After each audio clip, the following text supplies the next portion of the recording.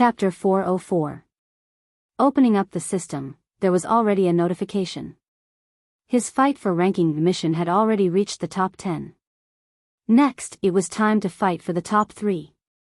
However, the top 3, Wu Yan glanced at Astria and then at Mikoto before lowering his head in dejection. These two girls, if he were to go up against them, he wouldn't stand a chance against them. Astria's level is much higher than mine, she's even stronger than Jaffer. Plus, she's a melee angel.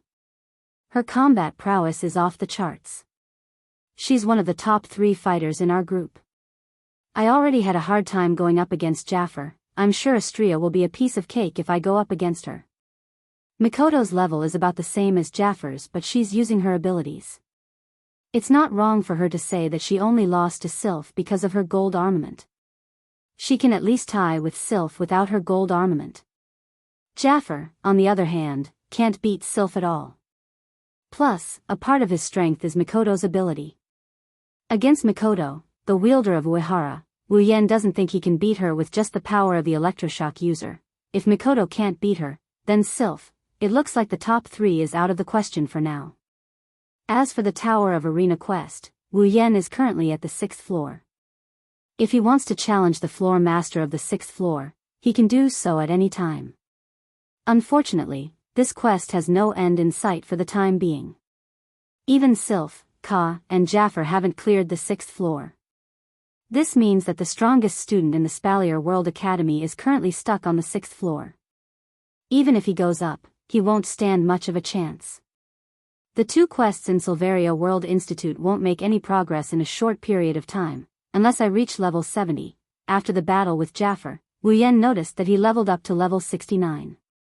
One more level and Wu Yan will become a true Tier 8 powerhouse.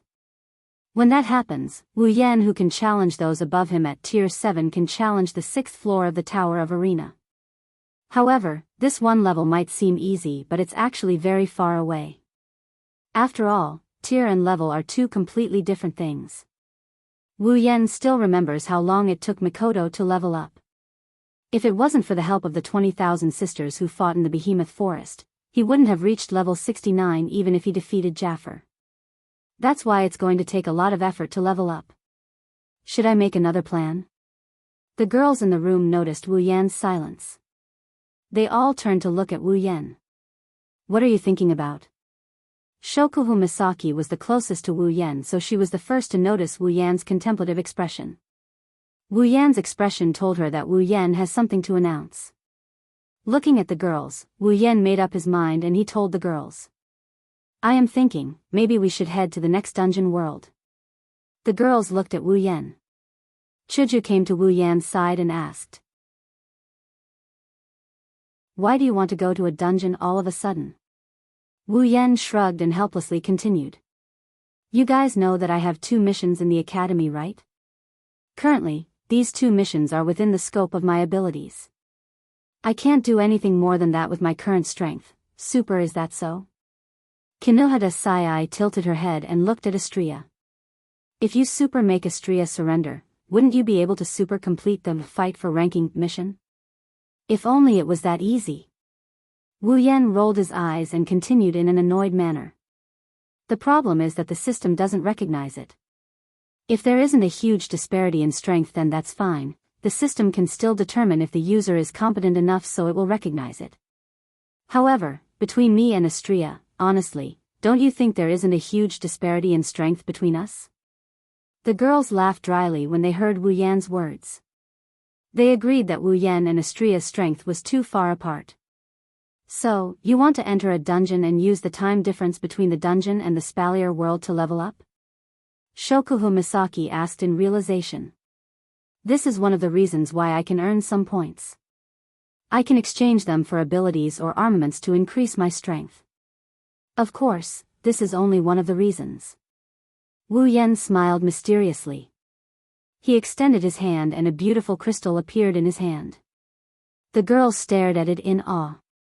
Mysterious crystal? Chuju asked hesitantly.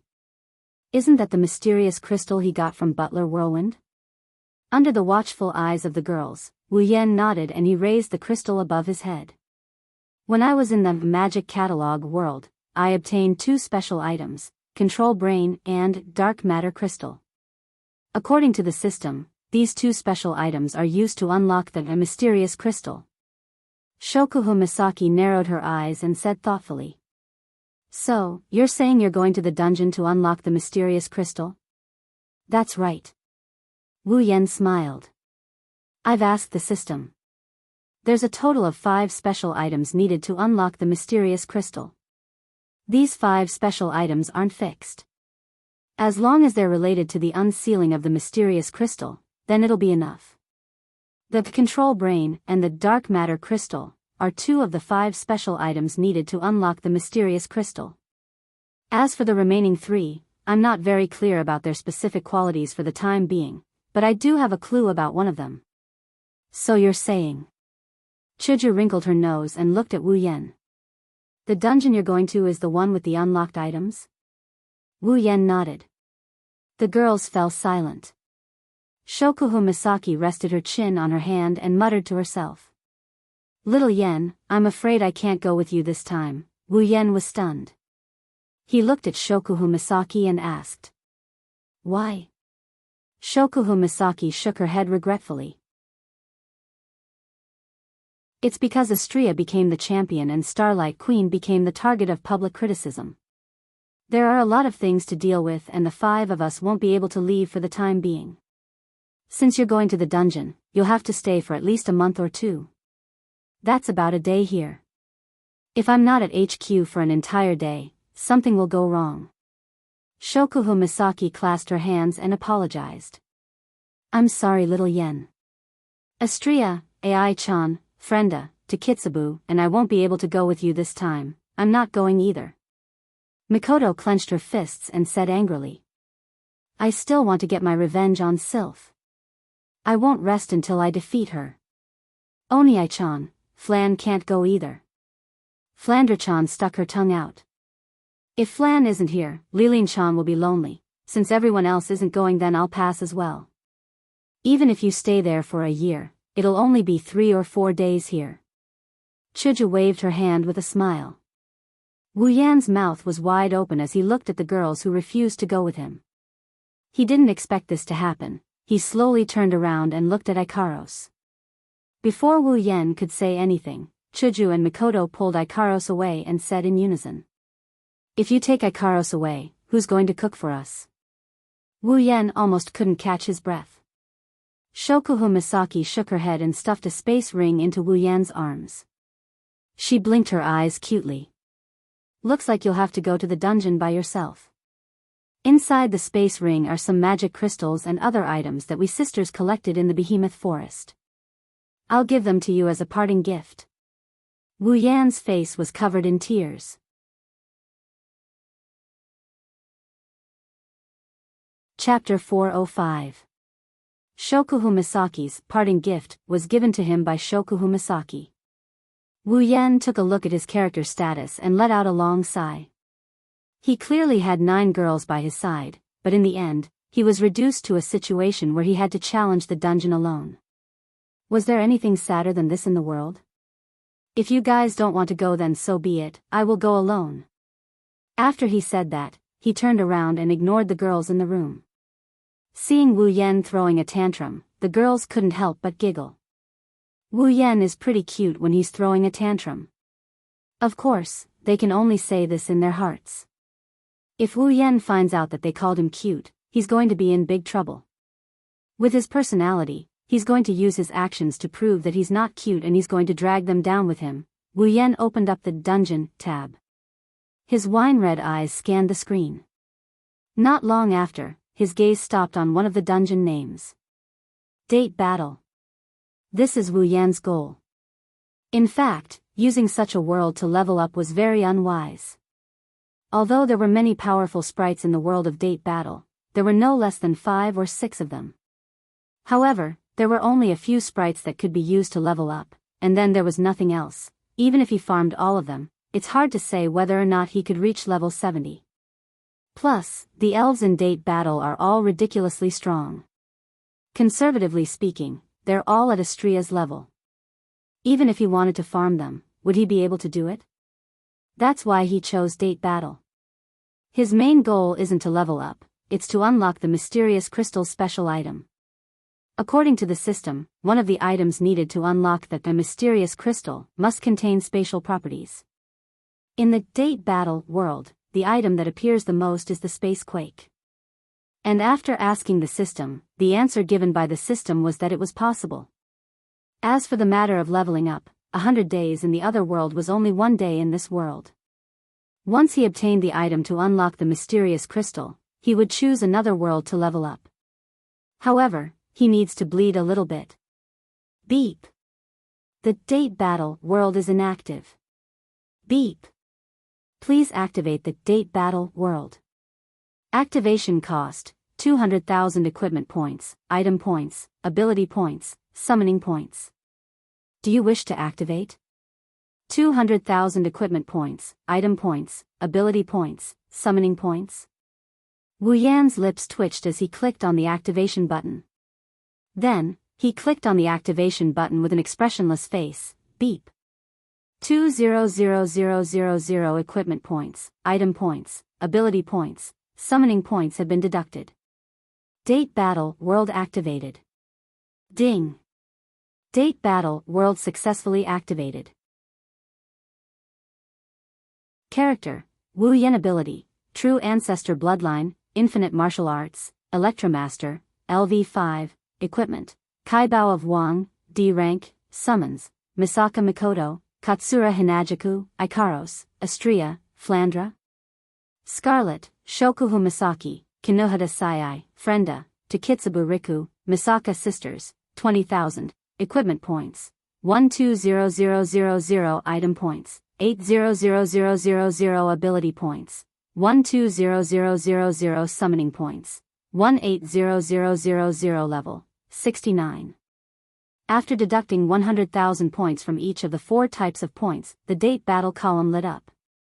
Looking at the Date Battle column, Wu Yan's pained expression slowly eased up. Glancing at the girls in the room, Wu Yan waved his hand. Well then, I'm leaving. Wu Yan clicked on the Date Battle section. After a flash of light, Wu Yan disappeared from the spot. The girls looked at the spot where Wu Yan was standing. Suddenly, Shokuhu Misaki seemed to have thought of something and she screamed in shock. Not good. The sudden scream startled the girls, and when they recovered, Mikoto immediately pointed at Shokuhu Misaki in dissatisfaction. Why are you screaming all of a sudden? If it was any other time, Shokuhu Misaki would have retaliated.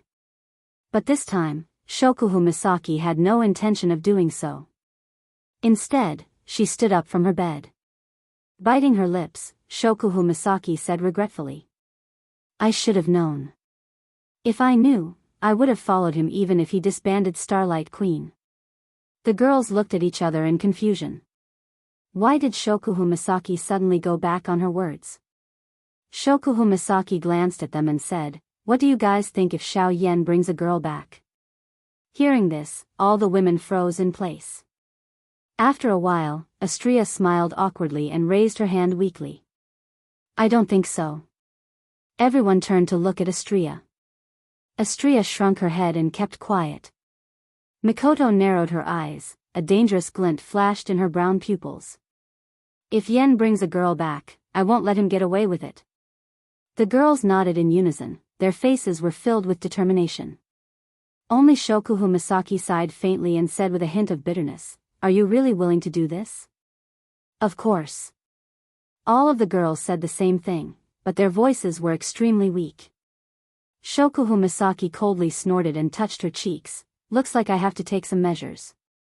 Dungeon, Date Battle Dungeon Mission, Collect. Mission 1, materialize all the dimensional quakes in the world and collect them. Current progress, 0, 10 mission reward, equipment points, item points, ability points, summoning points, 50,000 each. Mission 2, yet to be activated. Mission 3, yet to be activated. Beep. User, you will only be able to leave this instance dungeon after completing all the quests in this instance dungeon. When Quest 1 is completed, Quest 2 will be activated. When Quest 2 is completed, Quest 3 will be activated. When Quest 3 is completed, user will be able to leave this instance dungeon. Reminder, the time ratio between the real world and the real world is 100:1. User can train in this dungeon without worry. Have a good time. When Wu Yan recovered from the dizziness caused by the teleportation, the mission notification rang in his ears. Wu Yan felt refreshed. His purpose for coming to this world was to collect spaceships. Unexpectedly, the quest for this instant's dungeon had always been this one. This was just right. He slowly opened his eyes, and when he saw the scene in front of him, he jumped in fright. There's nothing in front of him, it's just pitch black. At this moment, the system notification rang out once more. Beep. Detected dimensional quakes in user's surroundings. Beep. User has entered the effective range of dimensional quakes. Do you wish to materialize dimensional quakes? Hearing the two system notifications, Wu Yan was stunned. Could it be that this blackness was the spacequake? Am I inside a dimensional quakes? When the thought appeared in Wu Yan's mind, the surrounding space suddenly shook. A powerful storm swept through the dark space. In the blink of an eye, the storm filled the entire space. Like a shockwave, the storm surged towards Wu Yan. Wu Yan's face sank. He only had time to raise both his hands to protect himself. The black storm arrived. It wasn't until a ray of light appeared in front of him that he realized he's high up in the sky.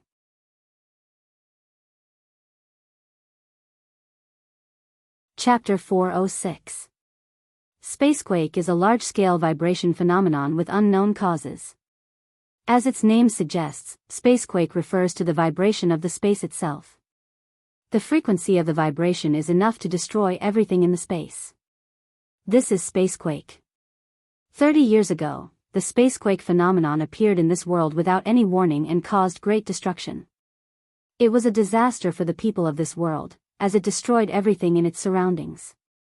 Originally, since the space tremor phenomenon occurred 30 years ago, it had not appeared in the following 25 years. However, 5 years ago, with Tiangong City as the beginning, the space tremor phenomenon appeared again. And it is very frequent. Today, the spacequake phenomenon appeared once again. In a quiet town, people lived the same life day after day, year after year. The streets were filled with cars and pedestrians. Although it was noisy, it showed a strong sense of vitality, until, woo woo woo woo woo, an ear-piercing alarm rang out from an unknown place, ringing throughout the entire street. Wherever the sound passed, whether it was pedestrians or cars, they all stopped their activities and looked up at the sky with a look of horror. After the siren sounded for a while, a voice suddenly sounded. The premonition of spacequake has been detected in this area. Please go to the nearest shelter as soon as possible. This is not a training. This is not a training. This is a real alarm. Please go to the nearest shelter as soon as possible. Please go to the nearest shelter as soon as possible. I repeat, as the alarm continued to sound, the pedestrians in the surrounding area ran to some specific places. Some drivers also parked their cars in the surrounding area and ran to those specific places. The lights, signs, and other signs on the streets had disappeared. Instead, they were replaced by the word spacequake warning, which kept flashing on the signs. Then, on some street parking lots, the parking areas suddenly sank and were protected by some thick steel walls. The pedestrians all ran into some underground driveways, underground tracks, and so on. The steel walls also spread out from the side, protecting these areas tightly. Then, these areas all sank into the ground. Some of the pedestrians who had yet to enter the shelter were heading to specific locations in an orderly manner.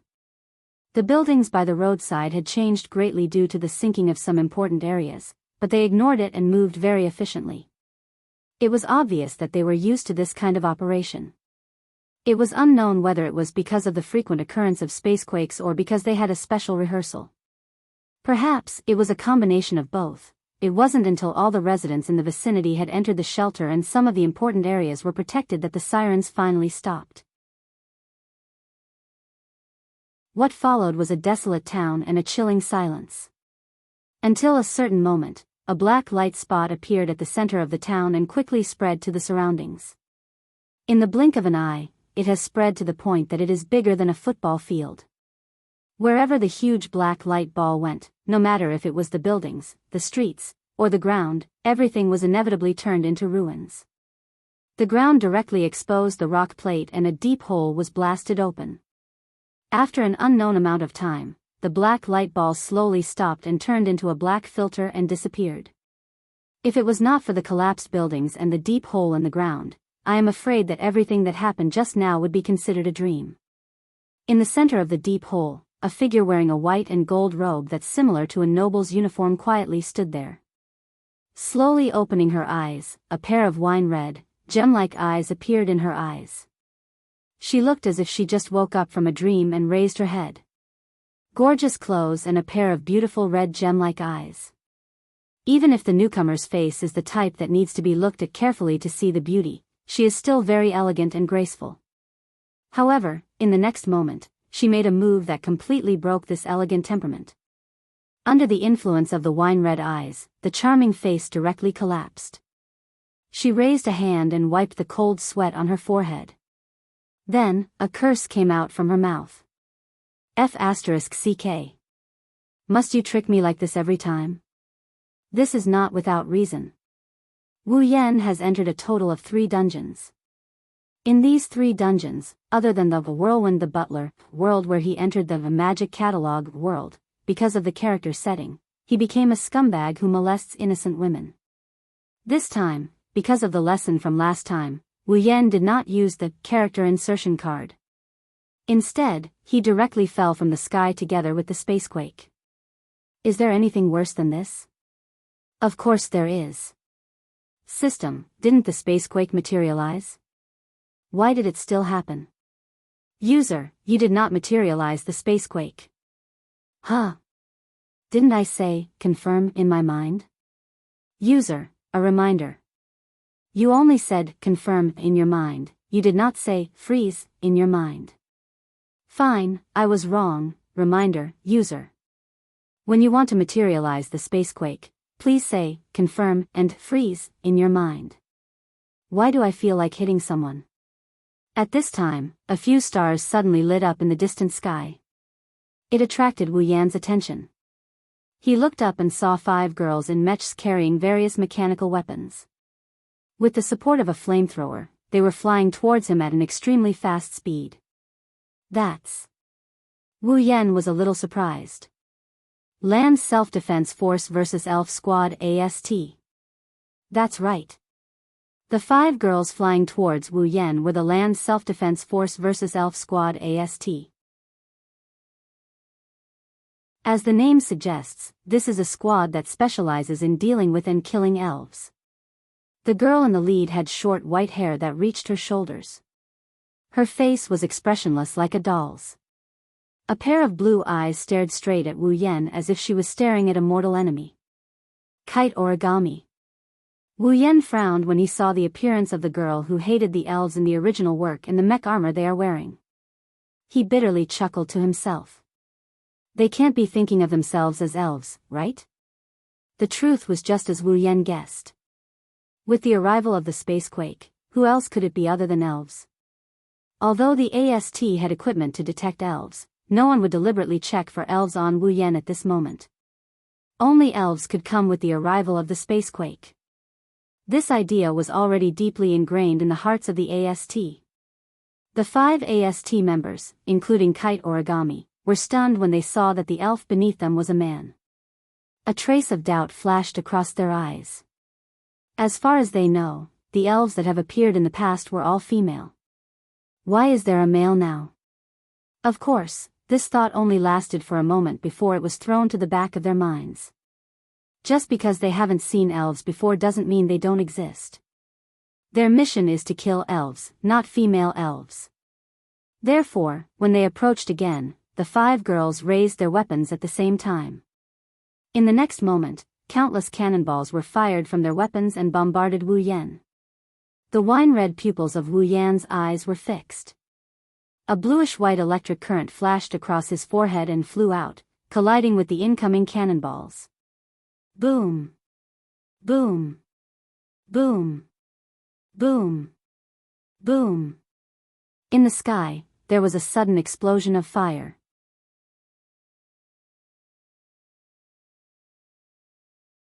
Chapter 407. The flames lit up the entire sky, illuminating the cold faces of the 5 AST members.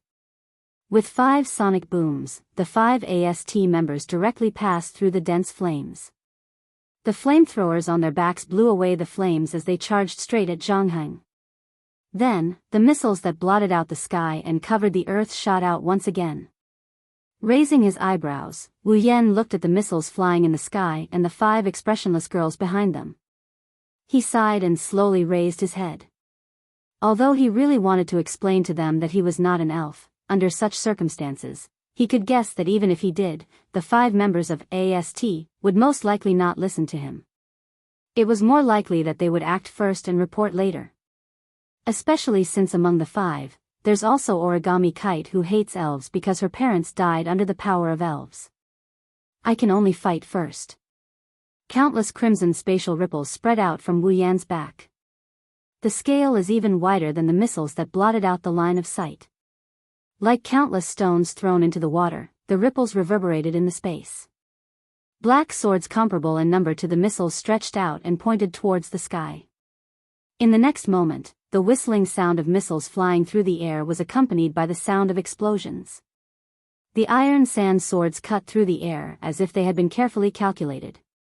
Each of the iron sand swords pierced the warhead of the missile without the slightest mistake, cutting the missile that had yet to explode in half. Then, the iron sand swords whizzed through the exploding missile and shot towards the girls of AST. Seemingly aware that their missiles are useless against elves, the 5 girls didn't change their expressions. The flamethrowers on their backs sped up and dodged in all directions. Then, they continued to charge towards Wu Yan. However, the iron sand swords aren't those missiles that can only travel in a straight line. The countless iron sand swords are the product of Wu Yan's ability. A bolt of lightning flashed from Wu Yan's hand. Along with the sound of electricity, the iron sand swords trembled and reversed in the air. Then, they shot towards the girls who were charging towards Wu Yan. This time, the expressions of the 5 AST members finally changed a little. Even Kitsune Origami showed an expression of gritting her teeth. The iron sand swords shot backwards. The AST members could only helplessly stop their charging bodies and quickly dodge to the side. All of this was within Wu Yan's expectations. So, he showed a victorious smile. However, the next moment, the smile froze. Unlike the other AST members, Origami Kite only glanced at the iron sand swords behind her. Then, as if she didn't see them, she turned her head and stared at Wu Yan's face. The flamethrowers on her back sped up and flew towards Wu Yan's position. Wu Yan was shocked. He quickly withdrew the iron sand swords that were about to hit Origami Kite. At this time, Origami Kite had already arrived in front of Wu Yan. Floating in mid-air, she immediately raised the heavy cannon in her hand and aimed it at Wu Yan's face. Then, a laser beam shot out from it. The distance between the laser beam and Wu Yan is just a hair's breadth away from zero. With such a distance and the speed of the laser beam, it's impossible to dodge. However, that's not the case. With infinite arms refinement, Wu Yan's combat skills can only be described as terrifying. Under this close to zero distance laser beam, Wu Yan tilted his head to the side in a very small way. The laser beam grazed Wu Yan's ear and shoulder and shot behind him. The burning sensation rose from Wu Yan's ear and shoulder. Wu Yan couldn't help but frown. Origami Kite did the same thing as Wu Yan. Origami Kite suddenly reached behind her and pulled out a light blue lightsaber from who knows where. She held the laser beam while waving the lightsaber and fiercely slashed at Wu Yan's head. However, when the lightsaber was halfway through, a hand reached out from under Origami Kite and grabbed her lightsaber hand. Origami Kite's slash was neutralized. When Origami Kite finally reacted, the laser beam was already shot out. Only the heavy cannon was left in front of Wu Yan and was fiercely grabbed by Wu Yan. Holding the laser cannon in one hand and Tabichi Origami's hand in the other, his wine-red eyes looked at the cold face in front of him and he cursed in his heart. This origami kite really hates the elves to the bone. She actually desperately rushed in front of him to shoot at him. No wonder every time he faced the elves in the original work, she was the craziest one. Wu Yan also tasted something new. If it weren't for the fact that the infinite martial arts was simply superior in terms of skill, he would probably have to obediently take a shot from that round of attack just now. While Wu Yan was rejoicing in his heart, origami kite in front of him moved her body vigorously, trying to break free from Wu Yan's control. However, the other party's two hands were even stronger than a vice. Origami kite could not move at all. At that moment, she actually used her head to hit Wu Yan. This crazy woman. With Wu Yan's true ancestor body, if origami kite really hit Wu Yan's head, she would definitely end up with a bloody head. At that moment, Wu Yan could only let go of origami kite's hand and retreat. Of course, Wu Yan wanted to let her go, but she did not want to let Wu Yan go. Origami kite threw the laser cannon in her hand away. She held the light sword and charged at Wu Yan. After taking a few deep breaths, Wu Yan wished he could teach origami kite a good lesson. He had never fought such an aggrieved battle like today. He was merciful to his opponent, but his opponent beat him to death. If it weren't for origami kite having a deep reason to fight so hard, then even if she was a cute girl, Wu Yan would still beat her. But the next moment, Wu Yan could no longer have such thoughts. Ha! Origami kite shouted coldly and rushed straight to Wu Yan. The light sword in her hand waved at Wu Yan with a violent frequency. In an instant, countless sword shadows cut through the air and slashed at Wu Yan. It can't be. Wu Yan was shocked. His wine-red pupils suddenly condensed. He did not dare to be careless anymore. With a hook of his finger, an iron sand sword shot down from the air and into Wu Yan's hand. With a stab, the iron sand sword stabbed one of the sword shadows. Suddenly, the countless sword shadows disappeared with Wu Yan's stab. The light sword in origami kite's hand was blocked by the iron sand sword. Origami kite pulled back the light sword. Her body spun rapidly. The light sword in her hand was danced by origami kite into a sword wheel and slammed into the iron sand sword. Almost as soon as they collided, the iron sand sword broke with a kachek sound. Holding the remaining half of the iron sand sword, he couldn't help but be stunned for a moment. He couldn't stay calm anymore. This origami kite was just an ordinary person. How could her combat power be so heaven-defying? At this time, Wu Yan remembered that in the original work, origami kite was an existence that could fight hand-to-hand with the elf knight sword god Toka. Although a large part of origami kite's combat power was supported by the equipment provided by the AST, this could not hide origami kite's terrifying close combat ability. An ordinary person could actually fight against an elf. Even if she relied on equipment, it was enough to cause a storm in Wu Yan's heart. Sure enough, there was no girl in the 2D world who could not defy the heavens. Looking at the charging origami kite, Wu Yan looked up to the sky and sighed. There was no other way. If he held back, he would really be defeated. A pair of wine-red pupils turned and a golden light flashed. Suddenly, the moment Wu Yan was about to use his strength, the ground under Wu Yan's feet opened up. Wu Yan, who could not react in time, was directly swallowed in. Then, it returned to its original state. Wu Yan only had time to say F***ck before falling in.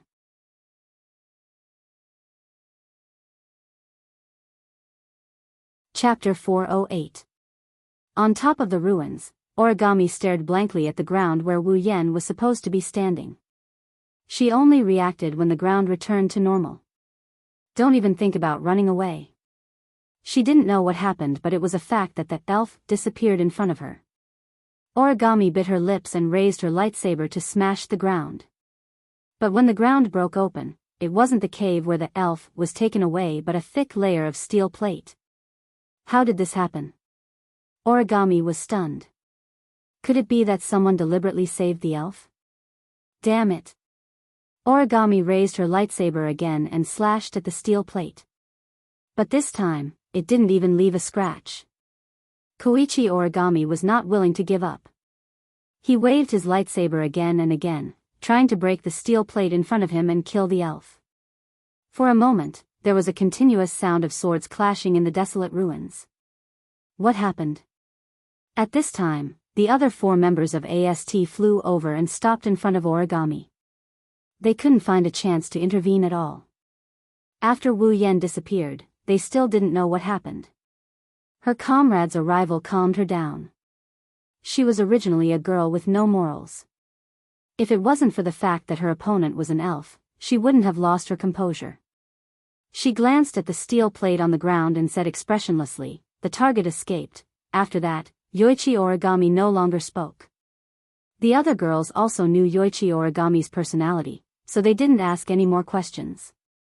Of course, the cause and effect were more or less guessed by them. The 4 AST girls looked at each other and flew into the sky together, raising the heavy cannons in their hands. Seeing this scene, Tobi Origami also left the place immediately. Then, countless cannonballs fell from the sky and landed on the steel plate. Under the ground, Wu Yan, who was caught off guard, used fine iron particles to wrap around his body. He stabilized himself and floated in the air.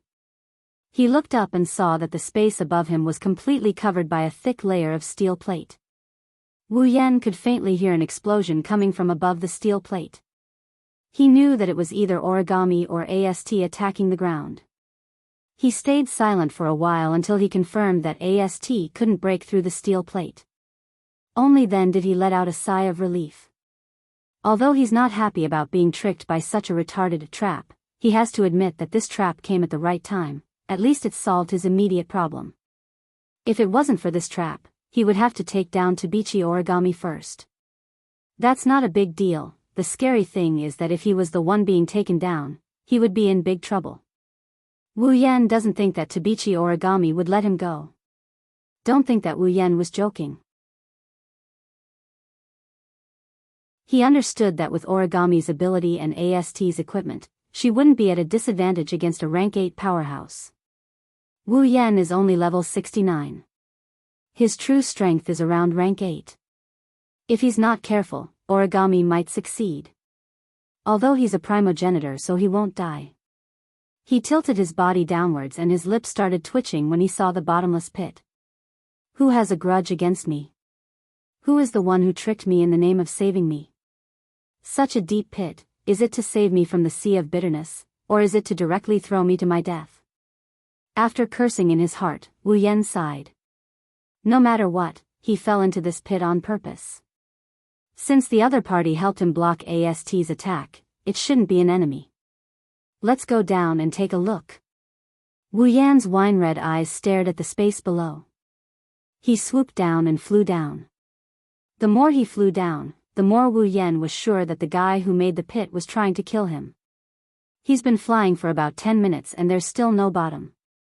Wu Yan started getting impatient as he looked at the monotonous rock trays. After 20 minutes, the ground finally appeared in front of him. However, Wu Yan didn't feel happy at all. Because there's a person there. A man with blonde hair and brown eyes who looked like a handsome Western man. Wu Yan narrowed his eyes when he saw this person. Information about this person instantly appeared in his mind. Kanazuki Kyuhei, Ratatoskura's deputy commander. Ratatoskura is an organization similar to AST.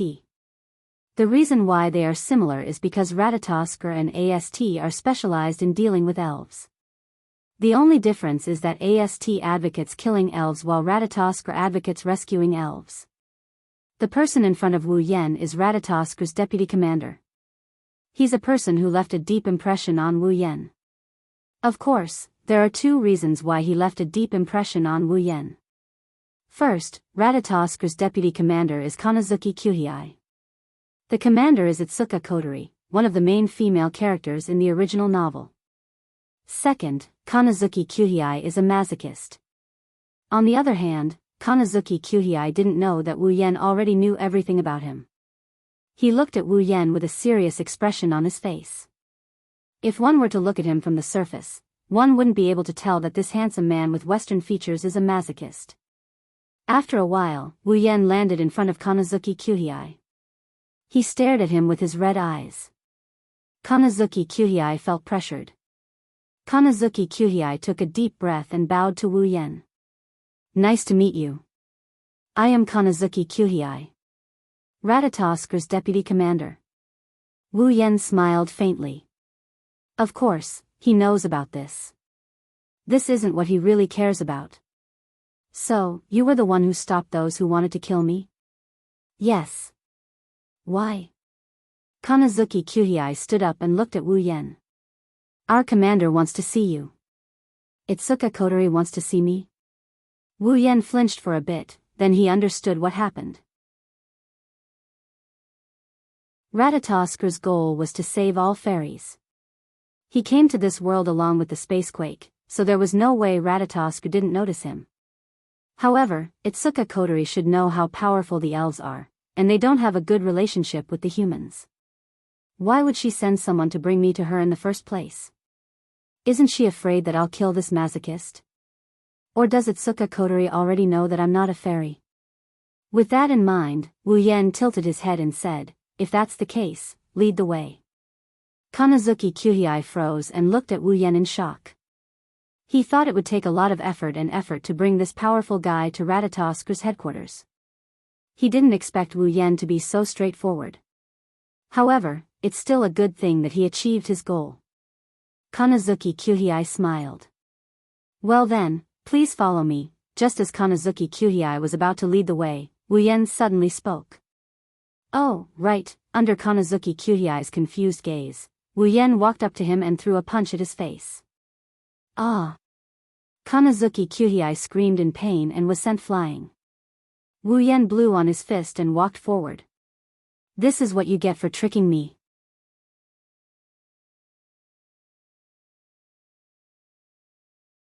Chapter 409. Above Heavenly Palace City, 15,000 meters away, this is an endless stretch of sky, there's not a single cloud in sight. Birds don't pass by here either. The only thing here is strong enough to blow a person away. However, when the wind blows past a certain area, it will strangely split into two and can't go any further. It's as if there's a wall in front of them that's blocking their path. That's exactly what happened. In a place that can't be seen with the naked eye, there's a huge airship floating in the air. It's like a flying fortress, guarding it without anyone noticing. Fraxinus was the name of this airship. It could also be called the headquarters of Ratatosk. Under Kanazuki Kyuhei's lead, Wu Yen boarded the airship. He followed Kanazuki Kyuhei to the command room. The commander of Ratatosk, Itsuka Kotori, is waiting for him. Looking around the interior of Fraxinus, Wu Yen couldn't help but sigh. In this world, technology has developed to a certain degree. Whether it's the existence of Fraxinus or the powerful equipment in AST, it's clear that this is the case. In terms of technological power, the world of Date Battle was definitely not inferior to the Academy City of the Magic Catalog world. It's just that in this world, all of the technology was developed for the elves. In some aspects, compared to Academy City, this world was still lacking.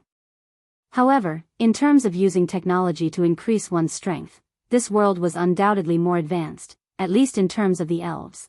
After passing through a series of automatic doors, another one opened and a spacious command room appeared in front of Wu Yen. On the opposite side, there was a screen that was even bigger than a movie screen. Under the screen, there were 2 rows of seats. Above the seats, there was also a screen that was about the size of a television. Directly opposite the screen, there was a high platform. That high platform was the commander's station. When Wu Yen saw the command center, Wu Yen stopped and looked at it. There's a petite figure sitting there. Her long red hair was tied into 2 ponytails with black ribbons. The black ribbons stood on top of the ponytails, looking like 2 long ears. It was very likable, and under the hair was a cute and delicate little face. She's wearing a school uniform. It's probably Ratatosk's uniform. She's wearing a red jacket with black stripes. It makes her petite figure look even more majestic. Itsuka Kotori, the younger sister of the original main character. She's the commander of Ratatosk. She's also an elf. Of course, no one knows Itsuka Kotori's identity as an elf.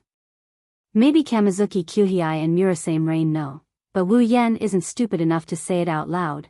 Beside Itsuka Kotori, there was a woman with a silver ponytail and a tattered teddy bear in her chest pocket. She had dark circles under her eyes and looked like she was about to die. She was the analyst of Ratatoskr, Mirasame Rain. At the head of the table, Kotori propped up her chin with one hand while holding a lollipop in the other. She stared at Wu Yan with her red eyes that were as red as her hair. Then, she laughed. Welcome to Ratatoskr. After that, Itsuka Kotori stopped talking. She frowned and looked at Kamizuki Kyuhei in confusion. By the way, what happened to your face? Kamizuki Kyuhei smiled embarrassedly, and put down his hand that had been covering his face. His handsome face was now swollen like a pig's head, which made Kotori and Mirasame Rain couldn't help but laugh. Kamizuki Kyuhei laughed awkwardly and quickly put up a serious face. He raised his fist and coughed. His swollen face made him look even more hilarious. The person who caused all this is standing there with an innocent look on his face. It's like he has nothing to do with this. Kamizuki Kyuhei gritted his teeth. If it wasn't for the fact that he's too weak, he would have pounced on him. In Kamizuki Kyuhei's mind, the only person who can bully him is the commander. Itsuka Kotori sucked on the lollipop in her hand and ignored Kamizuki Kyuhei. Kamizuki Kyuhei's face was covered in tears. Kotori's expression turned serious. She rolled her eyes and she asked in a soft voice. You're not a fairy, are you? Wu Yan raised an eyebrow and shrugged. I don't think I said I was an elf. Itsuka Kotori turned around and looked at the screen. Wu Yan descended from the sky with Spacequake and destroyed everything around him. If you're not an elf, then why did you descend with Spacequake? Kamizuki Kyuhei and Rain Mirasame stared at Wu Yan while Itsuka Kotori stared at the screen. The command room fell into a deafening silence. After a while, the screen stopped and Itsuka Kotori looked at Wu Yan. It's obvious that she wants Wu Yan to answer her question. Wu Yan chuckled and looked at Itsuka Kotori. Why can't I descend with Spacequake if I'm not an elf? Wu Yan asked.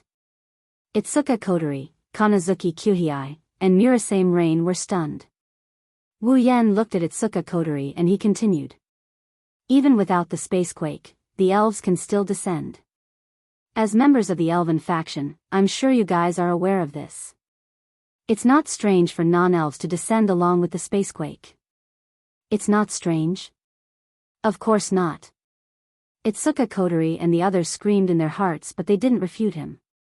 Itsuka Kotori straightened her back. Alright, if you're not an elf, then what are you? Are you a human? I've never heard of a human descending with Spacequake. Wu Yan smiled bitterly at Itsuka Kotori's words. Humans, in the past, they were. But now, they are no longer. Itsuka Kotori's body trembled and her expression changed. She looked at Wu Yan with her red eyes and said with a trembling voice. What do you mean? Kamizuki Kyuhei and Rain Mirasame were shocked by Itsuka Kotori's reaction. They've never seen Itsuka Kotori like this before. Wu Yan was silent. He knew why Itsuka Kotori was acting like this. Itsuka Kotori was just like him. She started as a human but 5 years ago, Itsuka Kotori received some kind of power and became an elf. Maybe his words resonated with Itsuka Kotori. Wu Yan sighed and said with a smile. In order to obtain some power, Itsuka Kotori looked at Wu Yan with a complicated expression. After a while, she took a deep breath and recovered. She said to Wu Yan. You said you're not a human and you're not an elf, then what are you? What am I? Wu Yan shrugged and pretended to ponder. I guess I'm a vampire. Itsuka Kotori, Kamizuki Kyuhei, and Rain Mirasame looked at each other and laughed. They thought Wu Yan was talking nonsense. Wu Yan smiled casually. He told them the truth.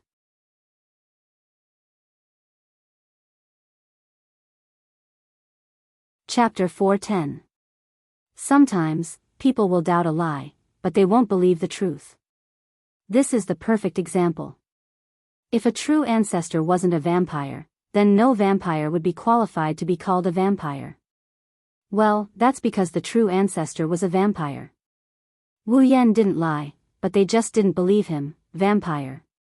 Kotori looked at Wu Yan with a serious expression and said mercilessly. Are you an idiot? If you want an excuse, at least come up with a better one. Vampires don't exist in this world. Wu Yan crossed his arms and shook his head with a chuckle. So you're saying that elves do exist in this world? Kotori was rendered speechless by Wu Yan. She pursed her lips and retorted. But elves do exist in our world. Do you have any proof that you're a vampire? Itsuka Kotori chuckled to herself and put the pearl into her mouth. She mumbled, how is that possible? If there was, the werewolves would have been executed long ago. Wu Yan lowered his head and fell silent. Itsuka Kotori isn't going to let Wu Yan off the hook so easily. She mocked him again. Say, did you get hit in the head by Spacequake because you're not a spirit but you came here together with Spacequake? Don't worry, even though Ratatoskr is an elven organization, we will still lend a helping hand to those who are in trouble. Do you need me to contact a mental hospital for you? Her words were really vicious. As expected of Itsuka Kotori, who was in commander mode. Her vicious tongue was on full display. Speaking of which, I have to mention that Itsuka Kotori has two personalities. One of them is the cold and vicious commander mode, while the other is the naive and cheerful sister mode. The two personalities are worlds apart. When Kotori wore a black ribbon, she would be in commander mode. When she wore a white ribbon, she would be a cute little girl. She would be in little sister mode. Now, Itsuka Kotori is wearing a black ribbon on her head. She's in her commander mode with her venomous tongue. Just look at how venomous Itsuka Kotori can be when she's in this mode. She didn't hesitate to taunt Wu Yan when they first met. Kyuhei and Rain Murasame seemed to be used to Kotori's vicious tongue, so they didn't say anything. Kotori, on the other hand, had a bad feeling after mocking Wu Yan. Wu Yan started walking towards Itsuka Kotori on the command deck. Itsuka Kotori flinched and she wrinkled her nose. What are you doing? Didn't you want to see the evidence? Wu Yan raised his head and he flashed a radiant smile at Kotori. His words sent chills down Kotori's spine. Let me suck your blood and you'll know. Blood, blood. Itsuka Kotori shrunk her head subconsciously, but she quickly realized she was showing weakness, so she quickly straightened her back. Sure. I want to see if the so-called vampires really exist. Is that so? Wu Yan giggled and he jumped onto the command platform before Kanazuki Kyuhei and Murasame Rain could react. Kotori jumped in fright. Then I won't hold back. As soon as he said that, Itsuka Kotori felt her hair stand on end. She was completely dumbfounded. Wu Yan slowly opened his mouth and revealed two sharp fangs. Speaking of which, this is the first time Wu Yan bared his fangs.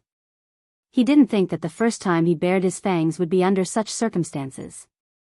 But, it's not a big deal. The first time he sucked blood, he sucked his own blood anyway. Itsuka Kotori is completely stunned. Wu Yan pressed down on her shoulders and he slowly inched his way towards her neck. I am going to move. When Wu Yan spoke slowly, Kotori finally reacted. She saw the two sharp fangs in Wu Yan's mouth and she was scared. No, Itsuka Kotori yelled. She placed her hands on Wu Yan's chest and pushed him away with all her might. But, how can she beat Wu Yan in terms of strength? As a result, a scene of rape unfolded in the spacious command room. Commander. Kanazuki Kyuhei was shocked. His handsome face, no, his pig face was furious. He forgot about Wu Yan's combat ability and rushed towards the command desk. Commander. I'm coming to save you. A foot appeared on Kyuhei Kanazuki's face as he was kicked off the podium. It was Itsuka Kotori's little foot that was kicking him off the podium while she was struggling to free herself. Stop. Stop it. Kotori pushed Wu Yan with all her might, but Wu Yan didn't budge at all. Kotori screamed with her eyes closed. For the first time in her life, Kotori wished that she still had her fairy power. Be a good girl and don't move. Let me suck you. Wu Yan said unhappily. Didn't you want to prove yourself? Why did you reject me? There's no need for that. There's no need for that. I believe you. Itsuka Kotori said with tears in her eyes. She did believe it. After all, the two sharp fangs might be fake, but the fear that came from the bottom of her heart was real. Her instincts told her that the person before her was indeed a vampire. Wu Yen stopped moving his mouth towards Kotori's neck. His lips curled into a smirk. Wu Yen looked at Kotori's face and smiled evilly. Do you really believe me? You don't need me to prove myself? No, no, no. Itsuka Kotori shook her head like a rattle drum. However, her head stopped abruptly and her eyes widened. She stared at Wu Yan's hand with disbelief. Wu Yan looked at Kotori in confusion. He looked at his hand and scratched his head. What's wrong? Is there something wrong? Kotori stared at Wu Yan's hand blankly. She didn't react at all. Suddenly, tears welled up in Kotori's eyes. She stood up and grabbed Wu Yan's hand. What are you doing? Wu Yan was shocked by Kotori's actions. Kotori ignored Wu Yan and reached for Wu Yan's hand. To be more precise, she reached for the white bracelet on Wu Yan's wrist. It's the sealing bracelet. Itsuka Kotori caressed the sealing bracelet on Wu Yan's wrist in a daze. Her eyes were filled with nostalgia, excitement, and enchantment. She looked like she had been searching for something for a very long time and now, she finally found it. I say. Wu Yan stared blankly at Kotori. He asked awkwardly. What's wrong with you? Is there something wrong with my bracelet? Itsuka Kotori looked at Wu Yan with her red eyes. She seemed to be reminiscing about something. She raised her hand and her sleeve slid down. Wu Yan's pupils shrank when he saw the scene that appeared in front of him. The sealing bracelet. Wu Yan exclaimed. That's right. It's a red sealing bracelet in front of Wu Yan. So, you do know him. Kotori exhaled. She stared at Wu Yan's face. She no longer felt like she just met him for the first time. Instead, she felt a sense of familiarity. How could this be? The sealing bracelet caught Wu Yan off guard. Itsuka Kotori opened her mouth and said, Don't worry, Wu Yan can't handle it. Hey, do you want to join Ratatosker?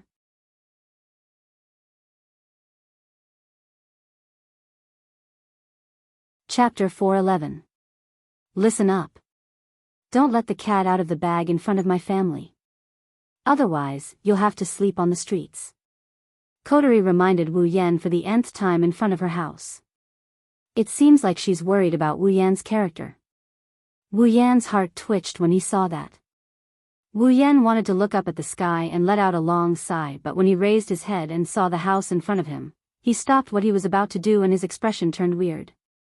How did he end up going home with Itsuka Kotori? Wu Yan himself is confused as to why he ended up going home with her. When he saw the red sealing bracelet on Itsuka Kotori's wrist, Wu Yan's mind went haywire. He had no idea what's going on here. It was his first time in this world, and it was his first time meeting Kotori. Why was she wearing the sealing bracelet? Could it be that the sealing bracelet exists in this world? As soon as the thought popped up in his mind, the system notification told Wu Yan that the sealing bracelet can only be found in the system. In other words, the sealing bracelet on Kotori's wrist came from the system. But then again, there's no way to explain this. He and Kotori just met today, and they didn't know each other at all. He's never been to this world before.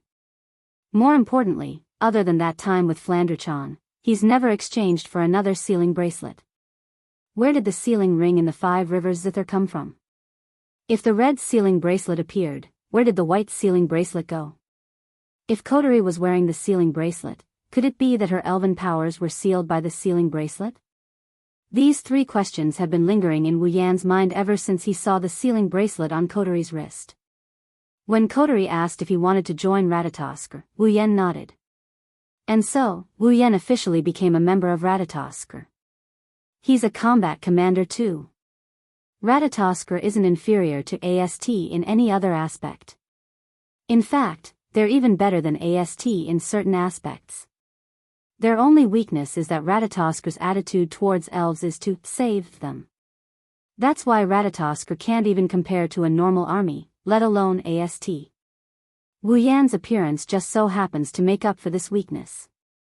After all, Coterie and the others saw Wu Yan's combat prowess on the big screen. He's even comparable to the elves. With this kind of combat prowess, it would be a waste of Wu Yan's status if he doesn't become a combat commander. As for why Wu Yan would follow Coterie home, Wu Yan doesn't know either. According to Coterie, it's because. Do you have anywhere else you can go? Wu Yan thought about it for 0.01 seconds and agreed without hesitation. Wu Yan brought quite a bit of gold from Silveria before he came to this world. It's more than enough for him to buy a villa. But, rather than living in a house by himself, he might as well go home with a cute girl. Wu Yan is also curious about the main character of this world, Itsuka Shido. The main characters of Whirlwind the Butler and Magic Catalog are both unlucky. If he gets close to them, Wu Yan is worried that their bad luck might be contagious. Compared to the other two, Itsuka Shido is much easier to get along with. Most importantly, Itsuka Shido was an honorable planner of the Light Clan. The arrogant Itsuka Coterie was conquered by Itsuka Shido when she was young. In other words, Itsuka Coterie has a brother complex. Wu Yan looked at Itsuka Coterie with a regretful look. She's a cute chick, but she's already been taken over by someone else. It's not like the person who did it is a scumbag. Wu Yan has no interest in NTR other people. Of course, Itsuka Coterie shivered when she saw Wu Yan's regretful gaze. She bared her fangs and said angrily, "What are you up to this time?" Wu Yan chuckled dryly and muttered, "Why do you say, again?" "Huh?" Itsuka Coterie harumphed. She turned around and looked at the entrance of her house. She hesitated for a moment before she turned around and said, "Listen up. Don't let the cat out of the bag in front of my family. Otherwise, you'll really have to sleep on the streets." Wu Yan's face crumbled in an instant. "You've told me that many times, I'm just worried that you won't remember. What should I do so that I won't give myself away? I've thought about it for a long time." Itsuka Coterie thought for a moment and said reluctantly, "I'll say that you're my long-lost brother." Wu Yan almost choked on his own breath. His brows twitched, he couldn't stay calm. "My long-lost brother. What a sharp excuse, what's wrong?" Can I change it?" "No. No." Itsuka Coterie exhaled and turned around to face the door. She took off the black ribbon on her head and took out a pair of white ribbons from her pocket. She put them on her own head. Wu Yan's eyes lit up, he watched Itsuka Coterie's actions with interest. He knew that she would turn into a cute little sister after putting on the white ribbons. Wu Yan was looking forward to it. Wu Yan's expectations were proven right. When Itsuka Coterie turned around again, the cold expression on her face was gone. It was replaced by an innocent and cute smile. She blinked at Wu Yan and said with a smile, "Go in, Oniai-chan." When that soft Oniai-chan entered Wu Yan's ears, an inexplicable warmth filled his body. It's as if he's soaking in a hot spring, it's comfortable to the extreme. Itsuka Coterie didn't know that her Oniai-chan almost awakened a certain someone's strange nature. She opened the door of her house and shouted in a cheering tone, "I'm back." Itsuka Coterie's sweet voice made Wu Yan smile. He had to admit, Itsuka Coterie in her little sister mode is really cute. However, when another sweet voice entered Wu Yan's ears, Wu Yan was completely dumbfounded. "You're back, Coterie." A figure slowly walked out of the house. When he saw the figure, Wu Yan's dumbfounded expression completely twisted. Her long, dark blue hair was draped over her frail shoulders, and her bangs were neatly spread across her forehead. Just a little bit more and it would cover her slightly dark pupils. On the left side of her bangs, there was a tuft of hair tied up with a hair band. At the end of the band was a cute hair accessory, adding a bit of cuteness to its owner's already extraordinary appearance. She was holding a spatula and wearing an apron. She was smiling at Coterie, her eyes filled with love and adoration. That's right. It's her. Big sister. Itsuka Kotori smiled happily and cheered. She threw herself at her and hugged her arm. It seems like they are very close. However, the word big sister from Itsuka Kotori caused Wu Yen to have a mental breakdown. Big sister, yes, Itsuka Kotori smiled and hugged her big sister. She said to Wu Yen. This is my big sister. Shiori Itsuka.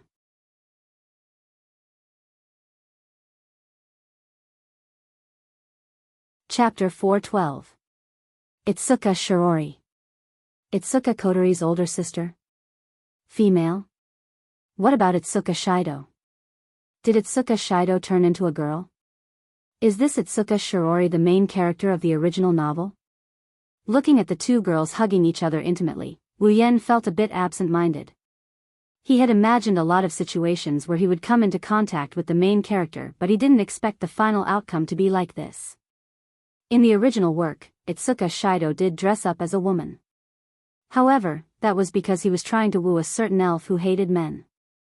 Wu Yen didn't believe that Itsuka Shido would dress up as a woman at home, or at least, he didn't have a habit of dressing up as a woman. Wu Yen swallowed his saliva and smiled awkwardly. He turned to Itsuka Kotori and asked in a serious tone. Do you only have one older sister in your family? Yes, Itsuka Kotori looked at Wu Yen strangely. She didn't understand why Wu Yen acted like this when he saw her older sister, but she still answered honestly. Are you sure you don't have an older brother? Itsuka Kotori shook her head quickly. Her two red ponytails swung back and forth, giving her a youthful vibe. Nope, I only have one older sister. Wu Yan's mouth twitched. In his mind, the thousands of tables in front of him had been destroyed by Wu Yen in the most violent way possible. He didn't expect Itsuka Shido to really turn into a girl. At this moment, Wu Yen felt like the date battle world that he was familiar with has become a stranger. The sealing ring that appeared out of nowhere. The main character of the original novel turned into a girl. Even if the plot characters are still the same people, no more, no less. At most, one of the main characters will be turned into a girl. But, Wu Yen can't be sure if things will continue the way they did in the original work in this world. When Wu Yen had this thought, he didn't know if the story would continue the same way as the original novel. Everything that happens next is beyond his expectations. Shiori furrowed her brows as she looked at Wu Yen, whose expression kept changing. She also noticed the weird questions he asked her. She pulled Itsuka Kotori and whispered into her ear. Kotori, who is this person? He looks really strange and suspicious. If Itsuka Kotori was in commander mode, she would be shocked by her sister's intuition. She would then reveal all the strange and suspicious things about Wu Yen without hesitation. Of course, Itsuka Kotori was a good girl in her younger sister mode. She shook her head as if she was trying to defend herself. He's not a strange person. Itsuka Kotori stepped forward and opened her hand. She grinned mischievously at Wu Yen. Sister. Let me introduce you, this is Kotori's long-lost older brother. Long-lost older brother? Itsuka Kotori's words didn't make Shiori feel relieved, it made her even more confused. Kotori, how come I've never heard of you having a long-lost older brother? It's reasonable for Shiori to ask such a question. After all, Shiori isn't Kotori's biological sister. Even though Shiori and Kotori have been living together for a long time, Shiori isn't sure if Kotori has a long-lost older brother. Kotori scratched her head and stuck her tongue out at Shiori. She said embarrassedly. It's because I didn't know before, I only found out recently that I have an older brother. Is that so? Shiori was still confused. She didn't know where Kotori found out she had a brother and where did she go to find him. Shiori was confused about all of this. However, when she saw Kotori's mischievous look, she knew she was familiar with Kotori. At the very least, she won't be able to get any answers from Kotori. Shiori looked at Wu Yen. She had her doubts, but since Kotori said so, Shiori had no choice but to believe her. They still have a long way to go. Shiori decided to help Kotori keep an eye on her. She didn't want the naive coterie to get scammed. Welcome to the Itsuka family. Shiori smiled at Wu Yen and bowed. I'm Shiori Itsuka. I'm Kotori's legal older sister. Nice to meet you. Of course not. Wu Yen turned his head away. To be honest, he really doesn't know how to deal with this feminine main character of the original work. Whether or not the main character is feminine has nothing to do with him, but the fact that Wu Yen was caught off guard is a fact. Suddenly, Wu Yan's eyes lit up and he looked at Itsuka coterie, who was giggling. The protagonist is feminine. In other words, Itsuka coterie was not conquered by the main character. Wu Yan, who was feeling a bit depressed because things didn't turn out the way he had envisioned, the gloomy mood of a second ago suddenly brightened up, even his mood became a lot more cheerful. Coterie didn't know she was being targeted by a wolf. She saw Wu Yan's expression change and his eyes darting around. He didn't even greet Shiori. This made Coterie anxious. To prevent the atmosphere from turning awkward, Coterie jumped out and faced her older sister. Sis, Onii-chan will be living with us from now on. Please make sure to cook for one more person. I see. Shiori nodded and smiled at Wu Yen. Then, I'll go help this. Wu Yen and Coterie knew that Shiori didn't know how to address the other party. Wu Yen didn't even introduce himself since the start of the meeting. Wu Yen wanted to introduce himself, but Coterie thought Wu Yen was still in a daze. She quickly said. Sis, Onii-chan's name is Itsuka. Itsuka. Itsuka Coterie's eyes lit up and she said something that left Wu Yen flabbergasted. Shido. Onii-chan's name is Itsuka Shido. The name, Itsuka Shido, reverberated throughout the room. The three of them reacted differently. Coterie had a smile on her face as if she was proud of herself for coming up with a good name. Shiori, on the other hand, had a weird expression on her face. The name, Itsuka Shido, and Shiori sound more like a pair of siblings. Wu Yen, on the other hand, who already has the name, Itsuka Shido, his heart contracted. His expression changed to one of embarrassment. Itsuka Shido. My name. How should I react? Wu Yen forced a smile as he looked at the happy coterie. Itsuka Shido.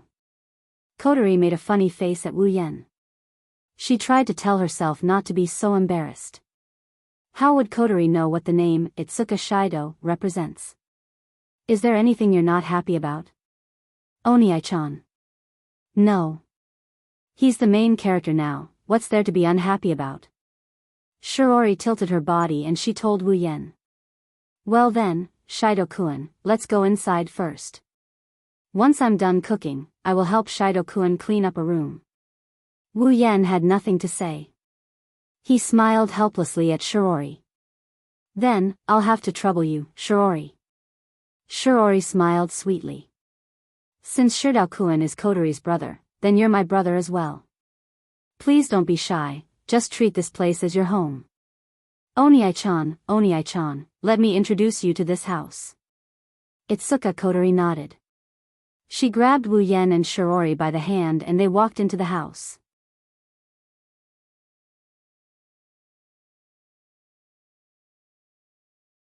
Chapter 413. Heavenly Palace City, Itsuka's home.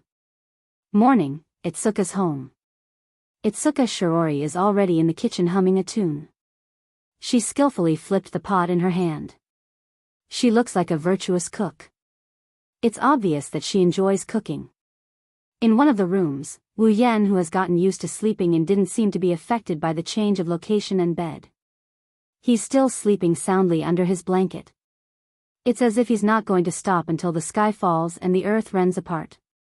At some point, Wu Yan's door opened and a girl with 2 red ponytails and a white ribbon poked her head out from behind the door.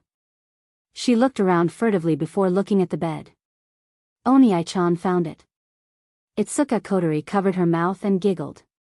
She tiptoed to the bed like a thief. When she was less than 1 meter away from Wu Yan's bed, Koterie yelled and she jumped up from the ground. She pounced on Wu Yan's bed and she stomped on Wu Yan's body. Onii-chan. Wake up.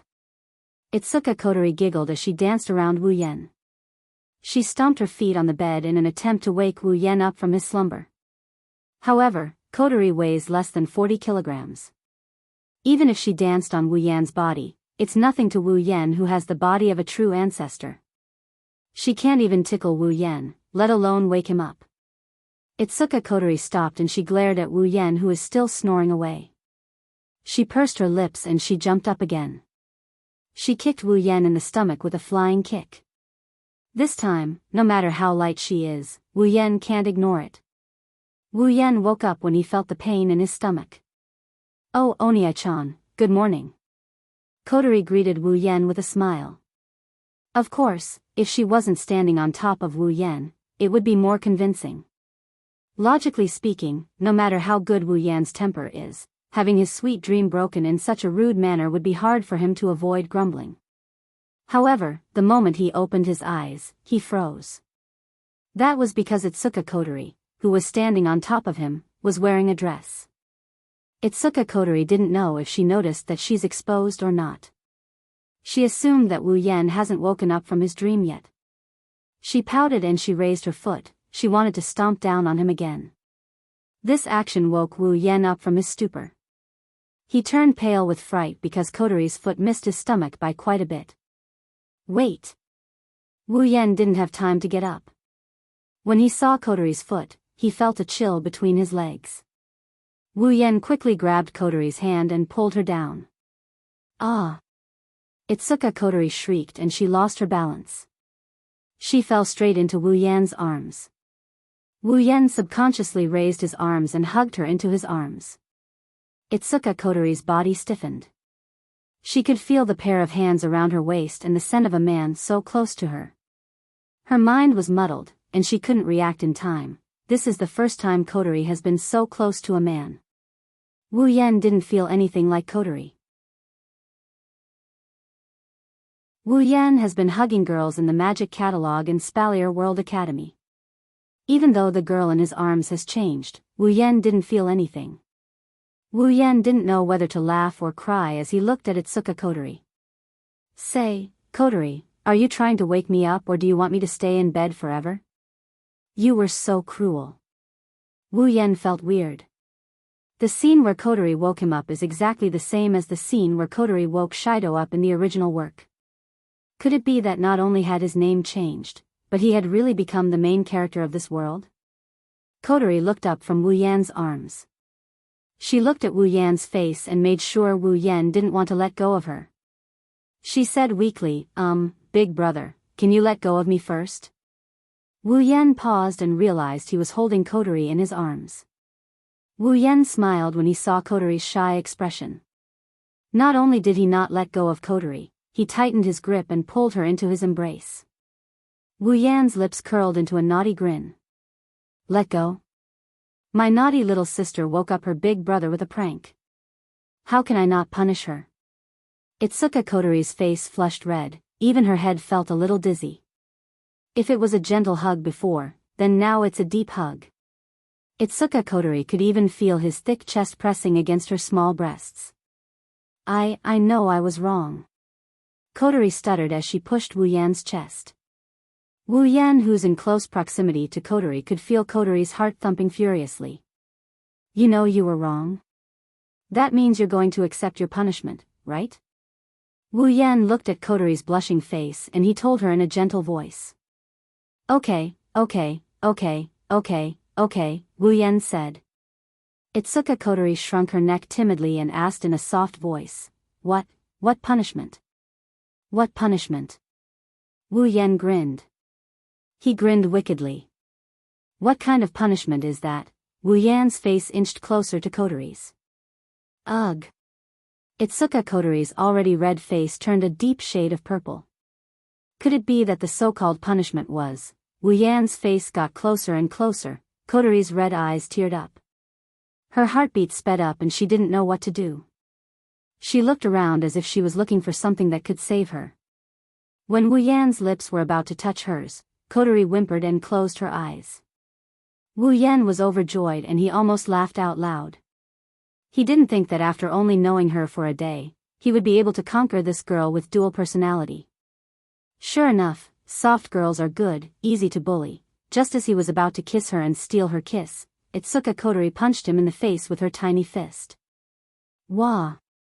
The sudden punch stunned Wu Yan. Since he wasn't on guard, the punch landed squarely on Wu Yan's nose. Wu Yan felt something sour and sweet rushing up his nose. He let go of Kotori and covered his nose with his hand. You despicable pervert! Itsuka Kotori yelled at Wu Yan. Wu Yan noticed that the white ribbon on Itsuka Kotori's head was replaced with a black one. It's commander mode. Why? Wu Yan muttered. He didn't understand why Kotori changed her hair ribbon so quickly. But to Itsuka Kotori, it sounded like, why did you reject me? You still have the nerve to say that? Kotori raged at Wu Yan as she punched him again. How dare you kiss a girl you've only known for a day? Die. Ah.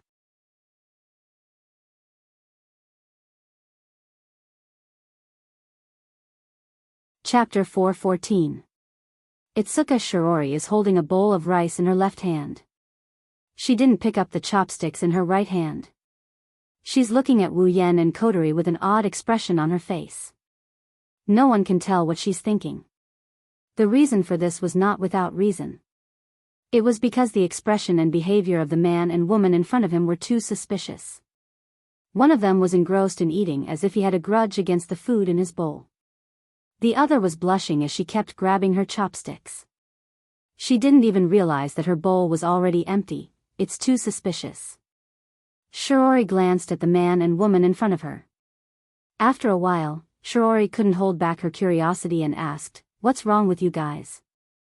As soon as Shirori finished speaking, Kotori's body trembled as if she was stimulated by something. She stood up with such force that even her chair fell to the ground. Kotori blushed and closed her eyes. She yelled at Shirori. Nothing. Nothing at all. Shirori froze on the spot. She looked at the shy Kotori and didn't understand why Kotori had such a big reaction. Did something really happen? Shirori tilted her head and looked at Wu Yan, who was shaking his head with a bitter smile.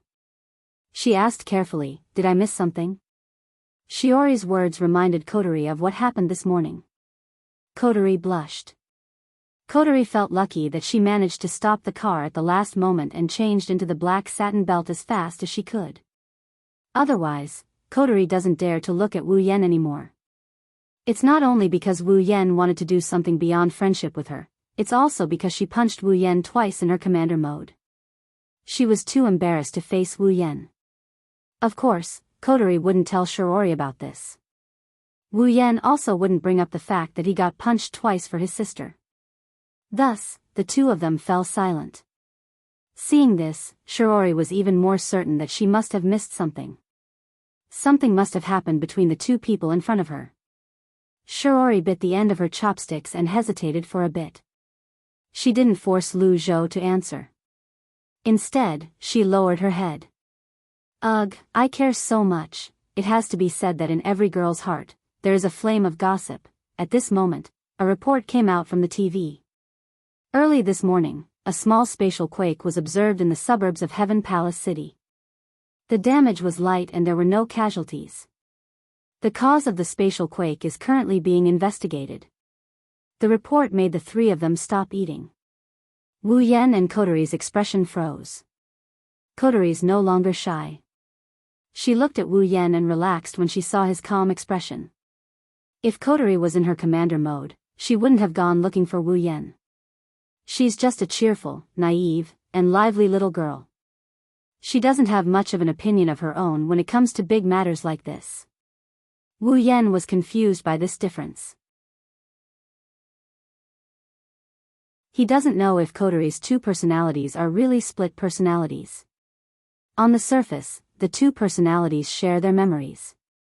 Kotori should know how to deal with spatial quakes calmly after seeing her other self as a commander. Of course, with such a profound question, he didn't even give the original story. How could Wu Yan come up with an answer in just one day? So, as usual, he'll just let it be. He'll cross the bridge when he comes to it anyway.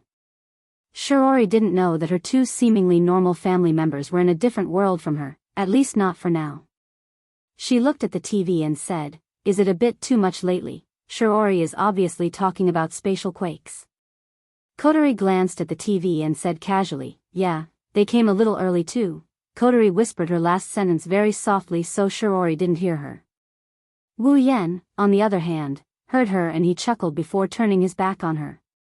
Despite his nonchalant look, Wu Yan is actually very excited. Shirori and Kotori might not know what this news means, but how could Wu Yan not know? It means that the female lead of the original novel, Toka Toka, is about to arrive. Today was also the day where the storyline would begin. The atmosphere at the dinner table quieted down after the spatial quakes report. Shiori's heart sank when she heard about it. Wu Yan and Kotori had their own thoughts. Shirori recovered and looked at Wu Yan. "Oh right, Shido, what do you plan to do?" Wu Yan flinched when he heard that. He looked at her blankly. "What do I plan to do? What do you mean?" Shirori chuckled and said to Wu Yan. "Kotori and I are going to school soon. You're the only one left at home, is that okay?" "Well, it's nothing." Wu Yan scratched his face. Before he could finish, Kotori stood up and cut him off. "Sis, you don't have to worry." Kotori wagged her finger. "Oniai-chan won't be home alone." "Wait, Oniai-chan is going to school with you." "What?" Wu Yan and Shirori were shocked. Wu Yan wanted to say something but Kotori winked at him and signaled him to keep quiet. Wu Yan helplessly shrunk back into his seat. He knew that this must be Kotori's decision in her commander mode. Shirori looked at Wu Yan in surprise. "Shido, are you really going to school at Toritani Zenhai?" "I think so." Wu Yan dryly laughed. He's more or less annoyed. He's already over 20 years old, he should be able to graduate from university. Now he has to go back to high school. It was fine back in Silveria World Institute since it was a completely different school and they only learned combat. However, it was different here. They were going to school for real and they had to carry a backpack around. If possible, Wu Yan really doesn't want to go. But no matter how unwilling he is, he still has to go. Ignoring the fact that he's a member of Ratatosk, it's disrespectful to disobey the commander's orders. Plus, he's living under someone else's roof so he can't refuse. Toritani Zenhai is the school the original main character went to. Shirori is a feminine version of the original main character. She should be in the same class as Tokichi Origami. If I go to school there, I should be able to meet Kite 1 Origami. I wonder if that girl will be surprised when she sees me going to school. In the original work, Tashiichi Origami was infatuated with the main character, Itsuka Shido. In the original work, Tashiichi Origami wanted to give herself to Itsuka Shido countless times. Now, Itsuka Shido has been replaced by Itsuka Shirori. Will Tashiichi Origami still be infatuated with the main character like in the original work? If she is, then that's interesting. Kotori nodded in satisfaction when she saw that Wu Yan didn't expose her. Shirori smiled and said, "Then there's no problem. I was worried that you would be lonely at home." Wu Yan could only chuckle. In a world like this, how can one be lonely?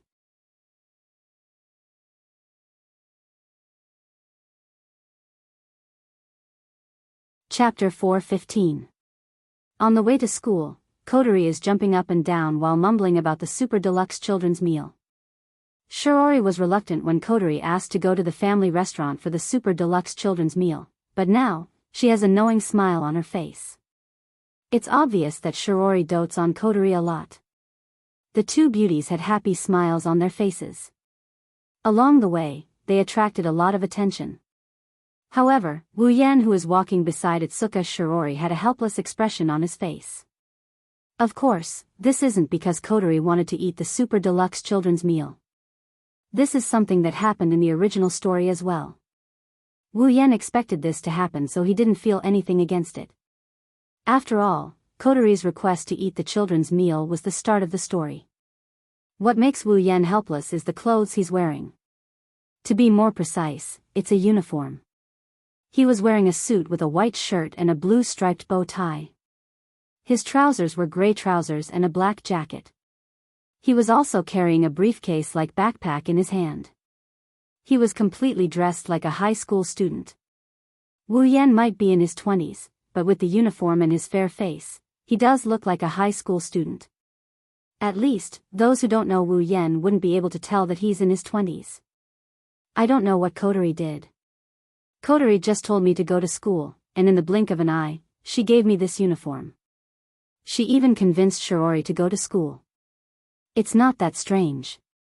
In the original novel, Ratatoskr has the power to renovate commercial streets, restaurants, and hotels. With this kind of power, it's a piece of cake for Wu Yan to go to school. Thus, it was decided that Itoka Shido would be admitted to Dorichi Zen High School. Wu Yan originally wanted to go to Fraxinus to wait for Yaton Toka to descend and take a look at the airship. But now, he decided to go with Shiori to the school instead. However, even if they went to the school, it wouldn't be of much use.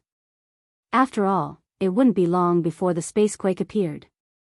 Everyone would have to run away to avoid it. And the next time, even the school would be directly destroyed by the spacequake. So, whether they went to the school or not, would it matter? Too bad Wu Yan can't tell her about this. He can only follow Shiori to the school and act as a cameo. Soon, the three of them arrived at the family restaurant. Kotori turned around. Okay, sis, Oniai-chan, we'll meet here after school, I know. Shiori giggled at Kotori. Kotori pouted. She started telling the two to come after school, even if there's a spacequake. Shiori couldn't do anything about it. Wu Yan snickered on the inside.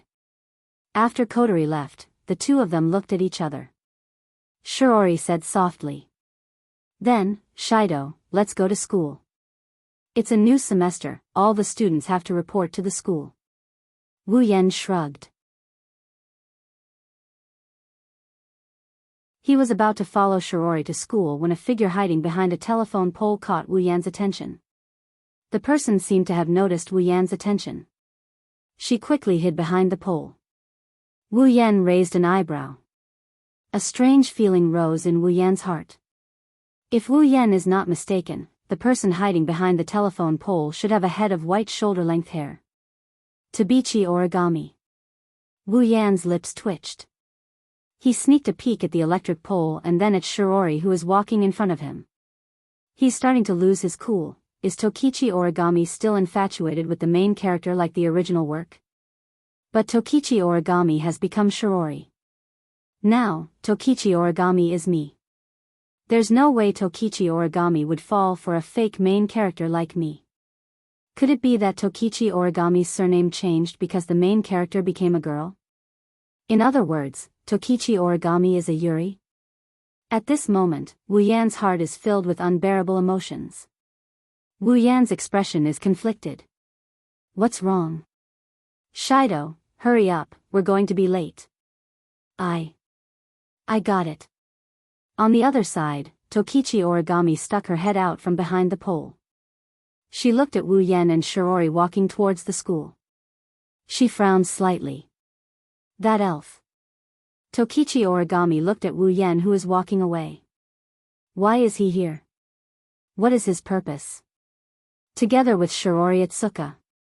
Yuichi Origami tapped the watch on her wrist as if she was doing something. After a long time, she raised her head in confusion.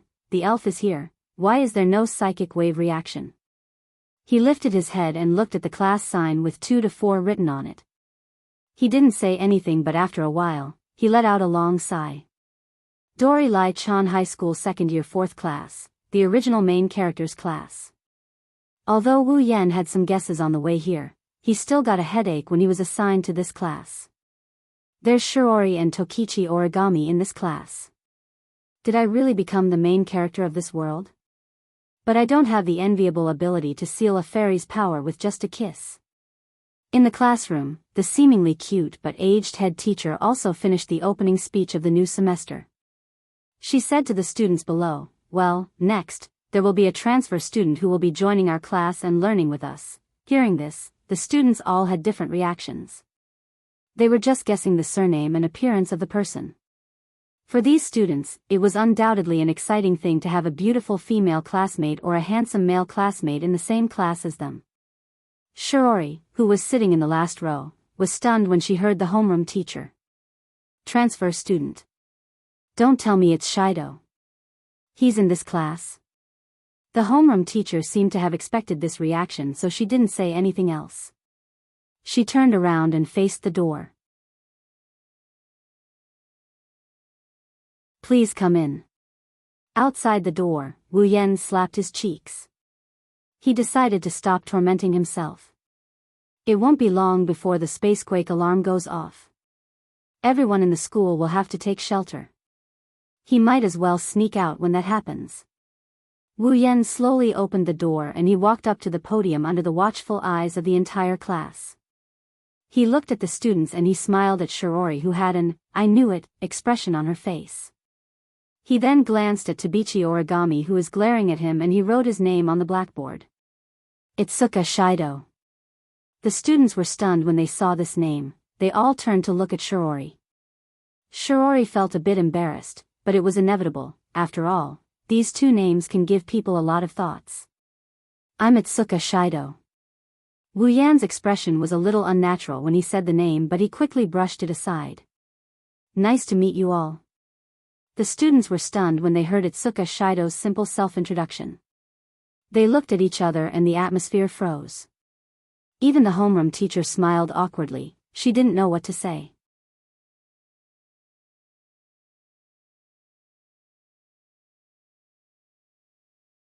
Chapter 4:16. Tiangong City, Duralai Zen High School. For the entire morning, the teacher on the podium lectured non-stop with spittle flying all over the place. She didn't even pause in the middle of her lecture, which made one sigh in admiration of her skill. However, Wu Yan didn't even listen to a single word during the entire morning's lesson.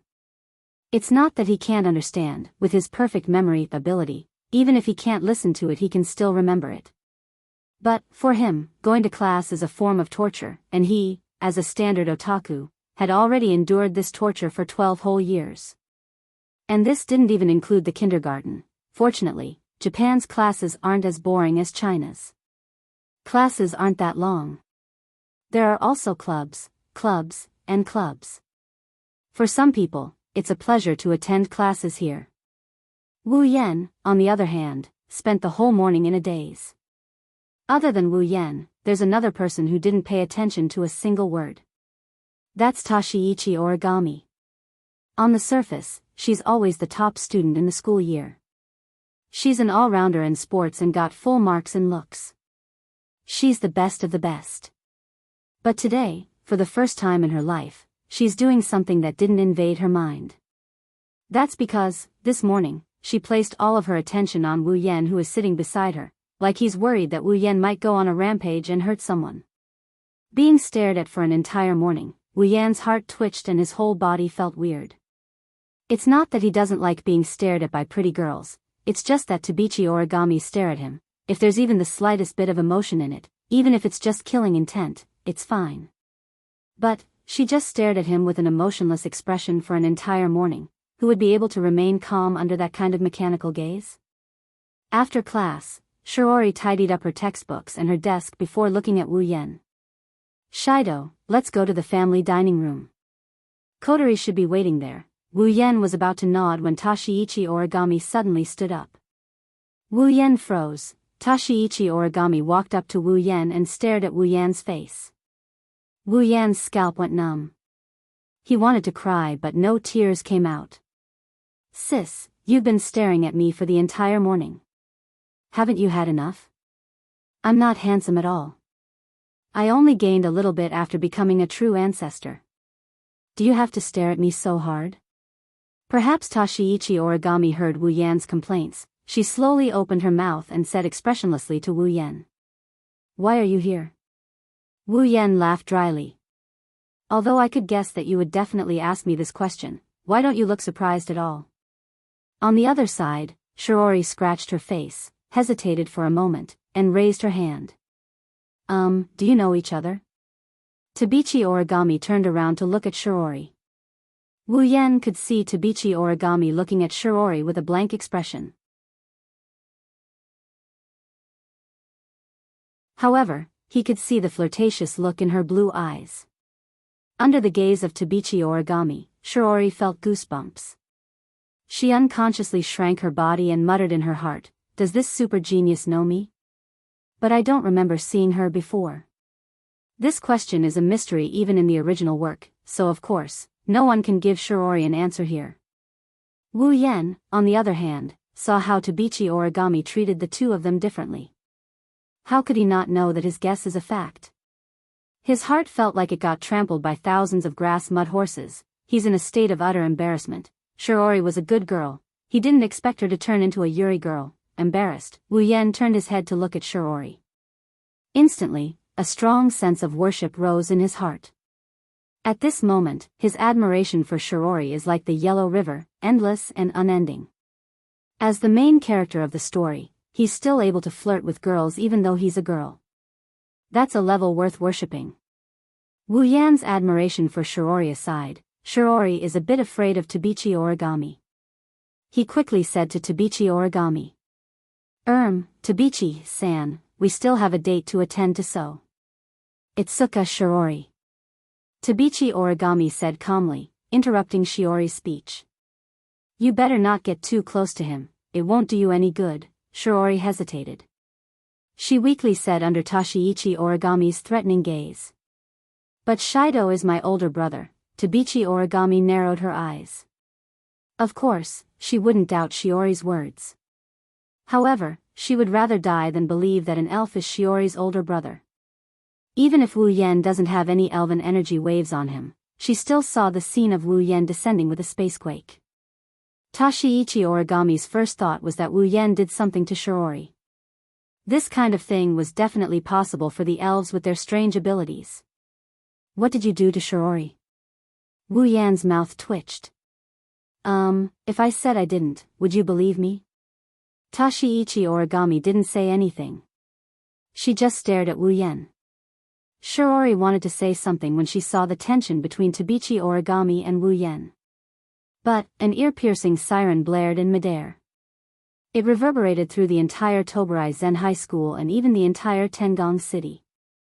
Warning signs of a spacequake have been detected in this area. Please head to the nearest shelter as soon as possible. This is not a training exercise. This is not a training exercise. This is a real warning. All residents in the area, please head to the nearest shelter as soon as possible.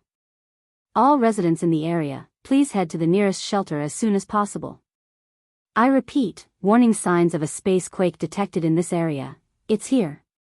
The space-time alarm went off and everyone's expression changed. Shiori turned pale with fright while Wu Yan and Tabichi Origami straightened their faces. Tashiichi Origami glanced at Wu Yan again before walking out of the classroom.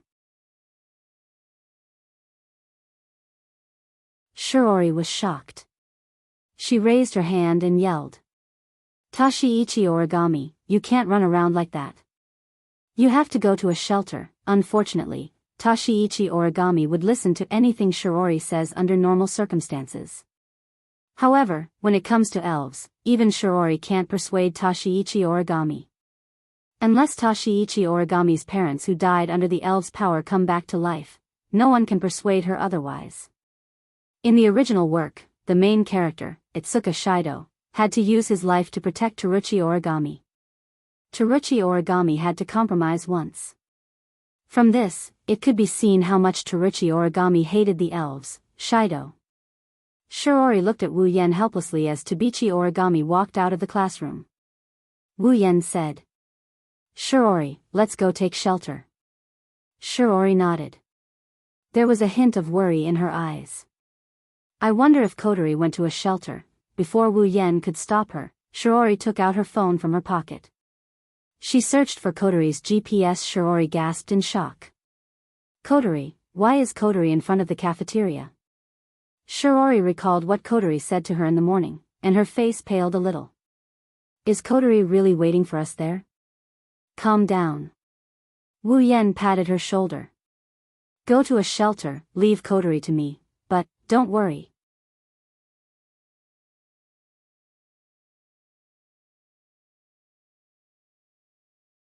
Chapter 417. On one of the streets of Tiangong City, a figure quickly flashed across the deserted street due to the arrival of the spacequake. His speed was extremely fast. If someone saw him from the side, he would only see an afterimage flashing in front of him. Then, the afterimage would disappear at the corner of the street at the other end. Along the way, wherever the afterimage passed by, the sound of air braking would be heard. Due to the extreme speed, wherever the afterimage passed by, all the wind that was squeezed away by it would become a sharp wind blade, scraping the ground and leaving a faint scratch mark. That was the performance of extreme speed. As Wu Yan is dashing towards the location of the spacequake, a voice rang in his ear. If one were to look closely, one would notice that Wu Yan has a wireless earpiece plugged into his ear. Hey! Shido, can you hear me? Is that Kotori? Wu Yan pressed down on his earpiece to prevent himself from hearing what is going on inside the room due to the high speed of the wind. Kotori felt uncomfortable when she heard Wu Yan call her name. She's not as open-minded as she is when she's in her sister mode. She can't call Wu Yan, who she's only known for a day, big brother without hesitation. It's also uncomfortable to be called by her name by someone she's only known for a day. Of course, Kotori quickly tossed this matter aside. It's not that she doesn't care, it's just that even though she's only known Wu Yan for less than a day, she knows that Wu Yan and she aren't strangers. Where are you right now? I'm heading towards the center of the spacequake. Kotori frowned slightly. Then, what about Shiorine-san? I told her to take shelter. I see. Kotori fell silent. Wu Yan didn't know what she was thinking. Kotori fell silent when she heard that Shiori didn't come with them. Wu Yan could guess what's going on. For some reason, Shiori has an ability that allows her to seal the power of fairies into herself by kissing them. This ability is also the ability of the original main character, Itsuka Shido. As Shiori's younger sister, Kotori knew that Shiori had this power. Therefore, to Ratatosk, who wanted to save the elves, Shiori's power was the most important thing they could do to save the elves. In the original work, Kotori worked with her brother to improve the favorability of the elves step by step, thus sealing their power and allowing them to live a normal life. But here, the situation was completely different. In Kotori's heart, she didn't want to drag her doting older sister into this whirlpool that could cost her her life. If Shiori Itsuka was Shido, Kotori would push him to the front lines without hesitation to communicate with the elves. But here, Shido had turned into Shiori Itsuka. Perhaps, in everyone's mind, the boy should be the one to take responsibility. That's why Kotori pushed her older brother to the forefront in the original work. But when the person in question changed from older brother to older sister, as a younger sister, Kotori couldn't help but feel pity for her older brother. But there's no helping it, Shiori's power is very important to Ratatosk, so even if Kotori couldn't bear it, she would still borrow her power. But now, it's different. That's because Wu Yan is here. Hey, do you still have that kind of bracelet that can seal power? Wu Yan couldn't help but be stunned. A bracelet that seals one's power? Are you talking about the sealing hoop? It doesn't matter what it's called. Do you still have it? I do have some. If he wants the sealing bracelet, he can get it from the system at any time. Kotori's sudden question baffled him, but he still answered honestly. That's good. Kotori's expression relaxed. She smiled when she saw Wu Yan's current location reflected on the screen. She sucked on the jewel in her hand and she said in a serious tone. Listen up, Sherdao. Ratatosk will assist you from now on. Your mission is to use the sealing ring to seal the power of the descending elf. Huh? What do you mean by, huh? Kotori yelled. Answer yes. Yes. Wu Yan sighed and put down his hand from his ear. He didn't know whether to laugh or cry. Great, I'm going to be the main character of this world.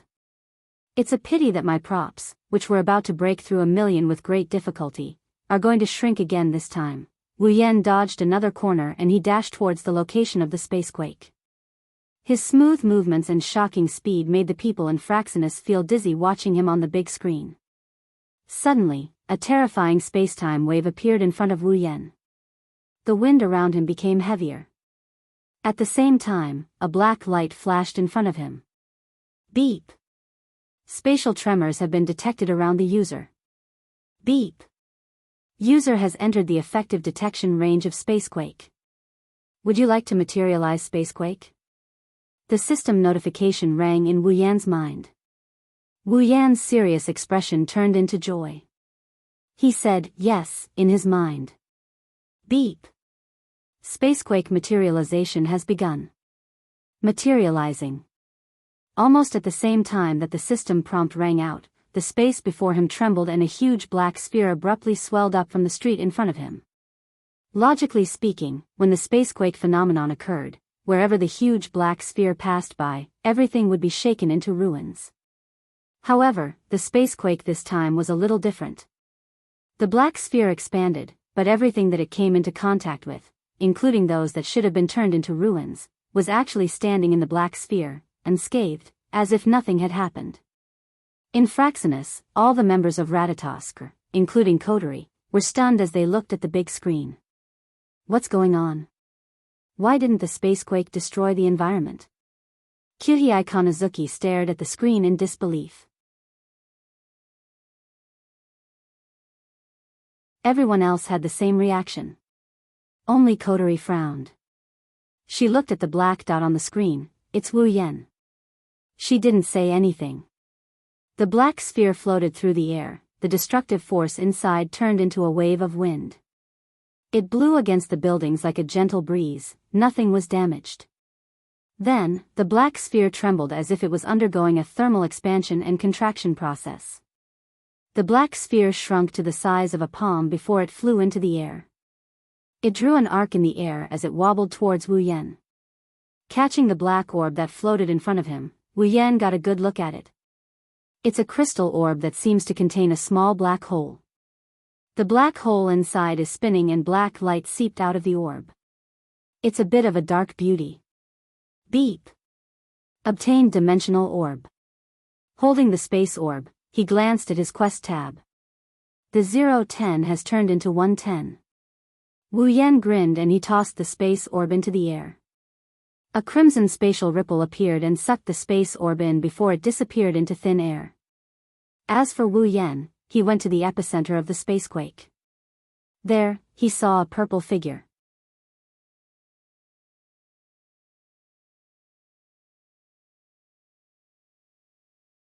Chapter 418. Her long purple hair is tied up by a pair of purple crystal hair ornaments that look like butterflies. Her purple hair flutters down her back like a splash of water. It's a stunning sight to behold. She was wearing armor that looked like a ceremonial dress. Her skirt was made of pink silk. There was a pink feather on her chest, neck, and between her ribs. Not only did it give her a heroic spirit, it also gave her a beautiful appearance. A golden throne stood beside her. Below the throne was a bottomless black hole. One could tell that the throne floated up from the black hole. Its owner was standing on top of the throne. At the top of the throne, there was a thorn-shaped giant sword. Specks of purple light wandered around his body. A pair of inconceivable purple crystal eyes were flashing with a unique light, as if he was trying to understand this world. Princess, level 78, Wu Yan is speechless at the sight of the beautiful girl. Wu Yan has seen his fair share of beautiful girls in his life. Chuju, Mikoto, Ikaros, Shokuhu Misaki, Astria, Flanderchan, Kinohada Sayai, Frenda, Takitsubu Riku, Lulu, Feifei, all of them are cute and beautiful. None of them are inferior to the girl in front of him in terms of looks. But, at this moment, it's as if she's the only one left in this world. Her beauty is so extreme that even Wu Yan couldn't help but admire her beauty. Night Sword God Toka, the elf with the codename Princess. She's the first female lead of the original novel and the first elf to appear. Of course, Night Sword God Toka doesn't have a name yet.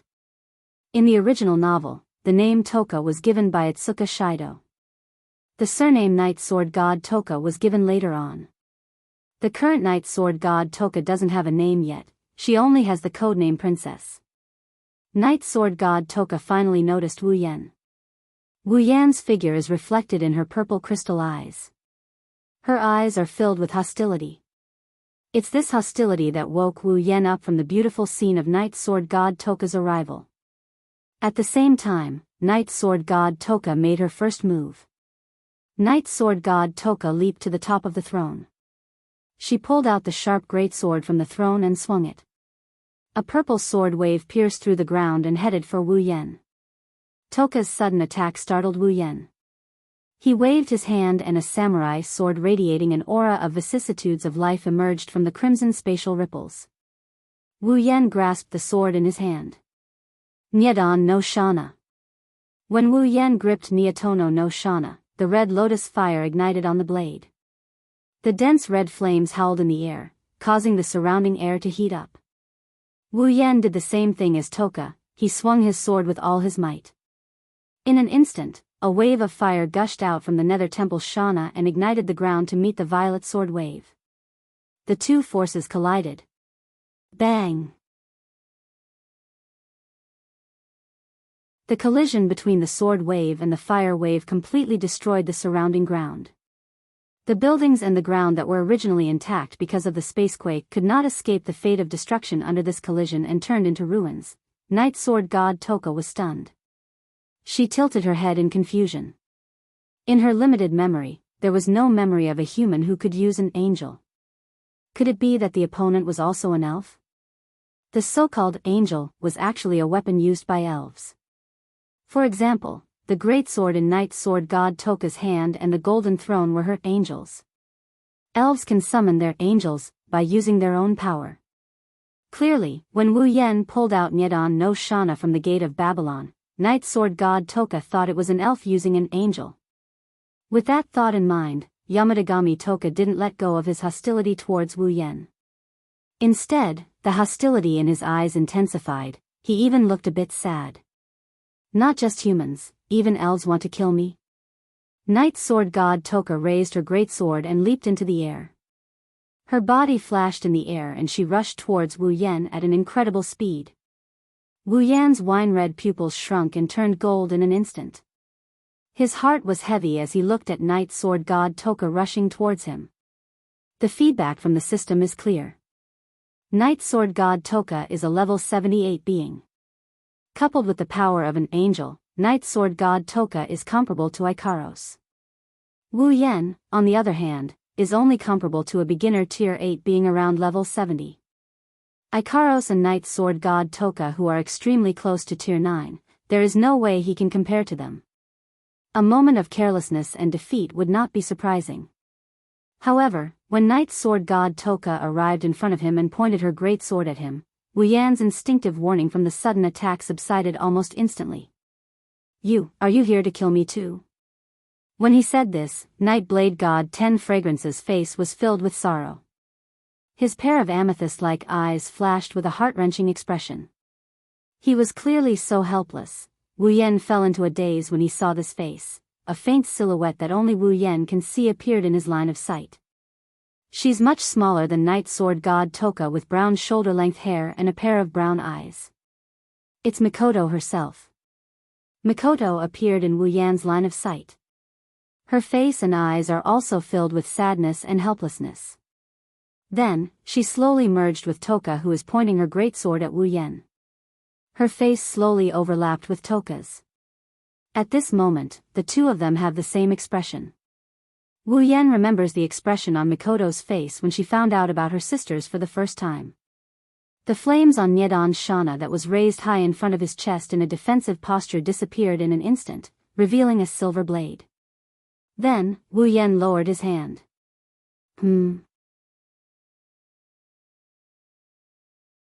Night Sword God Toka was stunned again. Seeing Wu Yan suddenly drop his defense, she was confused. Under Night Sword God Toka's confused gaze, Wu Yan sighed and slowly reached out his hand towards her face. Night Sword God Toka's eyes became alert. She pushed her great sword forward and pressed it against Wu Yan's chest. But Wu Yan acted as if he didn't see or feel anything. He still reached his hand towards her face. Because he leaned forward, a wound appeared on his chest. Night Sword God Toka didn't know what to do. She reflexively pulled back her great sword. She didn't have time to dodge Wu Yan's hand. Wu Yan's hand caressed her face. Night Sword God Toka was stunned. She felt the hand caressing her face. She couldn't react at all. Really? Wu Yan shook his head with a smile. He gently caressed Night Sword God Toka's face and said softly, "How can you show such a dirty expression? Don't you know that this expression makes people feel sorry for you?" Night Sword God Toka was stunned speechless. The naive Night Sword God Toka didn't know how to react at this time. She only knew that the person in front of her suddenly became very gentle. That hand was also very warm. It warmed her heart.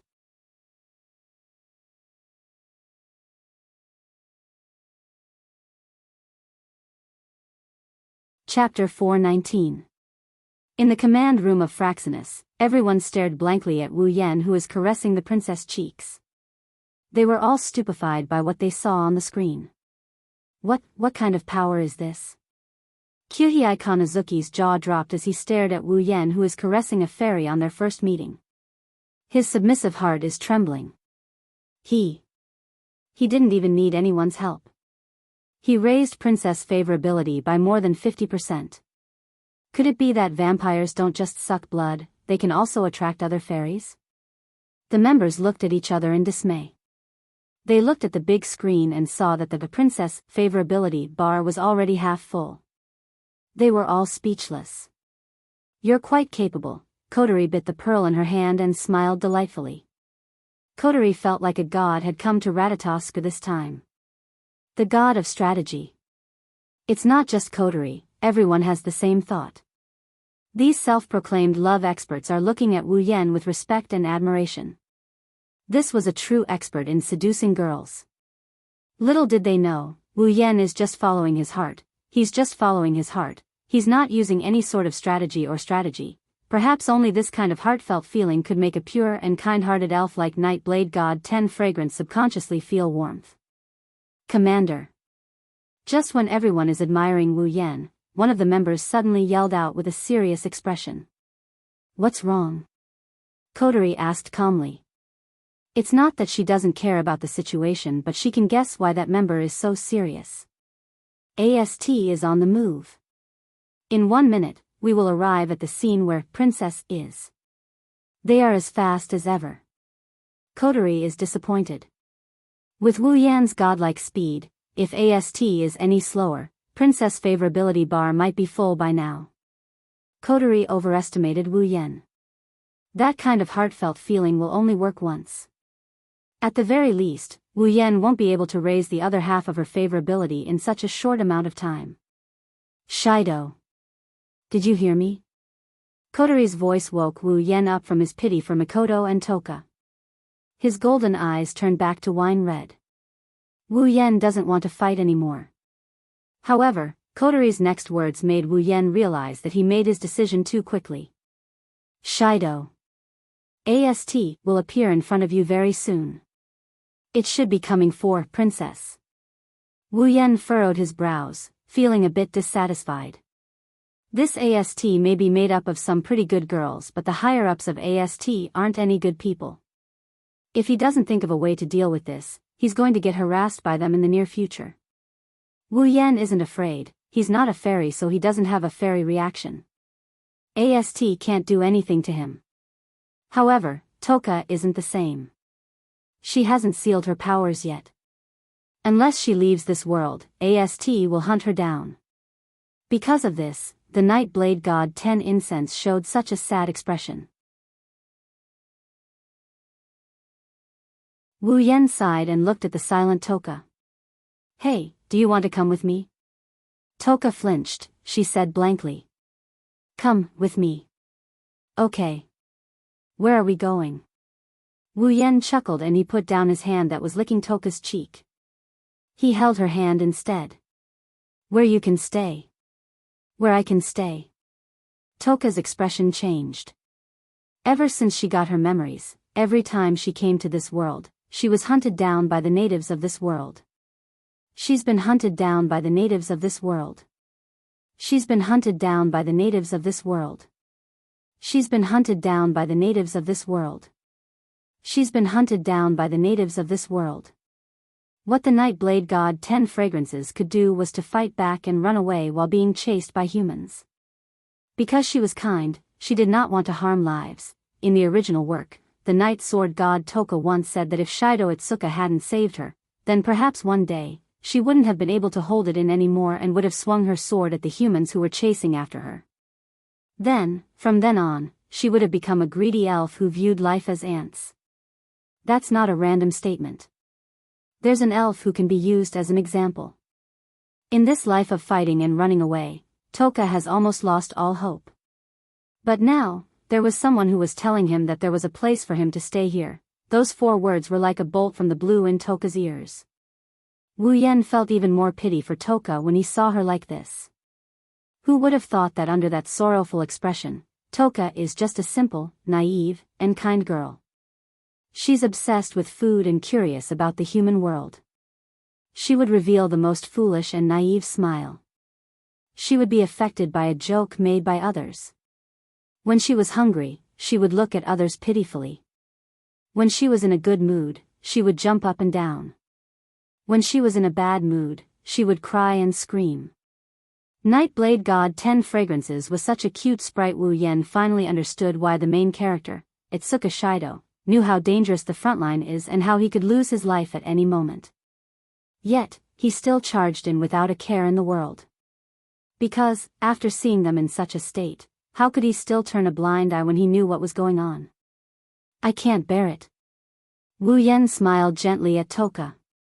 Do you want to come? Toka looked at Wu Yen with her crystal-like eyes. Her heart became more active than ever. She glanced at her hand and nodded. Wu Yen smiled. Well done. In the command room, Kotori looked at Princess who left with Wu Yen. Toka's favorability bar increased a lot. She couldn't help but praise Wu Yen. Kotori thought it would take a lot of effort to influence Princess's decision. She even asked the members of Ratatoskr to help Wu Yen conquer Princess. She didn't expect that less than 15 minutes had passed since Princess arrived. The conversation between Wu Yen and Princess was only a few short sentences. However, the effect was surprisingly good. Sure enough, it was right to pull him into Ratatoskr. This way, Shiorine-san won't have to get involved in this mess. Toka stared at her hand holding Wu Yen's. She couldn't help but want to talk to this person who made her feel warm. Wu Yen turned around and smiled. You can call me Wu. Shido. Shido. Toka tilted her head. Wu Yen slapped his forehead. Shido, that's my name in this world. Name. Yes, name. Then Toka. Your name. My name. At this moment, 10 Incense finally revealed a smile. My name. Toka.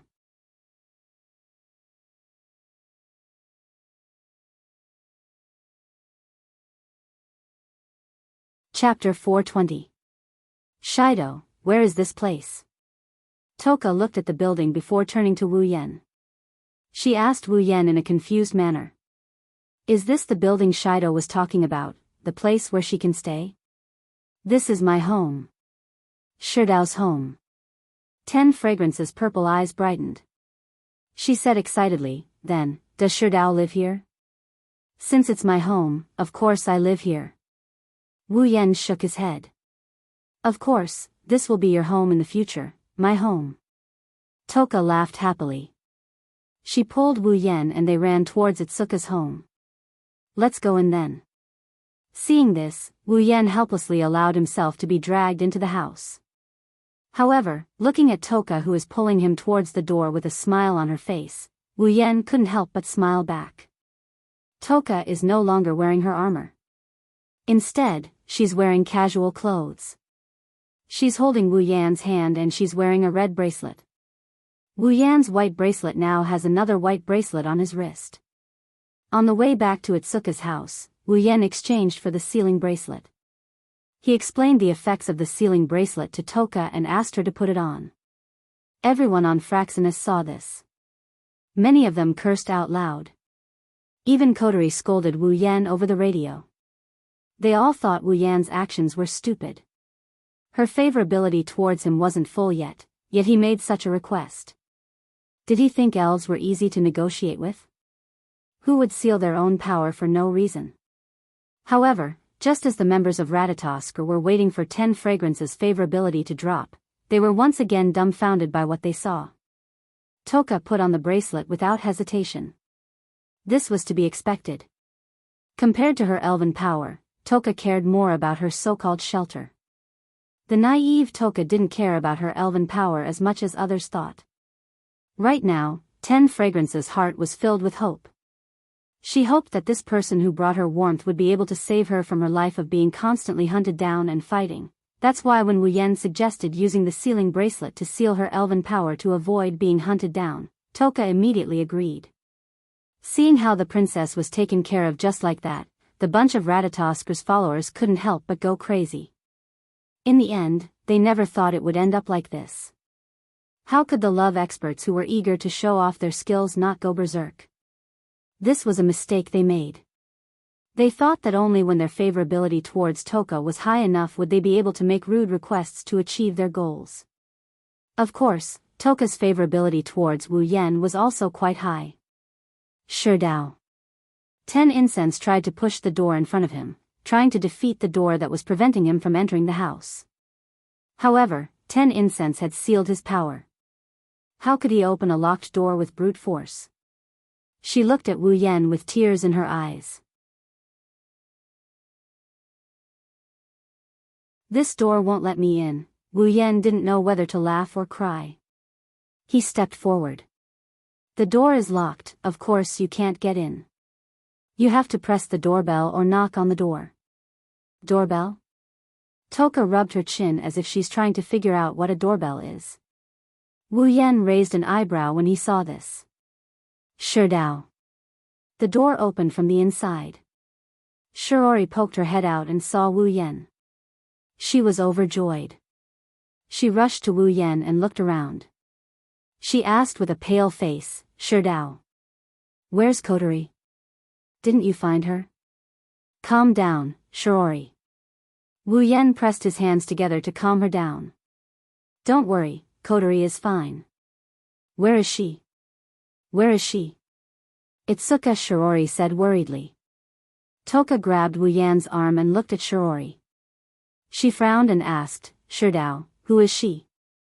Sure Dao. Toka's voice also attracted Shiori's attention. She was startled and asked the same question as Toka. Sure Dao, who is she? Sure Dao, ma, let's go in and introduce ourselves. Wu Yan shrugged and he pulled Toka along. Just as he was about to enter, a sweet voice attracted everyone's attention. Oni-san. Oni-san. I'm back. Kotori, wearing a white ribbon on her head, bounced back from a distance. She waved at them as she walked, as if she had just returned from a trip. She looked very relaxed. Kotori. Shiori exclaimed in surprise. She quickly pulled Kotori over and inspected her from head to toe. She wanted to see if Kotori was missing anything. Kotori, are you okay? Are you hurt anywhere? No, I'm fine, Oni-san. Kotori stuck out her tongue and she glanced at Toka.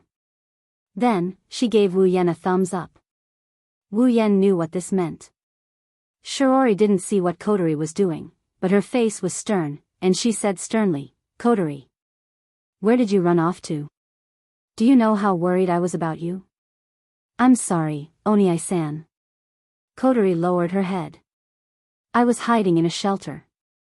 I was tired and fell asleep. That's why I came back so late. You went to a shelter? Shiori frowned. But when I searched for your GPS, your location was at that family restaurant. About that. Kotori looked up and said embarrassedly, I was a little scared when I heard the spacequake alarm. I lost my phone. Hearing this, Shiori let out a sigh of relief. If that's the case, then I can't blame you. Fortunately, you went to take refuge. Really, you made me worried to death. Kotori giggled and ran to Shiori's side. She pulled her hand and shook it. Shiori was annoyed and could only helplessly pout. Award-winning actor. No, award-winning actress. Wu Yan praised Kotori, who got full marks for her performance. He didn't expect Kotori to have this kind of talent when she's in her younger sister mode. On the other hand, Toka pouted. She turned around and she asked Wu Yan. Hey, Shido, who the hell are they? Why did they come out of nowhere? Shiori and Kotori looked at each other before looking at Toka. Shiori was the first to be surprised. She was too worried about Kotori's safety, so she didn't pay much attention to Toka. It was only now that Shiori realized the girl in front of her was so beautiful. What a beautiful girl. Shiori couldn't help but exclaim. Kotori smiled. Right? You think so too? This beautiful girl is Oni-chan's girlfriend, what? Wu Yan and Shiori exclaimed at the same time. Shiori heard Wu Yan's exclamation and looked at Wu Yan strangely. She wondered why Wu Yan exclaimed. Kotori innocently hugged Shiori's hand. Oni-chan's girlfriend is going to live in our house. Shiori's expression turned even weirder. Wu Yan laughed dryly and didn't know what to say. Toka asked curiously, Hey, Shido, what's a girlfriend? What else can Wu Yan do other than smile?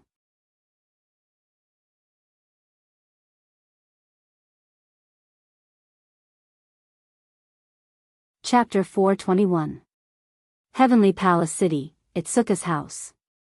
Sitting on the sofa, Wu Yan looked at Toka, who is running around the house. Then, he looked at Shiori, who is going upstairs to clean up a room for Toka. Wu Yan pursed his lips. Then, he looked at Kotori, who is chewing on a jewel. Kotori, what will Ratatosk do about Toka? Kotori flipped her ponytails and she replied in a nonchalant tone. Well, since Toka's power is sealed, Ratatosk decided to allow Toka to stay in our house for the time being. We will supervise and observe Toka while she's at it. Wu Yan looked at Kotori suspiciously. She's more interested in the jewel than the Toka incident. Just observe? Don't tell me that Ratatosk doesn't want to examine 10 fragrance in detail to study the mysteries of the elves' power, the elves' body structure, or analyze the weapons to deal with the elves. Kotori looked at Wu Yan in shock. Her red eyes scanned Wu Yan from head to toe. Kotori shrunk back and said in fear, Big brother, are you planning to dissect elves? What are you thinking? Wu Yan was speechless. I'm just curious. Don't you think Ratatosk would want to study the elves? After all, they might be able to find out more about Spacequake and elves. I see. Kotori released a sigh of relief. She put on a smile again. Wu Yan's eyelids twitched. This brat, she's not thinking that I'm going to dissect her, is she? Actually, in the beginning, there were people who wanted to capture an elf alive and conduct research on it. But such a method went against the main purpose of Ratatosk, so such a proposal was rejected. Wu Yan scratched his face, he didn't think much of it. An organization like this is bound to have a dark side. Ratatosk's goal is good, but there's no guarantee that no one in the organization is plotting against the elves. In the face of ambition, the mission is nothing but something that can be changed at any time. However, Ratatosk doesn't have such a thing. Wu Yan doesn't care about that. He just wants Toka to be treated like a tool. Shido. What is this? Juxiang's voice made the man and woman sitting on the sofa turn their heads to look. The scene they saw when they turned their heads immediately scared them out of their wits. He didn't know when Towa had run into the kitchen. She was holding a bottle of something in her hand. She looked left and right, then she opened the bottle cap and slowly poured it into her mouth. Wu Yan and Kotori can clearly see the words, detergent, written on the bottle. Toka. You can't drink that. Wu Yan yelled when he saw the liquid going into Toka's mouth. He jumped up from the sofa and landed on Toka. Kotori jumped up from the sofa as she screamed at the top of her lungs. In the nick of time, Wu Yan grabbed Toka's hand before the liquid entered her mouth. He swung her hand and the detergent flew in a beautiful arc in the air and splashed all over the screaming coterie. Coterie froze.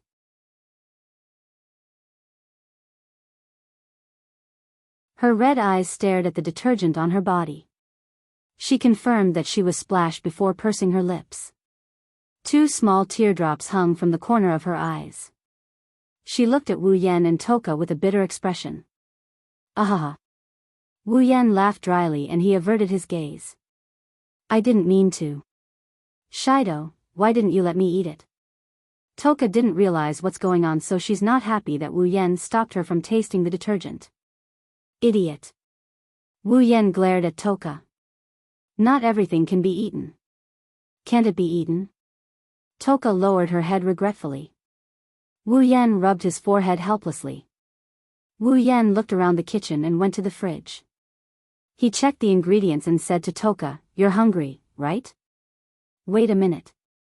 Shido, what are you doing?" 10 Fragrance asked curiously. For 10 Fragrance, who had just begun to properly understand this world, everything that others did was worth investigating. Coterie, who was cleaning herself, was surprised to see Wu Yan rummaging through the fridge. She hesitated for a bit before she guessed. Shido, are you trying to cook? Cook? Toka's eyes widened. Are the dishes edible? Wu Yan ignored Toka and glanced at Coterie, who was in disbelief. Do you need to be so surprised when I cook? But. Coterie lowered her head and didn't say anything. She wanted to ask, isn't it enough for a vampire to eat the food dangling in front of them? And he knows how to cook. Coterie forgot that she had breakfast with Wu Yan this morning. When Coterie raised her head, she was startled to see a pair of wine-red eyes staring straight at her. Although I don't know what you're thinking, why do I have an inexplicable feeling of displeasure? Wu Yan narrowed his eyes and said meaningfully. Coterie smiled embarrassedly and said, I'm going to change. Then she ran away. Sighing, Wu Yan ignored her and grabbed the kitchen knife beside him. He took out the ingredients from the fridge and handled them in a relaxed and smooth manner. He washed them with clean water before putting them into the pot one by one. Not long after, a special fragrance began to permeate the air above Wu He's house. The fragrance was very rich and had an extraordinary fragrance. The rich fragrance floated above the kitchen and the living room. Waves of unique smoke began to spread. It was exceptionally alluring. Toka stayed by Wu Yan's side. She watched as Wu Yan turned the ingredients in the fridge into delicious dishes. Her saliva started dripping out of her mouth. Her little nose twitched fiercely, inhaling all the fragrance into her stomach. A strong sense of hunger suddenly surged into her brain, causing her to subconsciously ask, Shido, can you give it to me? Wait a little longer, it's almost done. Wu Yan skillfully turned the pot and said without looking back. Toka could only look at the food in the pot with tears in her eyes.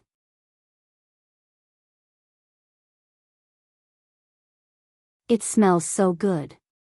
A clear voice came from the other side. Coterie came out of a door and looked at the kitchen. She cried out in surprise, it smells so good, it looks delicious. Toka tensed up and she stood in front of Wu Yan. She yelled at him. No way. I haven't eaten yet. Okay, wait at the table, there's food. It didn't take long for the table to be filled with dishes. Coterie, Toka, and Shiori, who were sitting at the table, couldn't help but exclaim at the same time. It was as if they could see stars shining above the dishes, making them exclaim at the same time. However, in the next second, these exclamations turned into the sound of saliva being swallowed. Shido. Toka sucked in a mouthful of saliva. She, Coterie, and Shiori looked at Wu Yan. Wu Yan couldn't help but laugh. What are you waiting for? Eat. As soon as he finished speaking, 3 pairs of chopsticks began to fly across the dining table at an astonishing speed. After the first bite, the chopsticks moved even faster, leaving behind afterimages. The dishes on the table were reduced at a speed visible to the naked eye.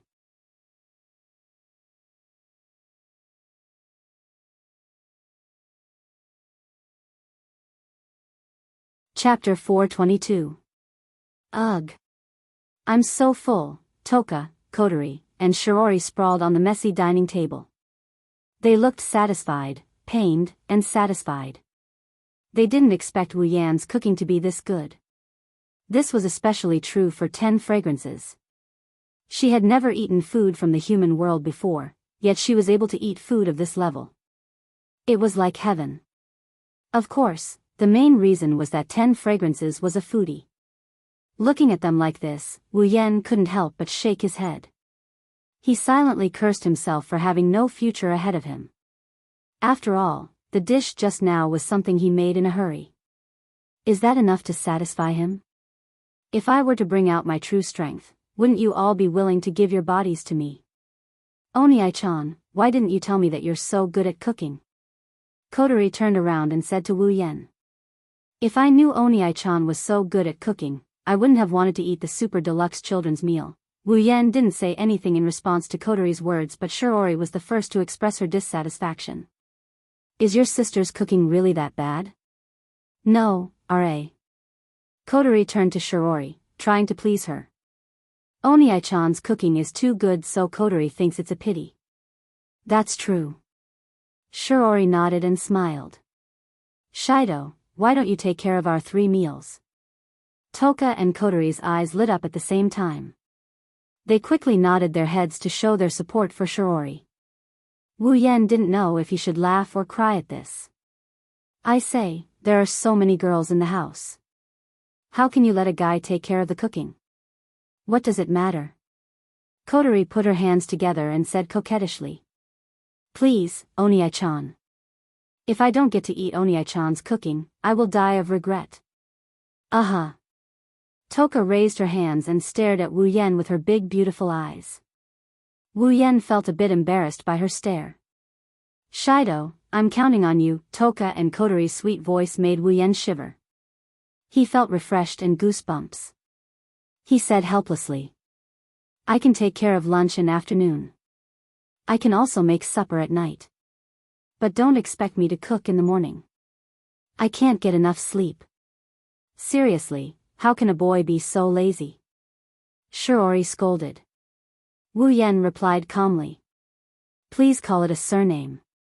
That means we can eat Shido's cooking in the afternoon, and evening. 10 Fragrance was laughing so hard that her eyes couldn't be seen. She wanted to jump up and cheer, but her stomach was too full. She immediately fell down with a pained expression. Ahaha. Kotori and Shiori giggled. Wu Yan rolled his eyes at them. They didn't know what's going on. What they didn't know is that Wu Yan spent a lot of time feeding Toka until she's full. In the end, he almost couldn't keep up with Toka's eating speed. If Toka didn't slow down towards the end, Wu Yan probably wouldn't have been able to finish his meal.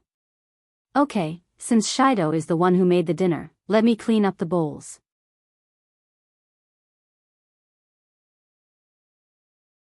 Shiori smiled and said, You 3, hurry up and get ready to shower. Kotori rolled her eyes and she looked at Wu Yan. Oni-chan, you've been in the kitchen for so long. You must have a lot of oil on you. Go take a bath. Wu Yan subconsciously wanted to nod, but a bad premonition crept into his mind, causing him to freeze in the middle of nodding. Wu Yan recalled that in the original work, in order to train the main character's ability to deal with other fairies, the smiling sister in front of him didn't hold back on torturing her brother. For example, when Toka was taking a bath, she tricked him into coming in. Or, when Toka was in the toilet, she asked him to change the light bulbs. Or, she tricked him into taking a bath and then told Toka that there was no one inside. Strictly speaking, all of those things are benefits. However, the word perverted is always a knife. Perverted perverts come with perverts. Even if Toka's fairy power is sealed, once a girl gets shy, the power she can unleash is enough to break through the sky. Wu Yan didn't want to trade his immortality as a true ancestor for 2 slaps in the face. Kotori, go take a bath first. Wu Yan turned his head and smiled innocently. I'll go take a bath after you're done. Kotori shook her head without hesitation. You're the big brother. Of course you go first. But didn't you just get splashed with detergent? Wu Yan said casually. Detergent is very sticky. Don't you feel uncomfortable when it gets on your body? Kotori suddenly felt sticky after hearing Wu Yan's words. Her face lit up. Wu Yan struck while the iron was hot. I heard that if detergent gets on your hair and you don't wash it immediately, it will get knots the next day. Kotori couldn't sit still anymore. It's fine if she takes a bath first. She can still have Toka attack Wu Yan when she comes out. Then I'll go take a bath first. Kotori sprinted towards the bathroom. It seems like Kotori cared about Wu Yan's words. Every girl cares about their image. Kotori is no exception. Even if she's in commander mode, she's in little sister mode. Kotori, who ran towards the bathroom, didn't notice Wu Yan's sinister grin, as if he got what he wanted. In the bathroom, Kotori took off all her clothes and dived into the water. She breathed out contentedly. At this time, Kotori still had a white ribbon on her head. For some reason, Kotori always has a ribbon on her head. Wu Yan was curious. After all, Kotori with a black ribbon is in commander mode. She with a white ribbon is in little sister mode. If she doesn't have a ribbon, which mode is she in? It's still a mystery. Kotori stretched her petite but voluptuous body. She stared at the ceiling with her red eyes. After a while, she touched the red sealing bracelet on her wrist. No one knows what she's thinking. Kotori is the only one who knows about the origin of the sealing bracelet.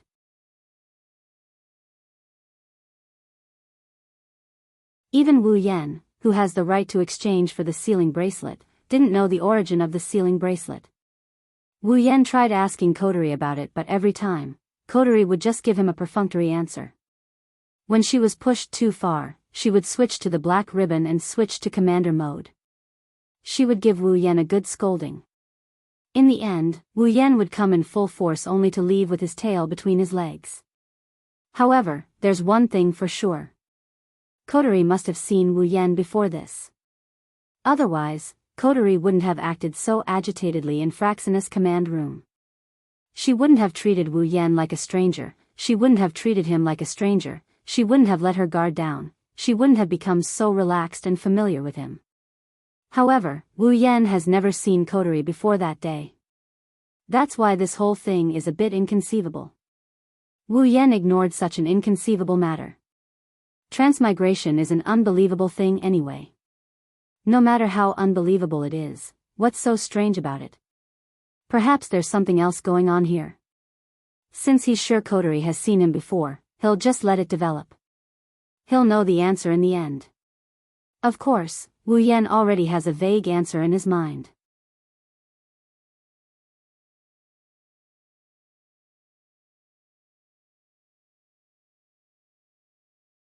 Chapter 423.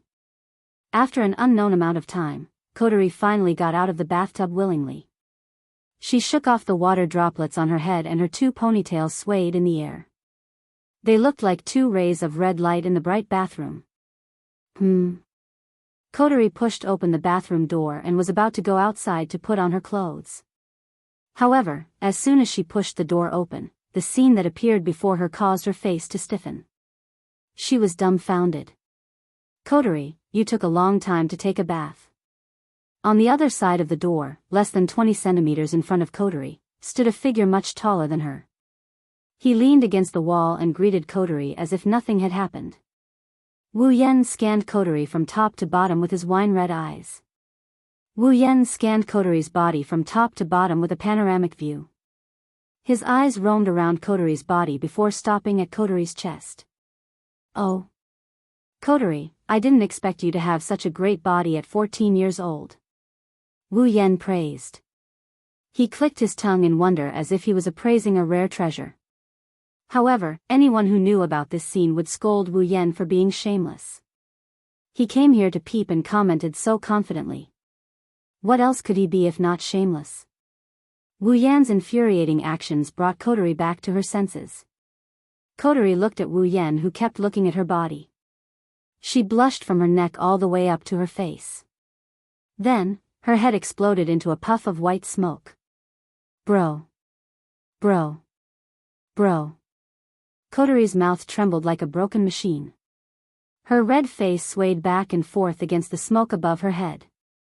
Her pupils turned into two circles and her head swayed up and down. She looked like she was about to faint. After a long time, Kotori finally opened her mouth under Wu Yan's intense gaze. She's going to scream in the house. Wu Yan had expected this. He looked at Kotori, whose mouth is slowly opening wide. Wu Yan continued with a calm and collected look on his face. Shiori is still at home. What he meant was, now that you're screaming, our sibling relationship will be suspected. After all, no brother would peek at his sister when she's bathing, except for certain perverts. Kotori swallowed back her scream. She almost choked to death. She looked at Wu Yan with tears in her eyes. Then, she dove back into the bathtub at the speed of light and buried herself in the bathtub. Bro. You. How could you? Kotori looked at Wu Yan with shame and anger. She couldn't believe that Wu Yan would peek at her while she was bathing. Wu Yan didn't look ashamed at all. Instead, he walked towards Kotori. Kotori couldn't help but gasp. Bro. Don't come over. What's wrong with that? Wu Yan grinned. You don't know which brat will take advantage of you in the future. You might as well take advantage of me. Wu Yan glanced at Kotori's body and he praised her. Kotori's body isn't as good as most people's, in fact, it's not as good as most people's. But no matter what, Kotori is only 14 years old. At this age, her figure is much better than the 14-year-old Mikoto and the 16-year-old Hinajuku. One has to say, Kotori's future is very promising. Take advantage of you. Bro. Kotori almost fainted from embarrassment. What are you talking about? Wu Yan's shameless words made it harder for Kotori to breathe. She looked around as if she was looking for something. Are you looking for this? Wu Yan looked at Kotori with a knowing expression. He extended his hand, revealing a pair of black ribbons. Kotori was stunned. Wu Yan looked at the ribbons proudly. I knew you'd use this trick. Do you think I'll fall for it a second time after I've been tricked once? How can this be? Kotori wanted to cry but no tears came out. She was in a dilemma. With her tiny brain, she didn't know what to do without the support of Commander Mode. She didn't know what to do. She didn't know what to do. Why not? Wu Yan snorted and pursed his lips. Do you think I don't know you want Toka to barge into my bath? Kotori was taken aback. How did you know that? She asked subconsciously. Kotori realized she let the cat out of the bag. She glanced at Wu Yan's half-smile and wanted to bury her head in the water. Kotori sobbed and begged for mercy with tears in her eyes. Sob, Kotori knows she's wrong. Brother, please forgive me. You know you're wrong? Wu Yan glared at Kotori. I'm afraid you'll continue to frame me like this. Kotori said timidly. But it's for brother's sake. There are a lot of elves waiting for you to save. If you don't train yourself. Wu Yan rolled his eyes at Kotori. With my performance today, do you think I need to go through this kind of training? Kotori then remembered that this big brother in front of her was the person who increased Toka's favorability by 50% in just a short time. Thinking of this, Kotori lowered her head dejectedly and muttered softly. At most, I won't do this again. Kotori looked at Wu Yan and she blushed. Oni-chan, can you leave us alone for a moment? Wu Yan grinned and he told Kotori. You want me to go out? I haven't settled the score with you yet. Kotori was about to cry when she heard Wu Yan's words. You've seen my naked body. Isn't that enough? Of course not. Of course it's not. Wu Yan straightened his back. Then, Wu Yan said something that made Kotori break down. Unless you say, Kotori wants to marry brother, I'll leave. How about that? Wah. Kotori stared at the shameless wolf in front of her. Even though she's in sister mode, Kotori still wanted to give Wu Yan a good scolding. Brother, you're taking advantage of me. Wu Yan tilted his head nonchalantly. Victory was in his grasp. You don't have to say it. Kotori bit her lips and began to struggle internally. In the end, her shame won out.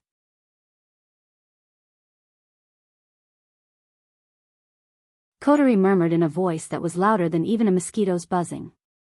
Kotori. Kotori. Louder. Wu Yan guffawed.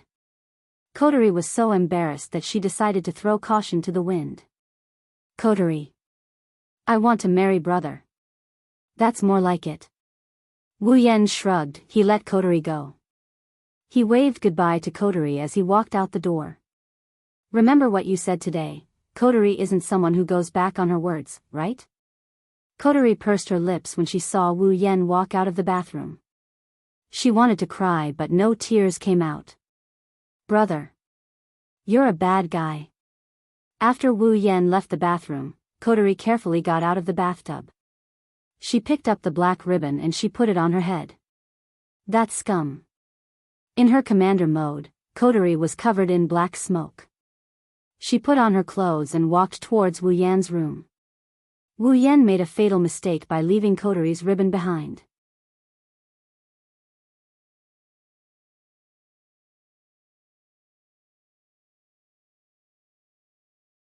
Chapter 424. Heavenly Palace City, Itsuka's house. From the outside, Itsuka's house looks no different from an ordinary building. At night, the faint light from the windows illuminates the walls of the house, making it seem so peaceful. However, this tranquility was quickly interrupted by a muffled sound, boom. Following this almost imperceptible muffled sound, a soft scream was emitted from one of the windows, accompanied by the sound of something heavily falling to the ground. In one of the rooms, Wu Yan covered one of his eyes as he laid on the floor. The pain from his eye socket isn't that great, but it made Wu Yan's tears flow down in an instant. He bounced up from the floor and looked at Kotori, who was standing in front of him with her head lowered and black smoke coming out of her body. Wu Yan's body involuntarily moved back. He's filled with regret. As the saying goes, a wise man is bound to make a mistake. I shouldn't have been so complacent that I thought I had Kotori in my grasp that I forgot about what might happen next. Why didn't I think that Kotori would come after me? At the crucial moment, he made a mistake and left the ribbon behind. If he knew this would happen, he would have taken it with him. Kotori. Kotori, have mercy. He placed one hand in front of his body as if he can't get close to Kotori. The other hand rubbed his eye. Wu Yan has no doubt that if it weren't for True Ancestor's amazing recovery ability, Kotori's punch would have given him a black eye. Ha, have mercy. Kotori laughed mockingly. She stepped forward and looked down at Wu Yan. The dangerous glint in her eyes made Wu Yan tremble and his body take a step back. Her face is still a little red. People who don't know her would think of Pian Pian. Kotori glared at Wu Yan with her red eyes and said gloomily, "Why didn't you show mercy? How dare you do such a thing? Death penalty. You will be sentenced to death." Kotori raised her fist again. Wu Yan quickly shouted, "Kotori, you can't murder your husband." Husband. Kotori's body trembled, her gloomy and flushed face contorted. If she wasn't afraid of attracting Shiori's attention, she would have gone berserk. How dare you mention it?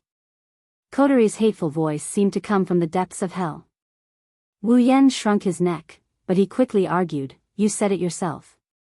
What, is our Commander Sama going back on her word? The shameless debate caused Kotori to lower her head.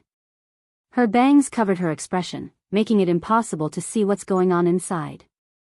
However, the atmosphere in the room felt like a storm is about to come. Wu Yan's heart started pounding. Kotori. Ah, that's right, I did say I would marry you. Kotori suddenly looked up, her face expressionless. Since I said it, I won't go back on my word. Before Wu Yan can feel happy, Kotori's expressionless face turned cold. She chuckled and she continued, emphasizing each and every one of her words. Only if you can live long enough until become an adult. Gulping his saliva, Wu Yan forced out a laugh. Then, he blurted out something that made Kotori go berserk. Actually, you don't have to reach adulthood. Courting death.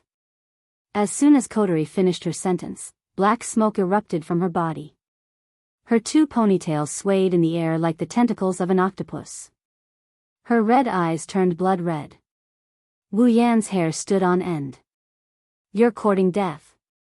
Kotori reached behind her back and pulled out a sharp weapon that Wu Yan couldn't ignore. His heart almost stopped beating. A kitchen knife.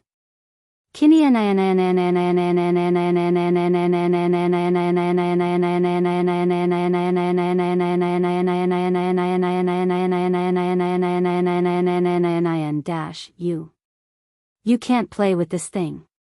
You can't play with it. Wu Yan said it in a pleading tone. He almost knelt down in front of Kotori. No man is immune to a kitchen knife, or more accurately, a hatchet. Even Wu Yan, who is a true ancestor, can't ignore this weapon even if he knows he can't die. If possible, Wu Yan would rather Kotori give him a good beating than see a hatchet. Girls in the 2D world have hearts that can turn black at any moment. Wu Yan didn't believe this saying before, but now he has no choice but to believe it. Kotori in front of him is one such example. Wu Yan's shameless words turned her into a hatchet goddess. Wu Yan can only hope that his words can soften Kotori's heart a bit. However, Wu Yan was disappointed. Kotori only smiled coldly. Wu Yan was shocked. She swung the kitchen knife at Wu Yan, aiming at Wu Yan's crotch. This time, Wu Yan was scared out of his wits. Wu Yan's nerves tensed up as he watched the kitchen knife coming at his crotch. He moved his legs to the left and right at the fastest speed in his life, narrowly dodging the knife. The kitchen knife didn't slow down and pierced Wu Yan's crotch. Wu Yan looked at the kitchen knife that was less than a centimeter away from his crotch. Cold sweat dripped down his forehead, soaking the hair in front of his forehead. However, none of this is important. Even if all his hair falls out, it's not as important as his happy life. Kotori. Are you serious? Wu Yan shouted. However, this didn't scare Kotori. Instead, it made her laugh. You have the guts to do something so shameless, but you don't have the guts to face the consequences. How can there be such a good thing? The hand holding the kitchen knife twitched as if trying to pull the knife out of the floor and end Wu Yan's blissful life. The cold gleam of the kitchen knife pierced Wu Yan's little brother, who was less than a centimeter away from the knife. Wu Yan's cold sweat turned into a waterfall as he yelled and jumped up from the floor. Stomping on the bed, he leaped over Kotori. The moment his feet touched the ground, he ran out of the room without looking back. He disappeared without a trace.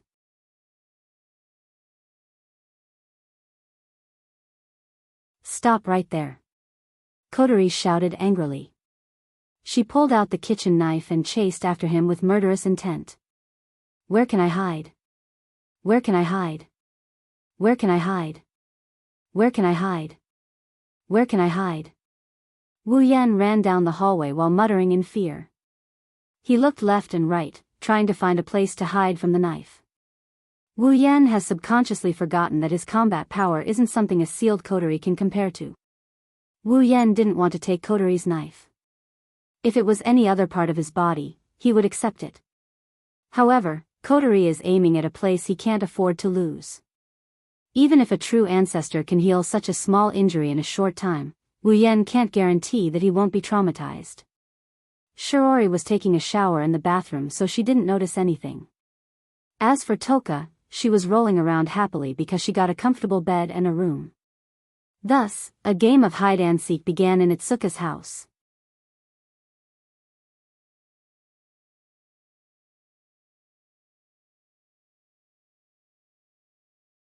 Chapter 425. Wu Yan could feel Kotori chasing after him. She's not as fast as him, but she's following him in an orderly manner.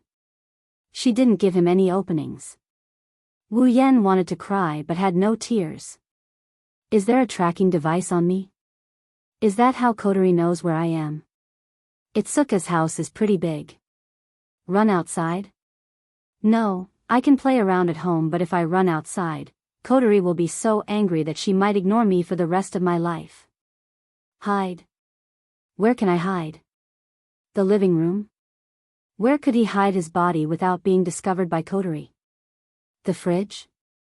If Kotori can find the kitchen knife, she can find the fridge. The bathroom? Shiori is taking a bath in there.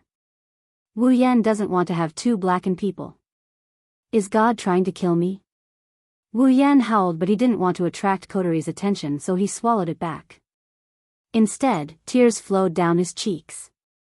When he passed by Toka's room, Wu Yan stopped in his tracks. His face lit up as he opened the door with lightning speed and hid inside. Shido. Toka, who was rolling around on the bed, was shocked to see Wu Yan barging in. She wanted to say something, but Wu Yan appeared in front of her and covered her mouth. He even made a shoo gesture with his hand. Toka blinked her eyes in a daze. Then, she nodded at Wu Yan with a serious expression, indicating that she got it. 10 Fragrances room fell into silence. The man and woman held their breaths with all their might, fearing that their breaths were too loud and might be heard by others. After an unknown amount of time, a series of messy and hurried footsteps could be heard from outside the door. It was not silent, but it was very fast. Due to the quiet environment, the two people in the room could hear it. Although the footsteps were soft, they were very powerful, showing the mood of the person who was walking at the moment. Wu Yan and Toka looked at each other. They didn't know what to do. Toka didn't know what was going on. She didn't know what was going on. Wu Yan, on the other hand, didn't know if Kotori left or not. Suddenly, Kotori's voice came from outside the door. Wu Yan and Toka jumped in fright when they heard her. Toka, is Shido inside? Toka didn't know what to do. She looked at Wu Yan with her amethyst eyes. She didn't know what to do.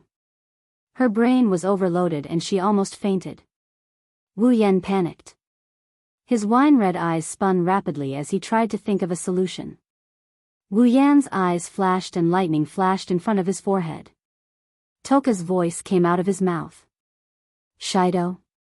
What's wrong with Shido? Toka's natural voice came out of Wu Yan's mouth. It's so lifelike that Toka was stunned. Kotori didn't recognize that the voice belonged to someone else. Shido did something terrible. So, Toka, if Shido is inside, you can't hide him. Toka's eyes widened when she heard Kotori. She looked at Wu Yan in shock. She didn't understand what Wu Yan meant by going overboard. Wu Yan could only laugh dryly at her.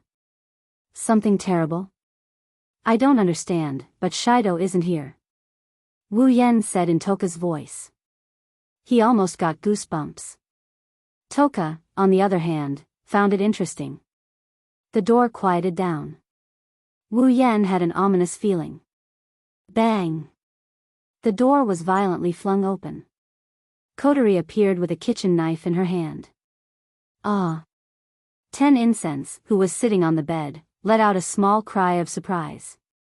Aside from the person involved, no one could guess what had happened. With 10 Incense's natural brain, she naturally couldn't guess anything. She sat on the bed with a very distressed expression. However, Wu Yan's figure was nowhere to be seen. She scanned the room with her red eyes. She didn't find Wu Yan. Kotori pursed her lips in disappointment. She then looked at Toka, who still hasn't reacted. Sorry, Toka. If you see Shido, remember to tell me. Kotori then closed the door and the room returned to its original state of silence. Toka's mouth opened and closed. Her eyes wandered for a while before she realized what happened. She opened the blanket. Wu Yan was lying there like a corpse. Shido. Toka shook Wu Yan's body. She shouted at Wu Yan like she saw a UFO. Shido. What's wrong? Why are you hiding? Why is Kotori-chan looking for you? Why? Stop. Wu Yan pressed down on Toka's shoulder. He didn't know whether to laugh or cry. Don't ask so many questions. Did you just realize I was hiding? Toka flinched and she nodded. Wu Yan felt a wave of weakness wash over him. Listen up, Toka. Wu Yan turned serious and he told Toka in a serious tone. Don't tell anyone about me hiding in your room, got it? Toka turned serious and she nodded again. However, Wu Yan didn't feel reassured at all. This natural glutton would probably forget everything in the next second. Toka giggled when she saw Wu Yan's embarrassed look. She looked at Wu Yan's face seriously before she said in a soft voice. Shido, thank you. Wu Yan was surprised. Why are you thanking me? Because. Toka leaned against the wall and looked up at the ceiling. Her purple eyes shined as if she was reminiscing about something. Because I'm very happy today. Looking at Toka's smiling face, Wu Yan felt a bit touched. He could still remember that less than half a day ago, there was no trace of a smile on this smiling face. There was only endless sorrow and despair. Wu Yan's lips curled up. He leaned against the wall and sat next to Toka. Actually. What? Toka's eyes narrowed as she laughed. She turned around to look at Wu Yan with a twinkle in her eyes. If Wu Yan can feel touched by Toka's face, Toka can feel the same way. After all, the person in front of her was the one who brought her warmth, her home, and her laughter. He was the one who saved her from that hellish life. Wu Yan smiled warmly when he met Toka's gaze. Actually, I'm very happy too.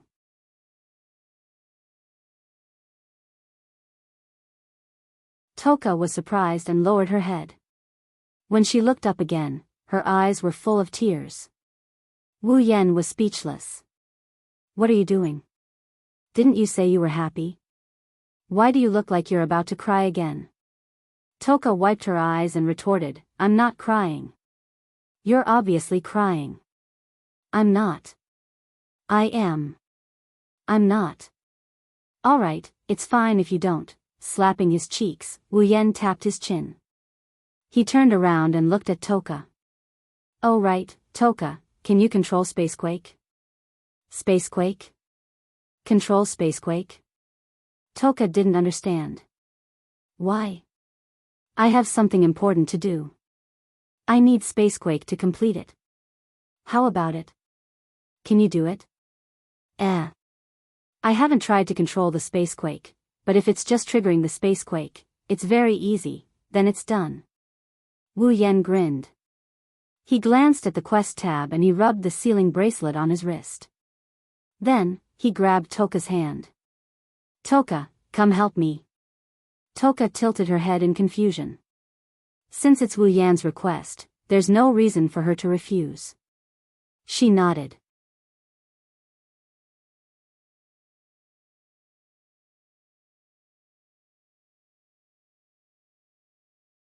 Chapter 426. Early in the morning, the sky was overcast. There was no sunlight on the ground, and the sun was nowhere to be seen. It could be seen that the weather today was cloudy, and it didn't look good. This kind of weather was not good for those who planned to go out, but for those who stayed at home, it was good weather. Because without the sun shining on their buttocks, it would be more comfortable to sleep in, right? In the past, that would be the case. But now, even if you don't want to get up, someone will wake you up. The door opened and Kotori poked her head in. The white ribbons on her head moved back and forth like a rabbit's ears. She then looked at the bed. As expected, Kotori blushed when she saw Wu Yan snoring away in his sleep. She was also a bit annoyed by this.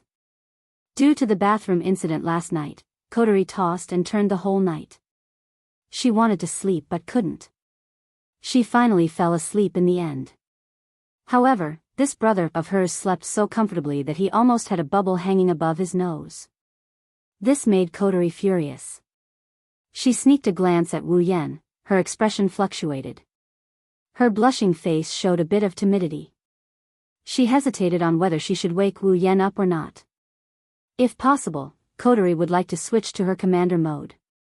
After all, in sister mode, Kotori wouldn't be able to stand in front of Wu Yan after letting Wu Yan see her naked and say something so embarrassing.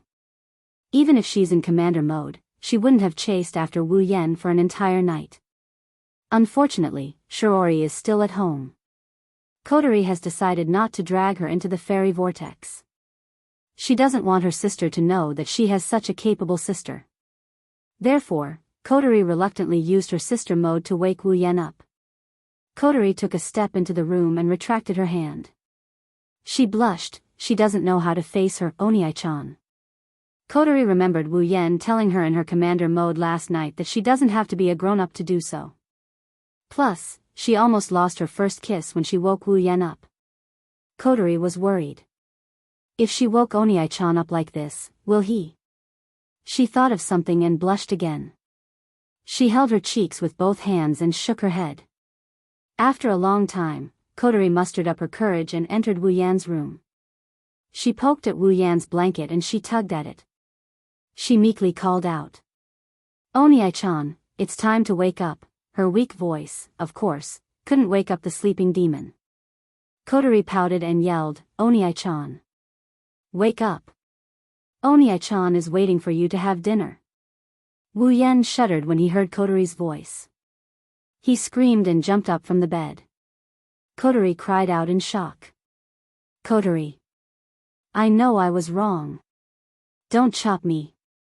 Wu Yan yelled with tears in his eyes. Then, he saw the speechless Kotori and stopped moving. Wu Yan looked at Kotori in shock. When he saw the white ribbon on Kotori's head, he sighed in relief. He laid down on the bed and he grumbled. I say, Kotori, why did you scare me like that, me? Kotori pointed at her own nose in astonishment. She was completely baffled. She was only waking her brother up, not scaring him. He was scaring himself. Wu Yan noticed this and he awkwardly averted his gaze. Then, he looked back at Kotori and he said in a serious tone. Kotori, can we discuss something? What? Kotori looked away. She was too shy to look Wu Yan in the eye. Wu Yan looked at Kotori seriously. A second later, a fawning expression appeared on Wu Yan's face. Kotori, can you discuss with your commander mode that you won't use a knife next time, okay? That's not good. Kotori was speechless. Tiangong City, Duralai Zen High School. Wu Yan and Shirori walked in the hallway towards the classroom. Toka was looking around curiously. Toka was wearing the same Duralai Zen High School uniform as Shirori. Of course, this was Kotori's doing. Shirori giggled at Toka, who is sucking on her finger as if it's her first time coming to school. She asked Wu Yan. Shido, is Toka really going to go to the same school as us? Yeah. Wu Yan nodded nonchalantly. He came up with the excuse he came up with earlier. Toka's previous school is too far away from here, so it's better to transfer here. Shirori nodded and tilted her head. Don't tell me Toka is going to be in the same class as us? Ma, we're in the same class, there's nothing wrong with that. Wu Yan said. Shirori gave him a dubious look. He felt helpless inside. From Shiori's point of view, maybe it's because she doesn't want to be separated from her girlfriend Toka, so she wants to be in the same class. She doesn't know that the reason Toka wants to be in the same class is because of her dear little sister. At this time, a figure walked out from the corner in front. She had white shoulder-length hair and an expressionless face. Who else could it be but Yuichi Origami? Tabichi Origami stopped in her tracks when she saw Shirori. Her expression turned serious when she saw Wu Yan. However, when she saw Toka, her calm expression changed. Princess. You're... Toka tilted her head and exclaimed. Robot Army. Why are you here? Toichi Origami stared at Toka. You were the one who caused the spacetime quake yesterday. Where did you go after that? Why can't I detect your spirit energy anymore? And... Toichi Origami looked at Shirori and asked seriously. Why are you with Shirori? Why should I tell you? Originally, 10 Fragrance did not have a good impression of Origami Kite. After all, every time 10 Fragrance appeared in this world, the robot army in front of her would immediately come to kill her. It would be strange if she had a good impression of him. Coupled with Origami Kite's questioning tone, 10 fragrance immediately pouted her small mouth. Toichi Origami looked at Wu Yen and Toka. Were you the ones who caused the spacetime quake last night? Toka pouted even harder. When she was about to say something, Wu Yen pulled her back and shook his head helplessly. He noticed a trace of fatigue on Toichi Origami's expressionless face. Combined with Toichi Origami's plain but obvious question, Wu Yen guessed what happened. It's probably because he used Toka's power to summon the spacetime quake last night that the AST that detected the spacetime quake was sent out. However, Wu Yen instantiated the spacetime quake as soon as it appeared. Toichi Origami woke up in the middle of the night and returned empty-handed. After that, Toka summoned a few spacetime quakes to replenish the 10 space orbs. Toka also woke up a few times. Hold on. Shiori frowned and said. What robot army? What spirit energy? Who is Princess? Why is Toka related to the spacetime quake? The three people who were confronting each other froze.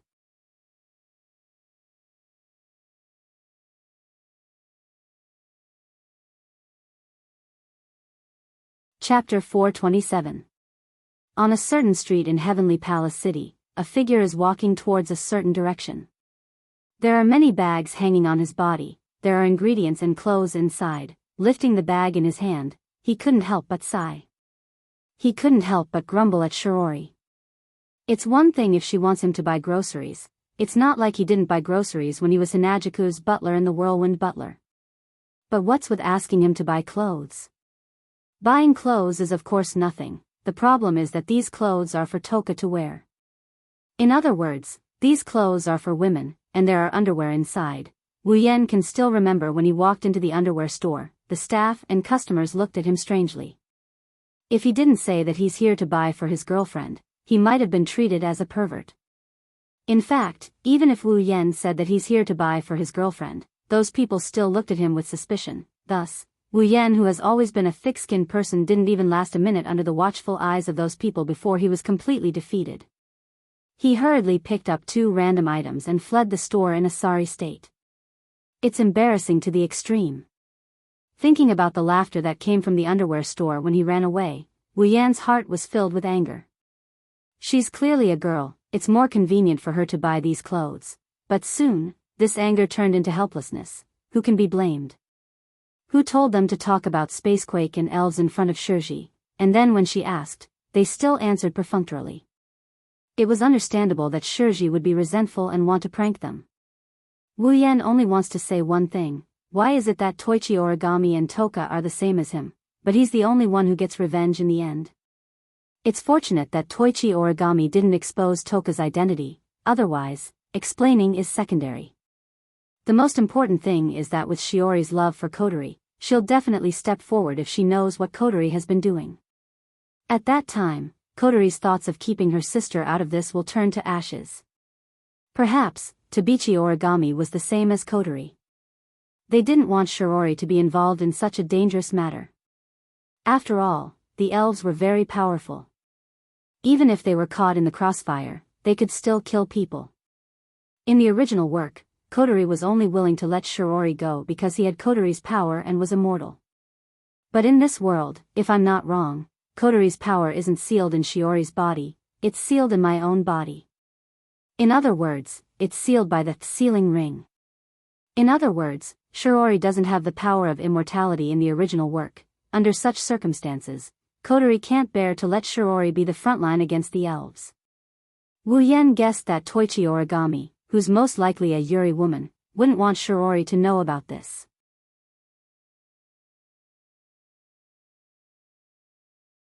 Wu Yen has a big question about Kotori's elven power being sealed by the sealing ring. It's not the origin of the sealing ring, or when Kotori put it on. Wu Yen has already decided to take things as they come, so he won't worry about it. What Wu Yen really cares about is the system's mission panel: Dungeon World, Date Battle, Dungeon Mission, Collect, Mission 1, materialize all the spatial quakes around the world and collect them.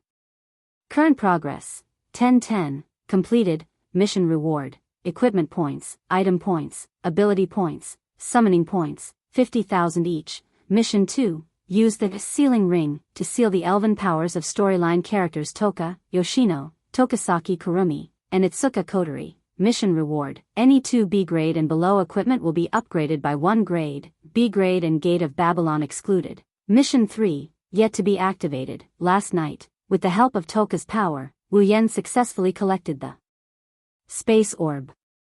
With the completion of the first mission, the second mission was activated. Helping 4 storyline characters seal the elves' powers is just nice. It's another goal he's working on, so there's no conflict. However, last night, when the second mission was activated, Wu Yen stared at it for a long time. To be precise, he stared at Itsuka Kotori's name for a long time. When the second dungeon mission was activated, one of the names of the 4 elves was lit up. It was Night Sword God Toka.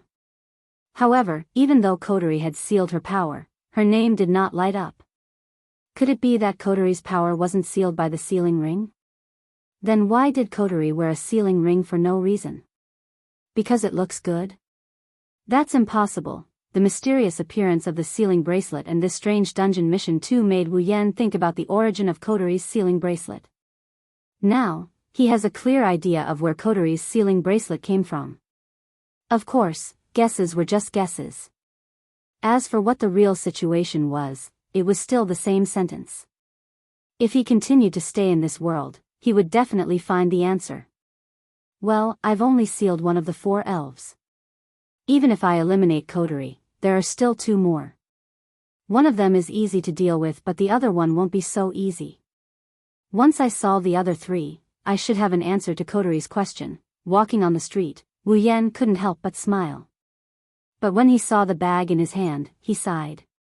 Lingerie stores and whatnot, even though it's said to be a place of welfare for the people of this generation, it's also stressful. He really can't understand why the original protagonists didn't enjoy the same treatment as him when they entered a lingerie store.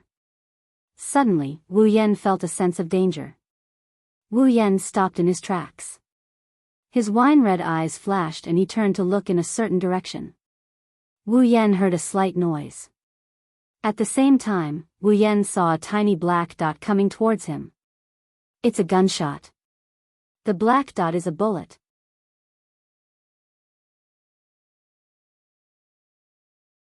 In Wu Yan's vision, time seemed to slow down. The bullet coming from afar also slowed down. When the bullet arrived in front of Wu Yan's eyes, Wu Yen finally tilted his head, bang. As Wu Yen tilted his head, the bullet grazed the corner of Wu Yan's eye and hit the ground behind Wu Yen. After a muffled sound, a hole was blasted into the ground. What a powerful weapon. It's definitely a weapon against elves. He glanced at the crater behind him. His wine-red eyes flashed like 2 lightning bolts as he looked at a faraway hill. There was a person aiming a sniper rifle at him. It was obvious that the bullet just now was the other party's handiwork. With Wu Yan's vision, even though he was far away from the hill, Wu Yen could still see the figure on the hill. AST? Wu Yen narrowed his eyes and looked at the hill. The figure did not retreat after the first shot failed. Instead, it was preparing to fire a second shot. He frowned. With the power of that sniper rifle, it was definitely not something an ordinary organization could possess. The equipment worn by the other party clearly indicated the identity of the attacker. It was AST. However, weren't AST members only female? If Wu Yen was not mistaken, the figure that attacked him should be a man. After pondering for a while, Wu Yen suddenly smiled. A male AST. Could it be the direct subordinate of the AST higher-ups? If so, then you won't be leaving today.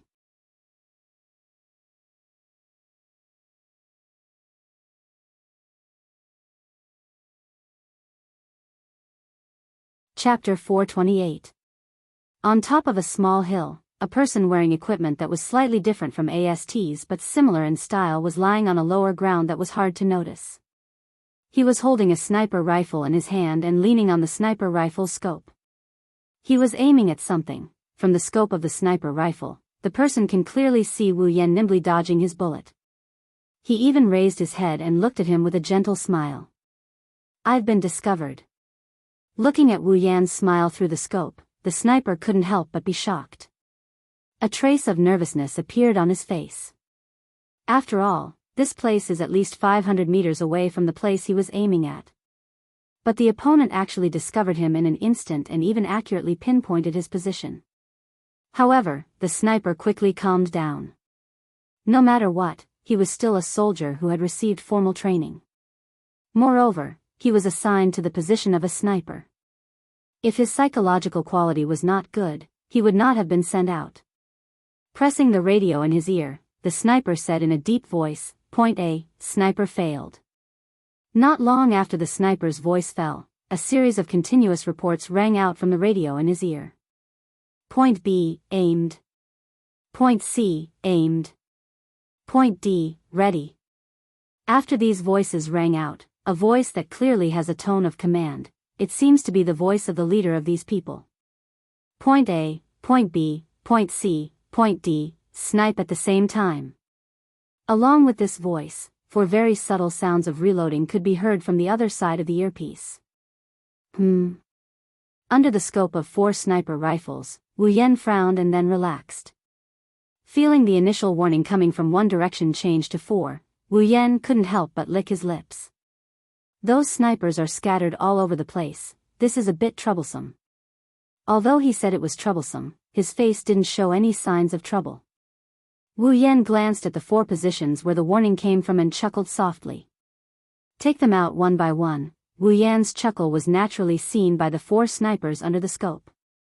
Immediately, the 4 sniper rifles in their hands pressed down on Wu Yan. 4 bullets basically sealed off all of Wu Yan's escape routes. The 4 snipers were full of confidence in their attacks. In this situation, even if the opponent is a powerful elf, there is no way she can avoid this round of coordinated attacks.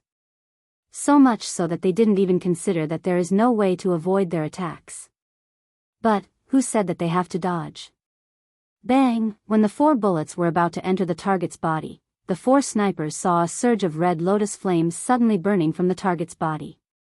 The 4 bullets didn't even have time to touch Wu Yan's body before they were directly engulfed by the flames and turned into gas. What?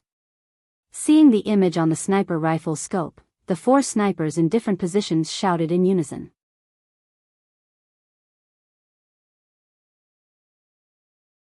Sometimes, the greater the hope, the greater the disappointment. This was the situation.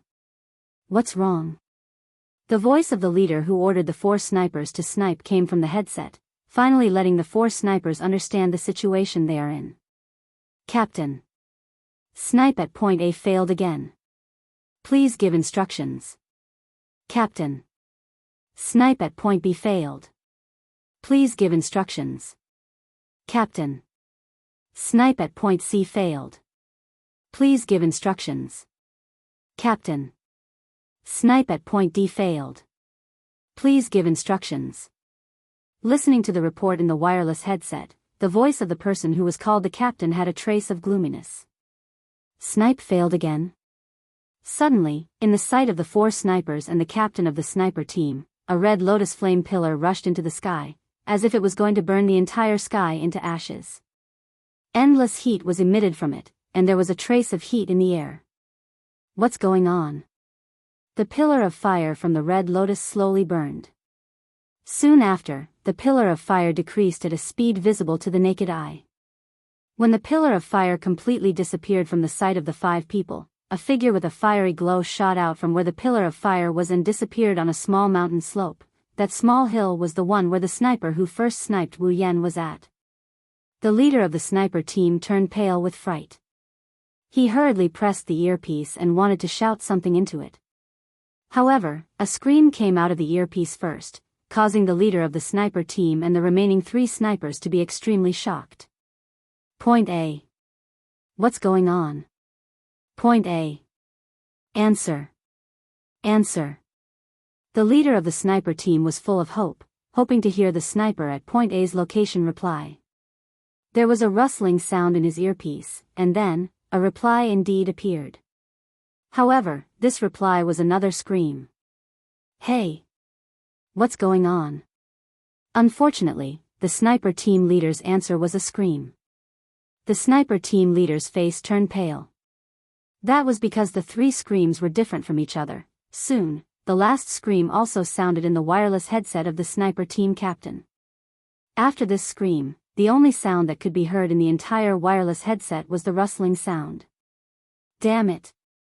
In a small alley, a middle-aged man wearing a bulletproof vest smashed the wireless headset in his ear to the ground, shattering it immediately. The sniper team captain's face was gloomy, and he was panting heavily. One could imagine how annoyed he was at this moment. Mission failed. The sniper team captain gritted his teeth and snorted coldly, a pair of sinister eyes looking in the direction of the red lotus flame pillar just now, and said hatefully, "Damn elves. Don't think that it's over. Even if there's no elves, don't think that we'll let you run around in our territory, sooner or later. What about one day?" The sniper team captain's pupils shrank, and his face changed greatly.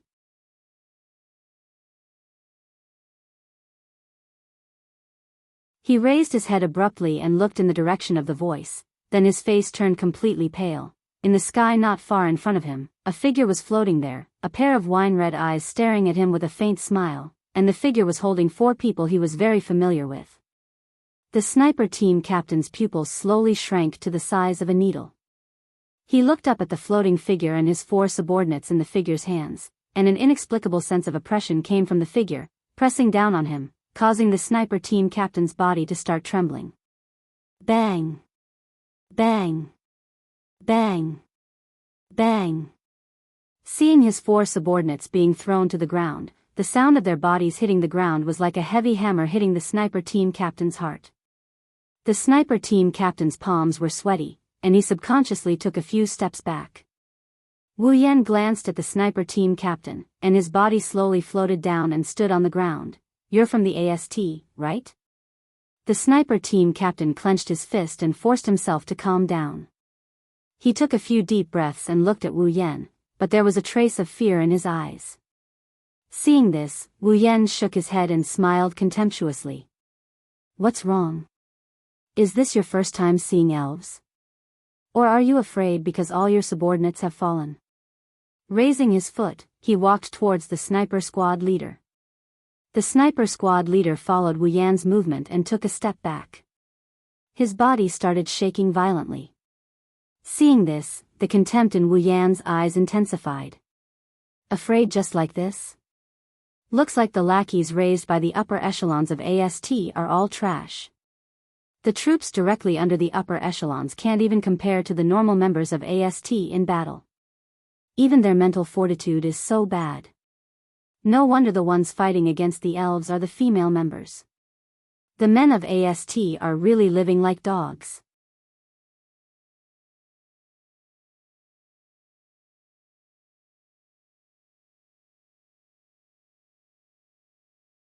Chapter 429. Scared just like that? Looks like the lackeys raised by the upper echelons of AST are all trash. The troops directly under the upper echelons can't even compare to the normal members of AST. Even their mental fortitude is so bad. No wonder the ones fighting against the elves are the female members. The men of AST have really wasted their lives. The sniper team leader was furious when he heard Wu Yan's words. The fear on his face turned into anger. A vein popped out on his forehead. His reaction made Wu Yan turn his head away. He looked down on this sniper team leader a little, keeping a poker face. Such a requirement might be a bit too much for a sniper team leader under the direct command of AST, but in a situation where he could be killed at any time, he actually showed his emotions on his face because of the enemy's words. Didn't he know that it would be easy for him to be caught or killed by the enemy if he did so? If the upper beam is not straight, the lower beam will be crooked. With how arrogant the higher-ups of AST were, how good could their subordinates be?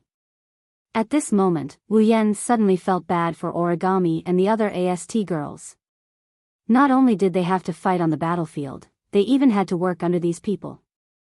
He really didn't know what kind of sins they committed in their past lives. No wonder the AST team leader was so angry that she almost went through menopause. Seeing Wu Yan's disdainful expression, the sniper team leader was even angrier. However, he didn't dare to say anything. Even if he didn't know the current situation, he knew that angering the other party wouldn't do him any good. You. How do you know about AST and where I belong? The sniper team leader was secretly shocked. As far as he knew, each of the elves had a serious lack of knowledge about this world. Unlike the elves in front of him, not only did they call him AST directly, but they even knew about the higher-ups directly. Little did he know that Wu Yan isn't an elf. AST's attitude towards elves is different from Ratatoskers. That's why AST's information is second only to elves in Ratatosker. Wu Yan hasn't been in this world for long, but as the combat commander of Ratatosker, if he doesn't know about his old rival, Kodari will cook him alive. Of course, Wu Yan wouldn't tell this to the sniper team leader. Wu Yan pursed his lips and ignored the sniper team leader's question. He walked past the 4 snipers and headed towards the sniper team leader. Tell me. Staring at the sniper squad leader who was moving back and forth with him, Wu Yan asked in a low voice. Why do you want to kill me? I don't have any elven energy on me. The sniper captain started sweating as he backed away. He didn't pay attention to Wu Yan's words. Maybe he didn't want to say it, or maybe he didn't hear it due to fear. Wu Yan's wine-red eyes flashed with a sharp glint. Tell me. The cold voice caused the leader of the sniper team to stumble and fall on his butt. His face was full of fear as he cried out, I don't know. I don't know anything. Wu Yan stopped in his tracks when he saw the sniper squad leader's unbearable behavior. He frowned with a look of disgust on his face. Looks like he had overestimated them before. Are all the men in AST like this? If they are, they would have sent the girls into battle. I don't know. Wu Yan sneered. Then let's change the question. Did AST send other troops to kill other elfins other than me? Wu Yan didn't expect the sniper squad leader to say something he didn't expect. Are there other elves who don't have elf waves living here? You don't know? Wu Yan looked at the sniper squad leader in surprise. He lowered his head when he saw the genuine look of bewilderment on the sniper squad leader's face and started thinking. The sniper team leader didn't say the reason why AST came to kill him, but Wu Yan could more or less guess. Originally, AST was established to kill elves. The existence of elves would bring a great disaster to this world. Even without the spacecrafts, their powerful strength was enough to make humans fear them. Now, the fact that he didn't have elf waves on him must have been known by AST. However, without elf waves, he wasn't an elf. Other elves might not be, but Wu Yan is. He's not an elf. The spacecrafts were an accident. Kodari and Ratatosk didn't believe Wu Yan's words back then. The people of AST didn't believe him either. That's why even if a nuclear bomb is frozen, it's still a nuclear bomb. Its destructive power won't disappear even if it's frozen. Similarly, an elf would still be an elf even if she didn't have any elven energy waves. Just like a nuclear bomb, no one would be able to stand by and watch a nuclear bomb walk around in their own home. Even Ratatosk wasn't as cruel to the elves as AST, but he still kept a close eye on them. Wasn't Kodari the one who was keeping an eye on Toka when she was staying at Itsuka's house? Wu Yan bitterly laughed. The original work sure is a scam. The elves are roaming around inside, but the AST people didn't do anything. Wu Yan subconsciously thought that the AST people wouldn't attack the elves with their powers sealed away because of the absence of the elves' energy waves. Based on the current situation, it's not that AST didn't want to make a move, it's just that they didn't know about the sealed elves living here. Wu Yan frowned when he thought of this. He's very confused about this. It didn't make sense. It was impossible for AST to not know that there was an elf living here. Other things aside, Kite Origami had seen 10 fragrances with his own eyes. With Kite Origami's personality, such an important matter would definitely be reported. So, why exactly? Is there something else going on? The sniper squad leader looked at Wu Yan, who was deep in thought.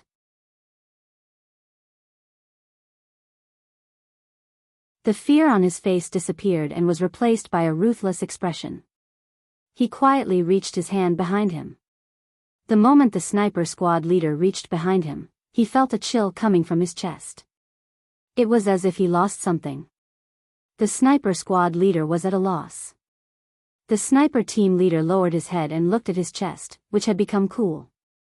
The next moment, his eyes widened to the maximum. His face was filled with disbelief. On his chest, there was a hand, but the entire hand was gone. That's because the hand is inside his body. I didn't want to kill you so quickly, you're the one who asked for it. A faint voice came from the sniper squad leader. He raised his head with difficulty. A pair of wine-red eyes with a cold glint appeared in his vision. The sniper squad leader wanted to say something, but when he opened his mouth, nothing came out. All he got was a cold smile from Wu Yan. He slowly pulled out the hand from his body. Fresh blood dripped from Wu Yan's hand and sprayed out from the sniper squad leader's chest like a fountain. It sprayed out in front of Wu Yan and sprinkled on his body. However, not a single drop of blood touched his body. Instead, it dripped down like water droplets. The intense pain finally reached the head of the sniper team leader. The scene in front of him began to blur. At this time, the sniper team leader realized that his 4 subordinates were in the same situation as him. Their chests were pierced, and fresh blood flowed all over the ground beneath them.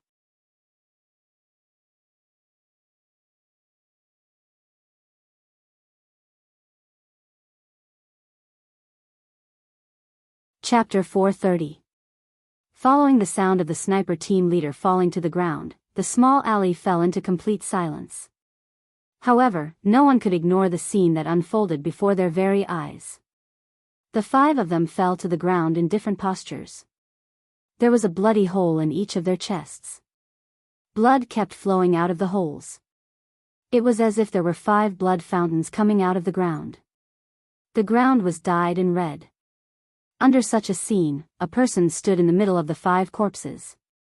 Blood flowed from his body, but his clothes were not stained by a single drop of blood. The blood flowed down like a leaf and dripped onto the ground. Similarly, there was a hand. After a long while, a faint sigh was finally heard from this bloody scene. The only figure standing had broken the silence of this place. Raising his hand and looking at the blood flowing on it, Wu Yan's wine-red eyes flashed with a golden glow. Although the urge to suck blood has been eliminated, a vampire is still a vampire. I can't help but want to suck in a mouthful of blood. Wu Yan smacked his lips and shook his head with a smile. He waved his hand and shook off all the blood on his hand. What a pity.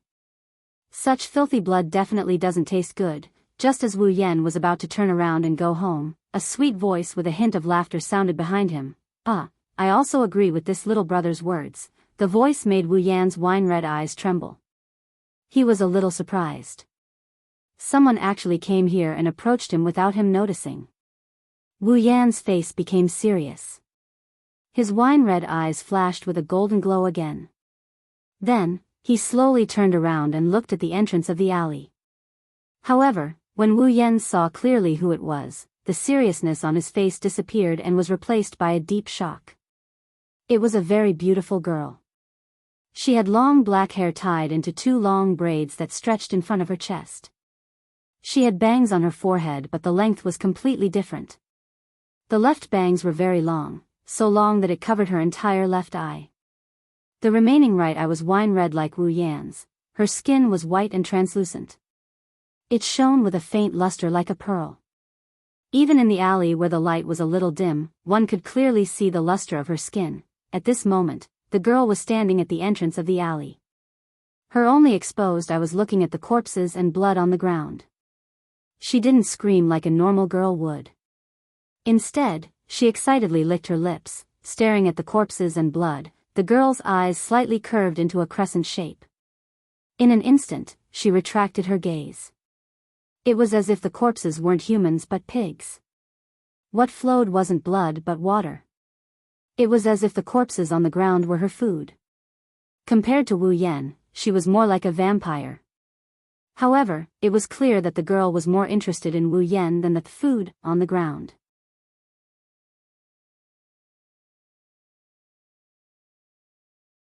Her wine-red eyes were filled with interest as she squinted at Wu Yan. She looked like a quiet young lady. Her movements were elegant and very cultured. Looking at the girl who is sizing him up with interest, Wu Yan's astonished expression slowly turned into one of not knowing whether to laugh or cry. That's because this girl is someone he knows, it's just that the other party doesn't know who he is, Tokasaki Kurumi. In the original work, it identified a sprite named Nightmare. It was also a fairy that descended earlier than the 10 fragrances, but only appeared later, and now, she had appeared in front of him. Tokasaki Kurumi tilted her head and smiled. An elegant young lady aura emanated from her body. Since she descended earlier than Toka, she came into contact with this world earlier. Therefore, Tokasaki Kurumi's knowledge and etiquette of this world can be said to be very rich. Tokasaki Kurumi acted as if she didn't see the corpses on the ground. She raised her foot and walked over the corpses on the ground. Stepping on the blood, she walked towards Wu Yan. Ah la la, I didn't expect that I would see such an interesting scene when I was just curious as to why there would be a fire pillar in this place. Tokasaki Kurumi placed her hands in front of her and smiled at Wu Yan. Her delicate and beautiful face coupled with her outstanding temperament made her a beautiful flower. However, the words that came out of her mouth made this flower look like it was plated with a layer of blood. His wine-red eyes met with Tokasaki Kurumi's. Wu Yan didn't show any expression on his face, but he bitterly smiled in his heart. He knew that he encountered the most troublesome fairy to deal with. One had to know that this elegant elven lady in front of him was known as a Nightmare. Of course, Nightmare was only a superficial name. Tokasaki Kurumi had another title, and that was the most lustful elf. The descent of a fairy will cause a space-time quake and bring about a catastrophe in this world. Wu Yan didn't know how many people have died under the terrifying destructive power of the space-time quake. However, Wu Yan knew that Tokasaki Kurumi didn't use the power of the space-time quake. She killed more than 10,000 humans with her bare hands. Therefore, don't think that Tokasaki Kurumi was joking. This scene was enough to make people tremble in fear, but in Tokasaki Kurumi's eyes, it was nothing. This was because in her daily life, such scenes were common. Tokasaki Kurumi didn't think much of it. She was already used to such scenes.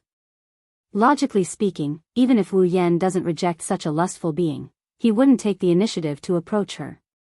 Even if his second dungeon mission requires him to seal her power, Wu Yan would rather not do it.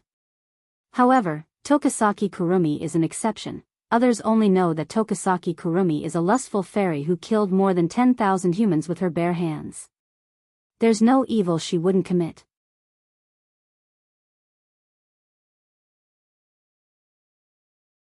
However, all of this is just her disguise. Looking at the elegant Tokasaki Kurumi, Wu Yan sighed in his heart. This is probably the most difficult fairy to capture. If he doesn't do it well, he might not be able to do it in his entire life. To seal her power and complete his second dungeon mission. To be honest, Wu Yan isn't confident. What's wrong? Tokasaki Kurumi looked at the silent Wu Yan. She thought he was frightened by her appearance and the word's trend. Wu Yan raised his head and frowned. Aren't you afraid? Afraid? Tokasaki Kurumi laughed and said meaningfully. Little bro, do you think all girls are afraid of blood? Tokasaki Kurumi didn't let Wu Yan answer as she continued. Then, little bro, I will have to disappoint you. I, on the other hand, am not afraid of blood. In fact, I like it very much, also. Tokasaki Kurumi closed her eyes and she stood on her tiptoes. She looked like a little girl waiting to be kissed by her lover. She had a bashful look on her face as she told Wu Yan in an intoxicated tone. Little bro, there's a nice smell on you. Tokasaki Kurumi abruptly opened her eyes. Her originally delicate and elegant face instantly turned a little lustful. She licked her lips and laughed loudly. Ha ha. Ha. It smells so nice, it whetted my appetite. Wu Yan's expression changed. He stomped heavily on the ground and retreated. At the same time, a few pale arms drilled out from the ground and wrapped around Wu Yan.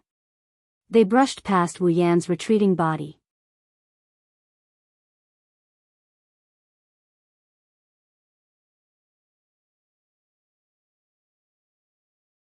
Chapter 431. Tokasaki Kurumi is very, very happy, so happy that she's going crazy. Every elf has a spiritual equipment and an angel. For example, Toka's spiritual equipment is the amethyst-like armor, Kamui's spiritual equipment 10 times. Her angel is the great sword, Sandalphon. Tokasaki Kurumi is the same. As an elf, she also has a spiritual equipment called Kamui's spiritual equipment 3 times and an angel called Zafkiel. The Zafkiel's body was a huge clock. The long and short hands of the clock were an ancient rifle and an ancient pistol respectively. The ability of the Zafkiel was to turn the ability of time into bullets for the 2 guns. By firing the bullets, it could control time. Simply put, Tokasaki Kurumi is an elf who can use the power of time. In other words, she's an elf of time. The ability to control time is without a doubt a very powerful ability. It can even be said that it's at the highest level of all abilities. From a certain point of view, the ability to control time is incomparable to Accelerator's ability. With such a powerful angel, it's easy to imagine Tokasaki Kurumi's strength. Unfortunately, such a powerful ability comes with a huge price. Since the Zafkiel is too powerful, there's a corresponding price to pay to use such a powerful ability. Every time Tokasaki Kurumi uses the Zafkiel, she has to consume her own time.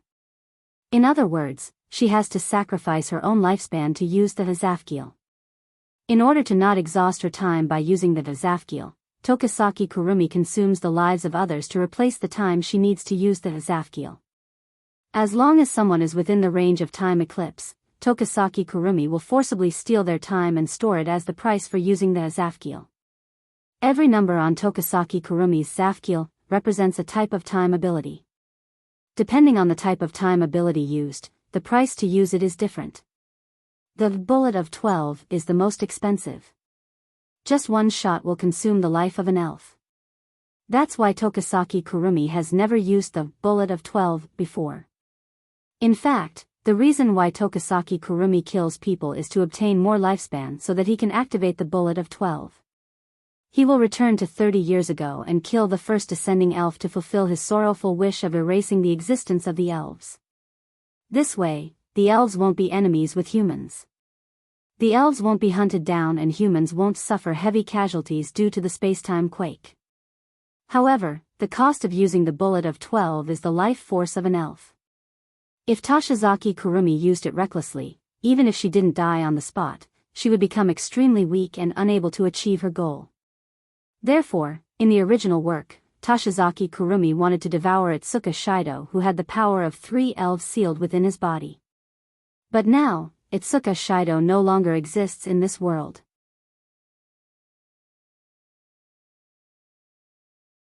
There's only Wu Yen and Itsuka Shirori who were given the name Itsuka Shido by Kotori. Itsuka Shirori also has the ability to seal elves. But in this world, Itsuka Shirori is no longer the one chosen by Ratatoskr to talk to the elves. She doesn't even have the power of 1 elf, let alone 3. Without Itsuka Shido in the original work, Tokasaki Kurumi has no way to achieve her goal quickly. She can only consume the lives of humans slowly until the day she can use the bullet of 12. This was Tokasaki Kurumi's original plan. But now, this plan is no longer necessary. The reason is Tokasaki Kurumi. Wu Yen, who just killed 5 humans, possesses immense power. As a spirit of time, Tokasaki Kurumi might need to pay a price to use the Zafkiel Emperor, but it doesn't change the fact that she can use the power of time. Tokasaki Kurumi can use the power of time and can store time by devouring the lives of others. Naturally, she can also sense how much time others have. That's why Tokasaki Kurumi was so excited that she attacked Wu Yen without saying much. She can sense that the man in front of her has unlimited time. Limitless life. In other words, this man's life was limitless. Even if humanity is destroyed, the man in front of her can still live. Even if life is destroyed, the man in front of her can still live. Even if the world is destroyed, the man in front of her can still live because his time is unlimited. What does this mean? This meant that as long as Tokasaki Kurumi devoured the man in front of her, she would have unlimited time. She would be able to use Zafkiel and Bullet of 12 whenever she wanted. She would be able to go back to 30 years ago whenever she wanted. Her ability to control time would no longer be flawed. To Tokasaki Kurumi, Wu Yen is the most attractive existence in the world. Tokasaki Kurumi was overjoyed. She was truly overjoyed. Whenever she thought about how she could achieve her goal by devouring the man in front of her, Tokasaki Kurumi could no longer calm down. Even Wu Yen doesn't know the reason for this. He thought that Tokasaki Kurumi attacked him to pay the price for using Zafkiel. Who would have thought that his unlimited time as a true ancestor attracted such a troublesome enemy? After stabilizing himself, Wu Yen frowned as he looked at the pale arms on the ground where he was standing. If possible, Wu Yen wouldn't want to go up against Tokasaki Kurumi. Tokasaki Kurumi may be a bit of a psychopath, but she's still a kind-hearted person. At the very least, a true human, elf, wouldn't want to stop the source of all this. Tokasaki Kurumi once said in the original work that Tokasaki Kurumi is no different from her. In the original work, if Tokasaki Kurumi wasn't saved by Wu Yen, she would have become like Tokasaki Kurumi sooner or later. She would have killed for fun. At the end of the day, Wu Yen has the same thoughts as Tokasaki Kurumi. Every elf is a kind existence.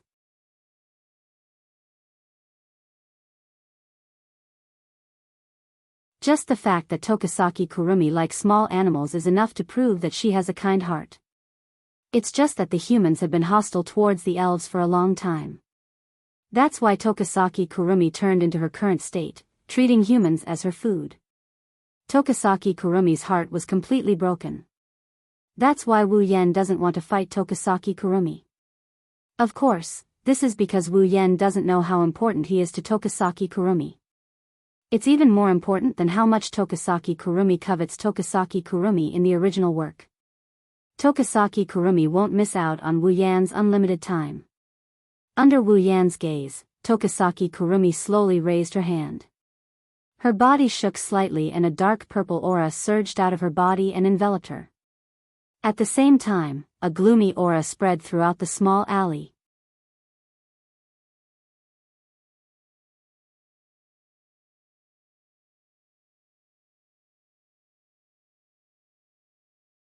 Chapter 432. Dark purple energy swirled around Tokasaki Kurumi's body, forming a dark purple ribbon that danced around her. The black light undulated up and down as a sinister and dark aura surged out from Tokasaki Kurumi's body, enveloping the entire area. The sky looked like it was weeping as black rain began to fall. Wu Yan's wine-red pupils slowly constricted as the energy from Tokasaki Kurumi's body blew his clothes up. Wu Yan's heart slowly sank. He knew that Tokasaki Kurumi was serious this time. The dense dark purple energy swirled up into the sky, causing Tokasaki Kurumi's black noble dress to flutter. In the next moment, Tokasaki Kurumi's body moved and her clothes disappeared. A pure white body appeared in front of Wu Yan under the cover of the dark purple energy. In the next moment, Tokasaki Kurumi's body flashed with a dazzling light, illuminating the entire dark alley. When the light dimmed, Tokasaki Kurumi's appearance had changed completely. She was wearing a noble Gothic dress that reached all the way to her chest. Her fair and smooth shoulders were exposed to the air, making her look like two ivory sculptures. Only two straps supported the Gothic dress. She wore wrist gloves with her palms exposed, only covering her elbows. Above her palms, a large bow was tied around her abdomen. Black stockings covered her thighs and a pair of black high boots were on her feet. Her long black hair was tied into two ponytails of different sizes, and a pleated head ornament that looked like a headband was placed on her head. Lu Haiki's eyes drooped down, and his wine-red right eye flashed with a strange light. Tokasaki Kurumi's left eye had also appeared, and it was a golden clock.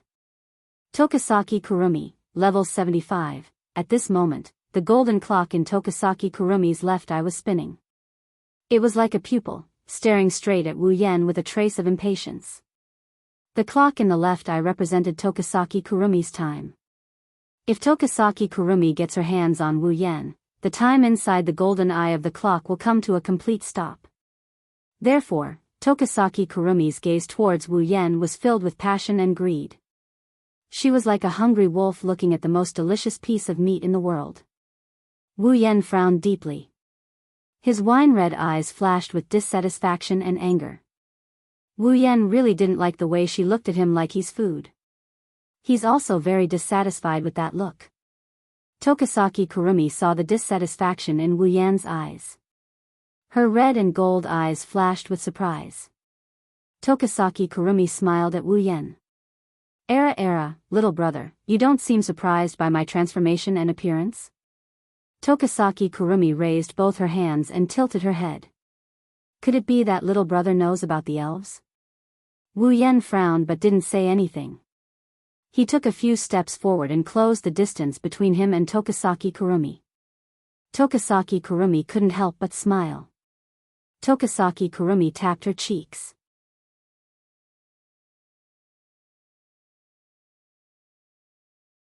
She supported her face with one hand and her other hand was hanging by the hem. Her fair face blushed like a shy little girl. She looked at Wu Yen and said softly, "Hey, little brother, do you think I'm pretty?" Wu Yen pursed his lips as he looked at Tokasaki Kurumi's bashful face. He shrugged. "What are you trying to say? What are you talking about? Are you trying to ask me how I feel about you so that you can confess your feelings to me?" Tokasaki Kurumi's smile widened when she heard Wu Yan's words. However, that shy look disappeared. That's a good idea. After all, little brother, you're very attractive to me. I'm really moved, Wu Yen sighed and he continued. Is that so? But you don't look like the type who would fall in love at first sight with someone you meet for the first time. Oh. You seem to know a lot about me, lil bro. Toshiaki Kurumi looked at Wu Yen with her different colored eyes. She chuckled. But you're wrong, I really fell in love with you at first sight, lil bro. Tokasaki Kurumi swayed her gothic dress and raised her high boots. She walked towards Wu Yen step by step. At the same time, she looked at Wu Yen in a daze. This is really troublesome. I feel like I can't leave you anymore. What should I do? What should I do? Wu Yen furrowed his brows again. He looked at Tokasaki Kurumi with a cold glare. She looked at him like she's in a dream. Wu Yen saw Tokasaki Kurumi's mesmerized expression.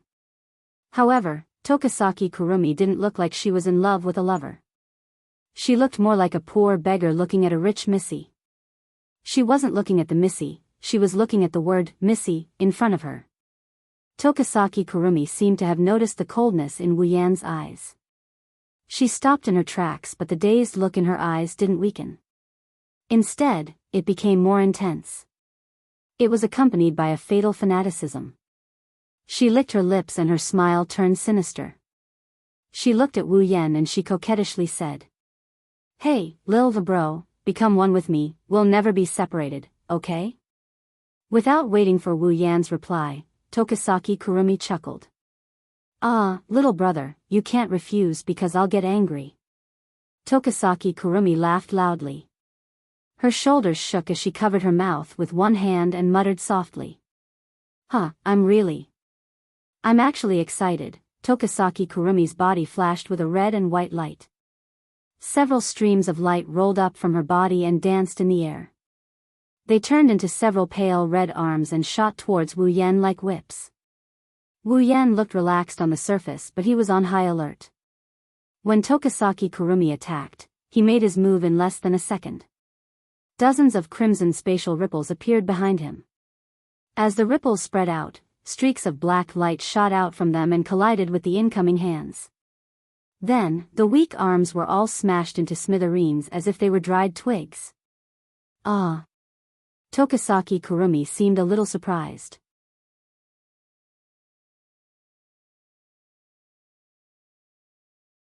Her eyebrows slightly arched as she looked at Wu Yen with a smile.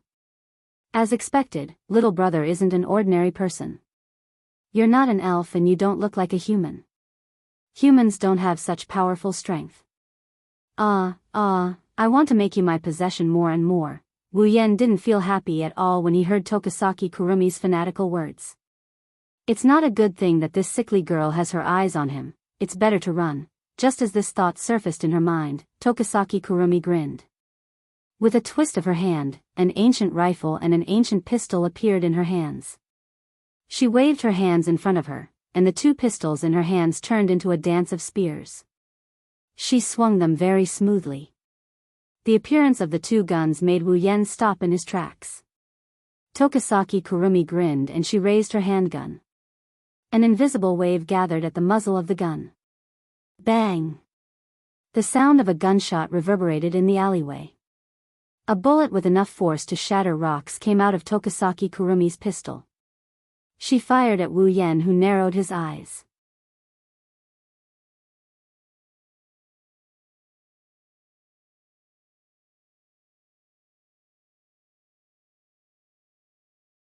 Chapter 433. The gunshot was followed by the terrifying sound of wind breaking. The bullet from Tokasaki Kurumi's ancient handgun is much more powerful than the bullets from Wu Yan's sniper rifle. The reflection of the bullet in her wine-red eyes was getting closer and closer. Wu Yan didn't expect Tokasaki Kurumi to take out a part of her angel without saying a word. Wu Yan's reaction was a little slow and he could only move his face to the side to avoid the bullet. The bullet grazed past Wu Yan's face and left a wound on Wu Yan's cheek. Fresh blood flowed down from his cheek. Era, what did I do? Seeing the blood flowing down from Wu Yan's face, Tokasaki Kurumi turned pale with fright. She held her cheek and said pitifully, I actually hurt little brother and made him bleed. What should I do? What should I do? I wanted to become one with little brother, how could I hurt little brother? As she said that, a hint of sadness appeared on her face. It was as if she was really afraid. If someone else saw this, they would probably forgive her even if they were shot. Wu Yen bitterly smiled. He wiped the blood off his face and he licked it. The wounds on his face melted away in less than a second. Tokasaki Kurumi stopped in her tracks. Her red and gold eyes showed an intoxicated look. Although the wound wasn't deep or heavy, it was still an injury. Even an elf wouldn't be able to recover in such a short period of time unless they had some special powers. With such terrifying recovery ability, Tokasaki Kurumi sensed that Wu Yen had unlimited time. Tokasaki Kurumi understood that the man in front of her really has an immortal body. This made Tokasaki Kurumi want Wu Yen even more. Hee, little brother, do you like the taste of blood too? What a coincidence, me too. Little brother and I are a match made in heaven. Hurry up and become one with me. Tokasaki Kurumi shouted excitedly. She raised both guns, but before she could pull the trigger, two crimson spatial ripples appeared beside her. Two black whips shot out and tied up Tokasaki Kurumi's gun-wielding hands. At the same time, a series of crackling sounds could be heard from afar, accompanied by a dense bluish-white light. The bluish-white light vibrated, and before Tokasaki Kurumi could react, a bolt of lightning surged out and struck Tokasaki Kurumi hard. Ugh! The electric current violently flashed on Tokasaki Kurumi's body. Soon, white smoke rose from Tokasaki Kurumi's skin. She couldn't help but let out a soft cry of pain. Lightning? Tokasaki Kurumi raised her head with difficulty and looked in Wu Yan's direction. She couldn't help but be stunned. Not far from Tokasaki Kurumi, Wu Yan's body was flashing violently with bluish-white lightning. The sound of electricity echoed in the empty alley. The owner of the sound turned his head slightly and looked coldly at Tokasaki Kurumi, who was tied up by the whips.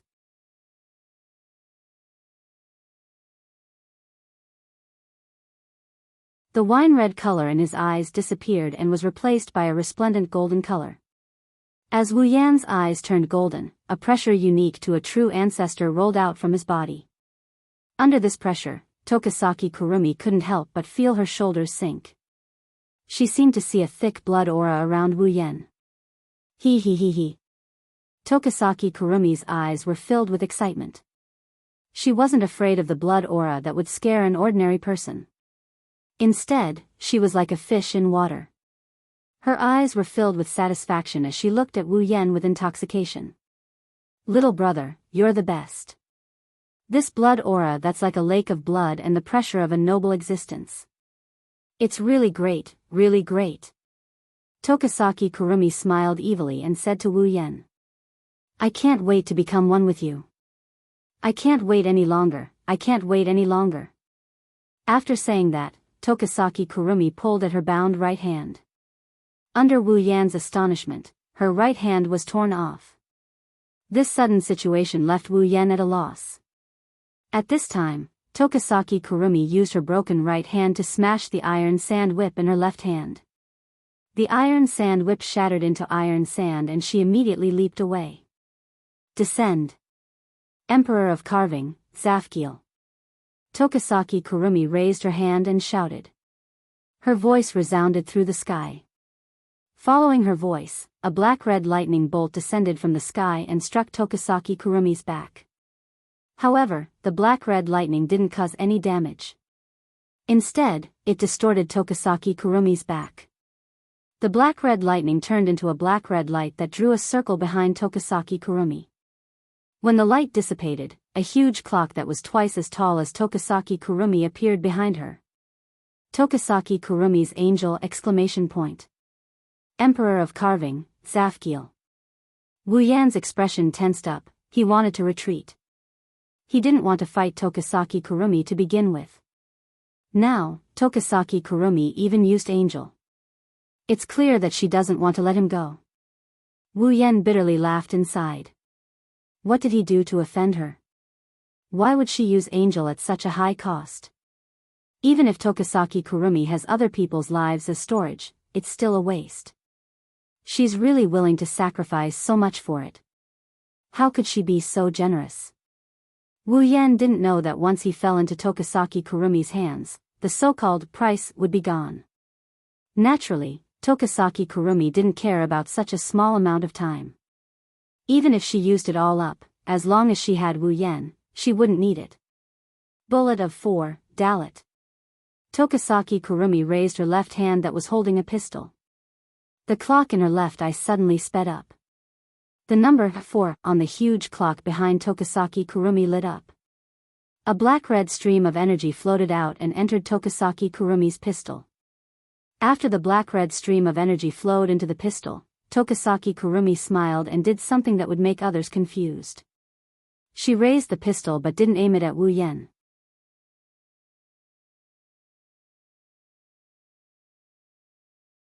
Instead, she pointed it at herself and pressed it against her chin. Then, she pulled the trigger without hesitation. Wu Yan wasn't surprised by Tokasaki Kurumi's action.